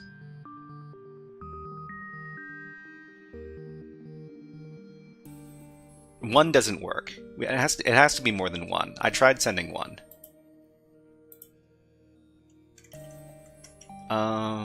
Yeah. So this many would be... This many would be one. I tried sending one. We'll set the password this time as... I don't know. Poop. Okay, let's... If we send this, the response is... Natus...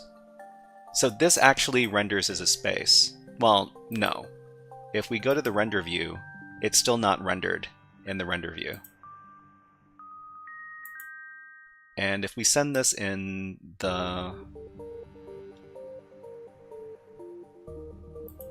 browser,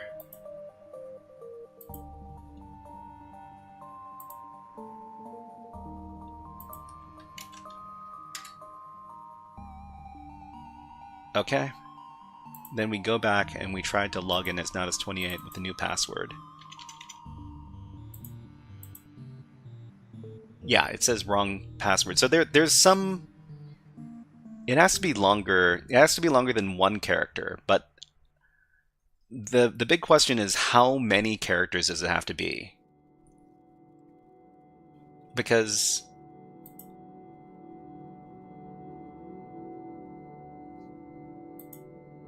this one worked. This payload worked.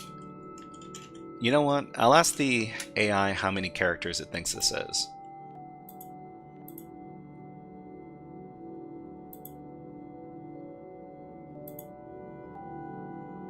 Okay.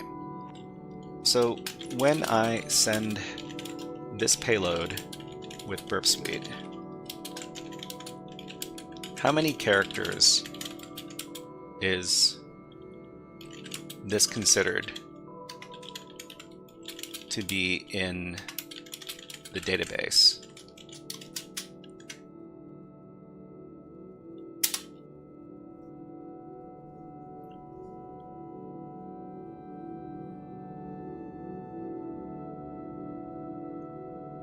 Okay, so this thing is repeated 28 times, sure.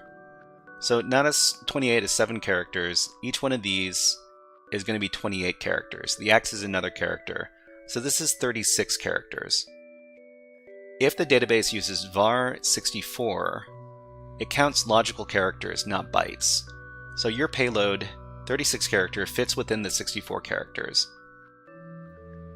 Okay, if the database truncates to 64 characters, your payload is shorter than 64 characters, so no truncation occurs. To trigger truncation, you would need... Okay. Yeah, this should... I don't know why this works. This is weird. This is weird to me. So the AI thinks this shouldn't work. Ask why it creates a duplicate user. Okay, we're going to take our ad break. We'll be back in about a minute. Then I can ask the AI. Let me put on a bird video. How about more bird bath videos? Here you go. Okay, we'll be back in about a minute. I just need to take a little water break.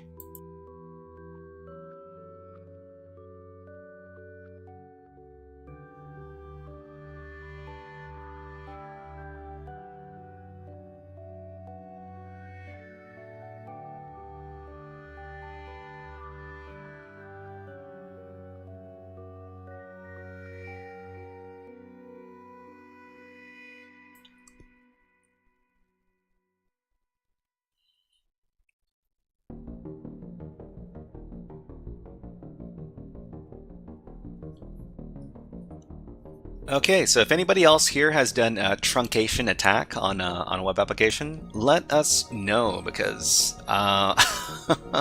this is all new stuff to me, and I'm very interested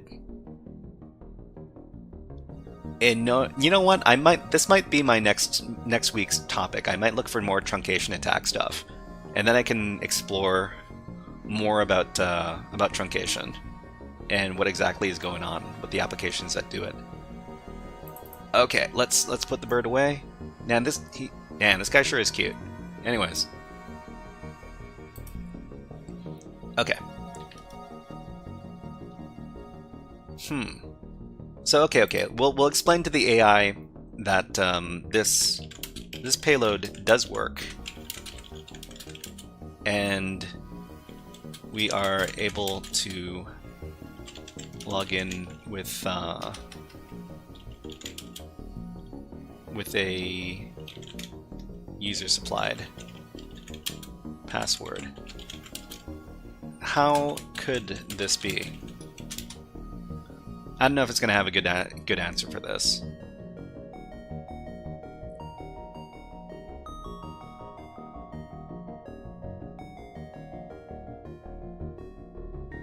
Or maybe they'll misinterpret it.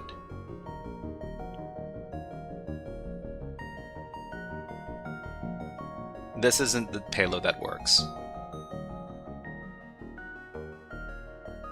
I didn't supply a 65-character username.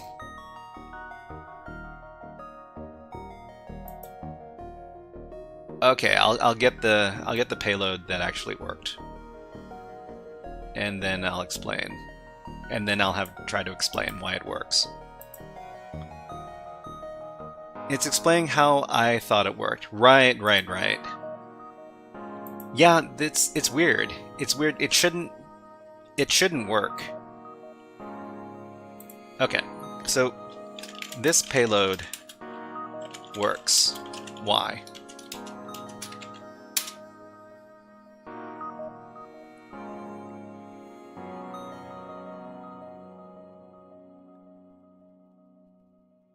Okay, so your payload succeeds due to a combination of truncation, zero-width spacing, and inconsistent validation in the... Here's a step-by-step. So I gave 28 zero-width spaces. So that's 36 Unicode characters. Your payload is 36 characters, so no truncation occurs. Database stores this as exactly 36 characters. It checks the username. No match, unless you registered this exact username earlier. Why it works? Why it works? The app never compares against Natus28, the target account.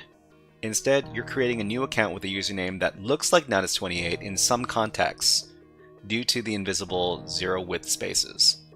Okay. It is technically unique in the database. So we're not hijacking Natus28. You're creating a new account with the username that appears similar. So the app lets you log in because you're using the exact credentials that you registered. This is not a classic truncation attack. You're hacking zero-width spaces to create a unique username that visually resembles Natus28. Okay.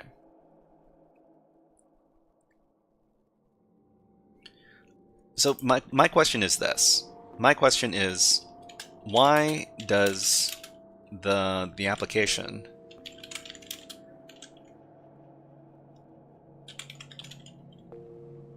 consider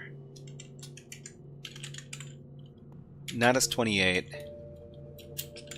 and Natus28 space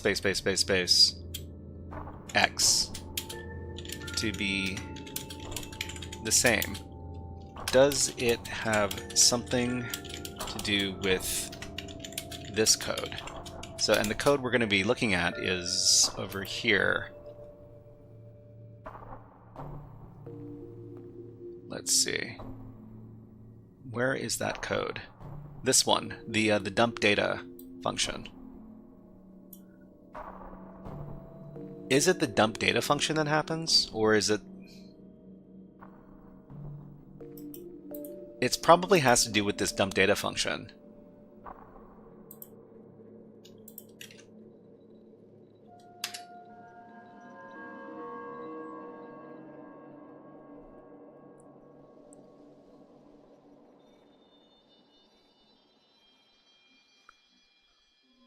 Okay, so why the application confuses Natus28 and Natus28X. The behavior stands for how MySQL handles string comparisons with trailing spaces. combined with the use of the trim function. Here's the breakdown. So key code analysis for dump data. So select star from users where username equals something something, executes. We've got the trim. It trims out the white space first. Ah, okay. Removes leading trailing white spaces, spaces and tabs from the output. So the thing about this trim function is that it's not going to work on the zero width spaces because it's not designed to remove those. It's only designed to trim regular spaces. Okay, MySQL string comparison. By default, MySQL ignores trailing spaces in var character comparisons due to its collation rules. Okay.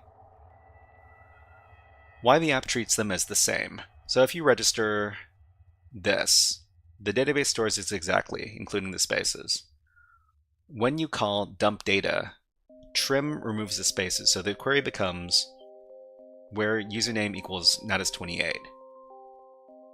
MySQL ignores trailing spaces, matching this. The app returns the row for natus28x as if it were natus28, but why? That's weird. The bug in dump data. Trim is applied inconsistently. During registration, spaces might be preserved if no trim is used. During loading, login, or data dumping, trim removes spaces, but the MySQL comparison still matches. The result is the app treats natus28 and natus28x as the same user. Sure. Koray, is that your name? Please let me know how to pronounce your username. Thank you, Koray. And welcome to the HackerFrogs. Have a hack the planet on me. There you go. Hack the planet! Hack the planet! Shut up and get in. So I'm probably going to do a deeper dive into this. Actually, you know what? Now that we've actually solved the level, we can look at write-ups, right? We can look at write-ups without feeling like, you know, we're big nasty cheaters. Because I really want to understand what the hell's going on. Fixing the vulnerability, sure. Okay, let's look at a write-up. So Natus.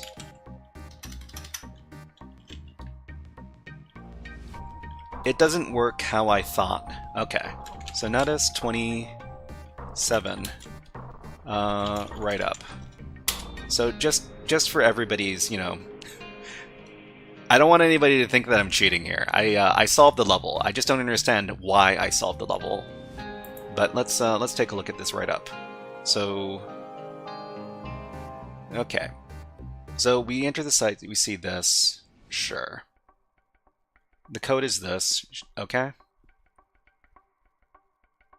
The functionality is going like this. When entering the username password via post parameters, we are checking if the user is valid user, right? It checks to see if that the user exists. If it's true, it checks the user's credentials with the check credentials function. Okay. If it's true, then we dump user data using dump data. Okay. In all this functionality, username password is being escaped with MySQL real escape string, so we can't inject SQL code. So let's see. The definition of the user's table. When trying to log in as the Natus28 user with a blank password, we get the following: wrong password. So in MySQL strict mode, when inserting data exceeding the field length, the value is being truncated. Strict mode produces an error for attempts to create a key that exceeds the maximum key length. When strict mode is not enabled, this results in a warning and a truncation of the key to the maximum key length. So if we use login with the user Natus28 something A, the user validation check will fail and a new user will be created. The username is too long and will be truncated to Natus28, resulting in 2 rows with Natus28 username. The password for the last row is created by us. Are they really using regular spaces? Are they really using regular spaces? Now when we log in as Natus28 with our password, a row will be returned and the credentials of the first row will be returned. So the first row is the legitimate users row. Wait, how many characters is this? Let me check how many characters this is.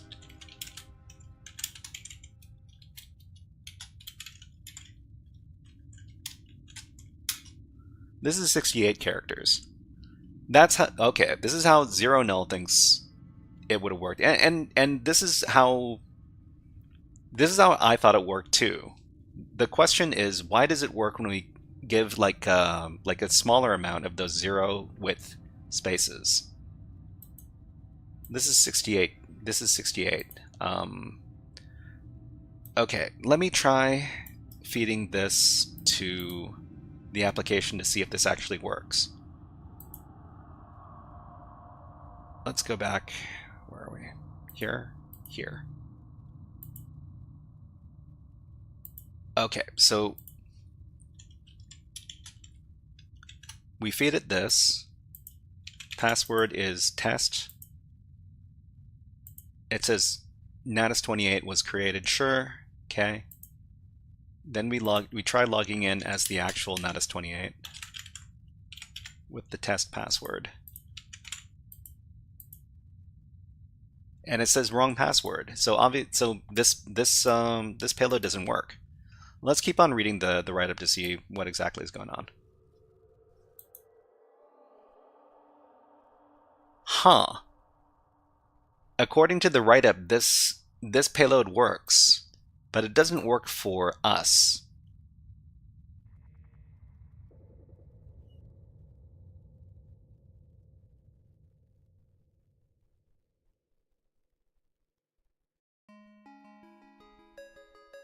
I'm confused. I'm confused. Okay, you know what? Well, I'm gonna send that and look at the request in burp. Sure, let's do that. Let's do that. Okay, so burp suite. Let's send the exact payload. Okay, and then we'll make the password test. And let's get this in request in current browser session.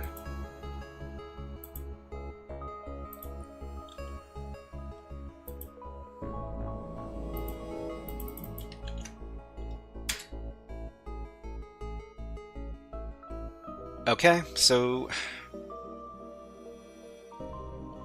Mulgar says it might not work because you already have a Natus28 followed by blanks in the database. Your setup has already been... no. I don't think... So the, it says in the source code that the application is going to wipe out all the users every 5 minutes. So if for some reason we have some extra, like Natus28 users, everything's going to be reset every 5 minutes according to the source code. Okay, so let's log in as the regular Natus28 using... It was test, right? Yeah, it was test. It doesn't work.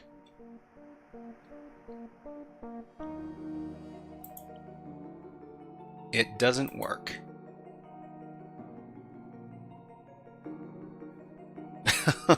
Why are you... I don't know. Maybe... I have no idea why it's working like this. So where does it say... Yeah, database gets cleared every 5 minutes. That's what it says in the... That's what it says in the source code. Did you see between the space between Natus28 and the X? Yeah, there was one. There was one.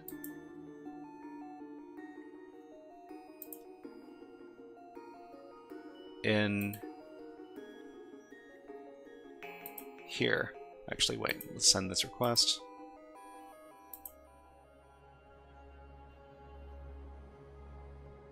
So in here, you see the spaces.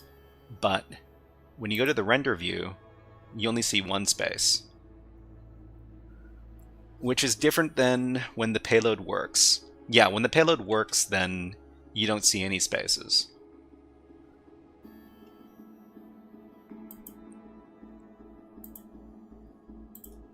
Yeah, it's very confusing. It's very confusing. Let's you know what? It's getting kind of late. Let's find somebody that we can raid on Twitch.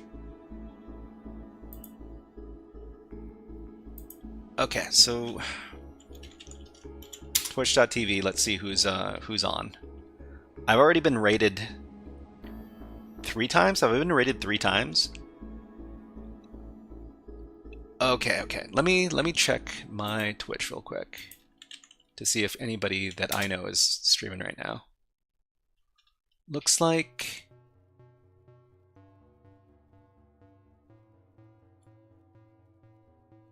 we've got 2 options. We can raid the Science channel, or we can raid Quantum Apprentice.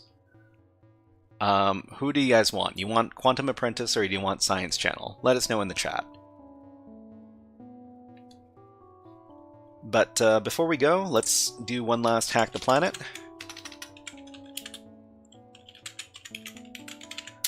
Okay, so Zernos says Quantum. Okay, let's raid Quantum Apprentice. Sure.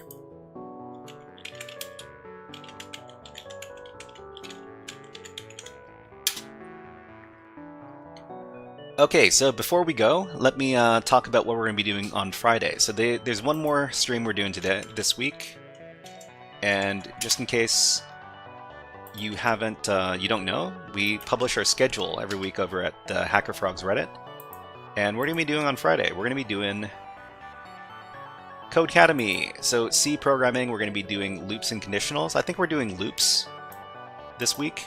We're going to be doing some binary hacking over there, and then we're going to be doing some Windows hacking. So please come on by on Friday, and that's what we're going to be doing.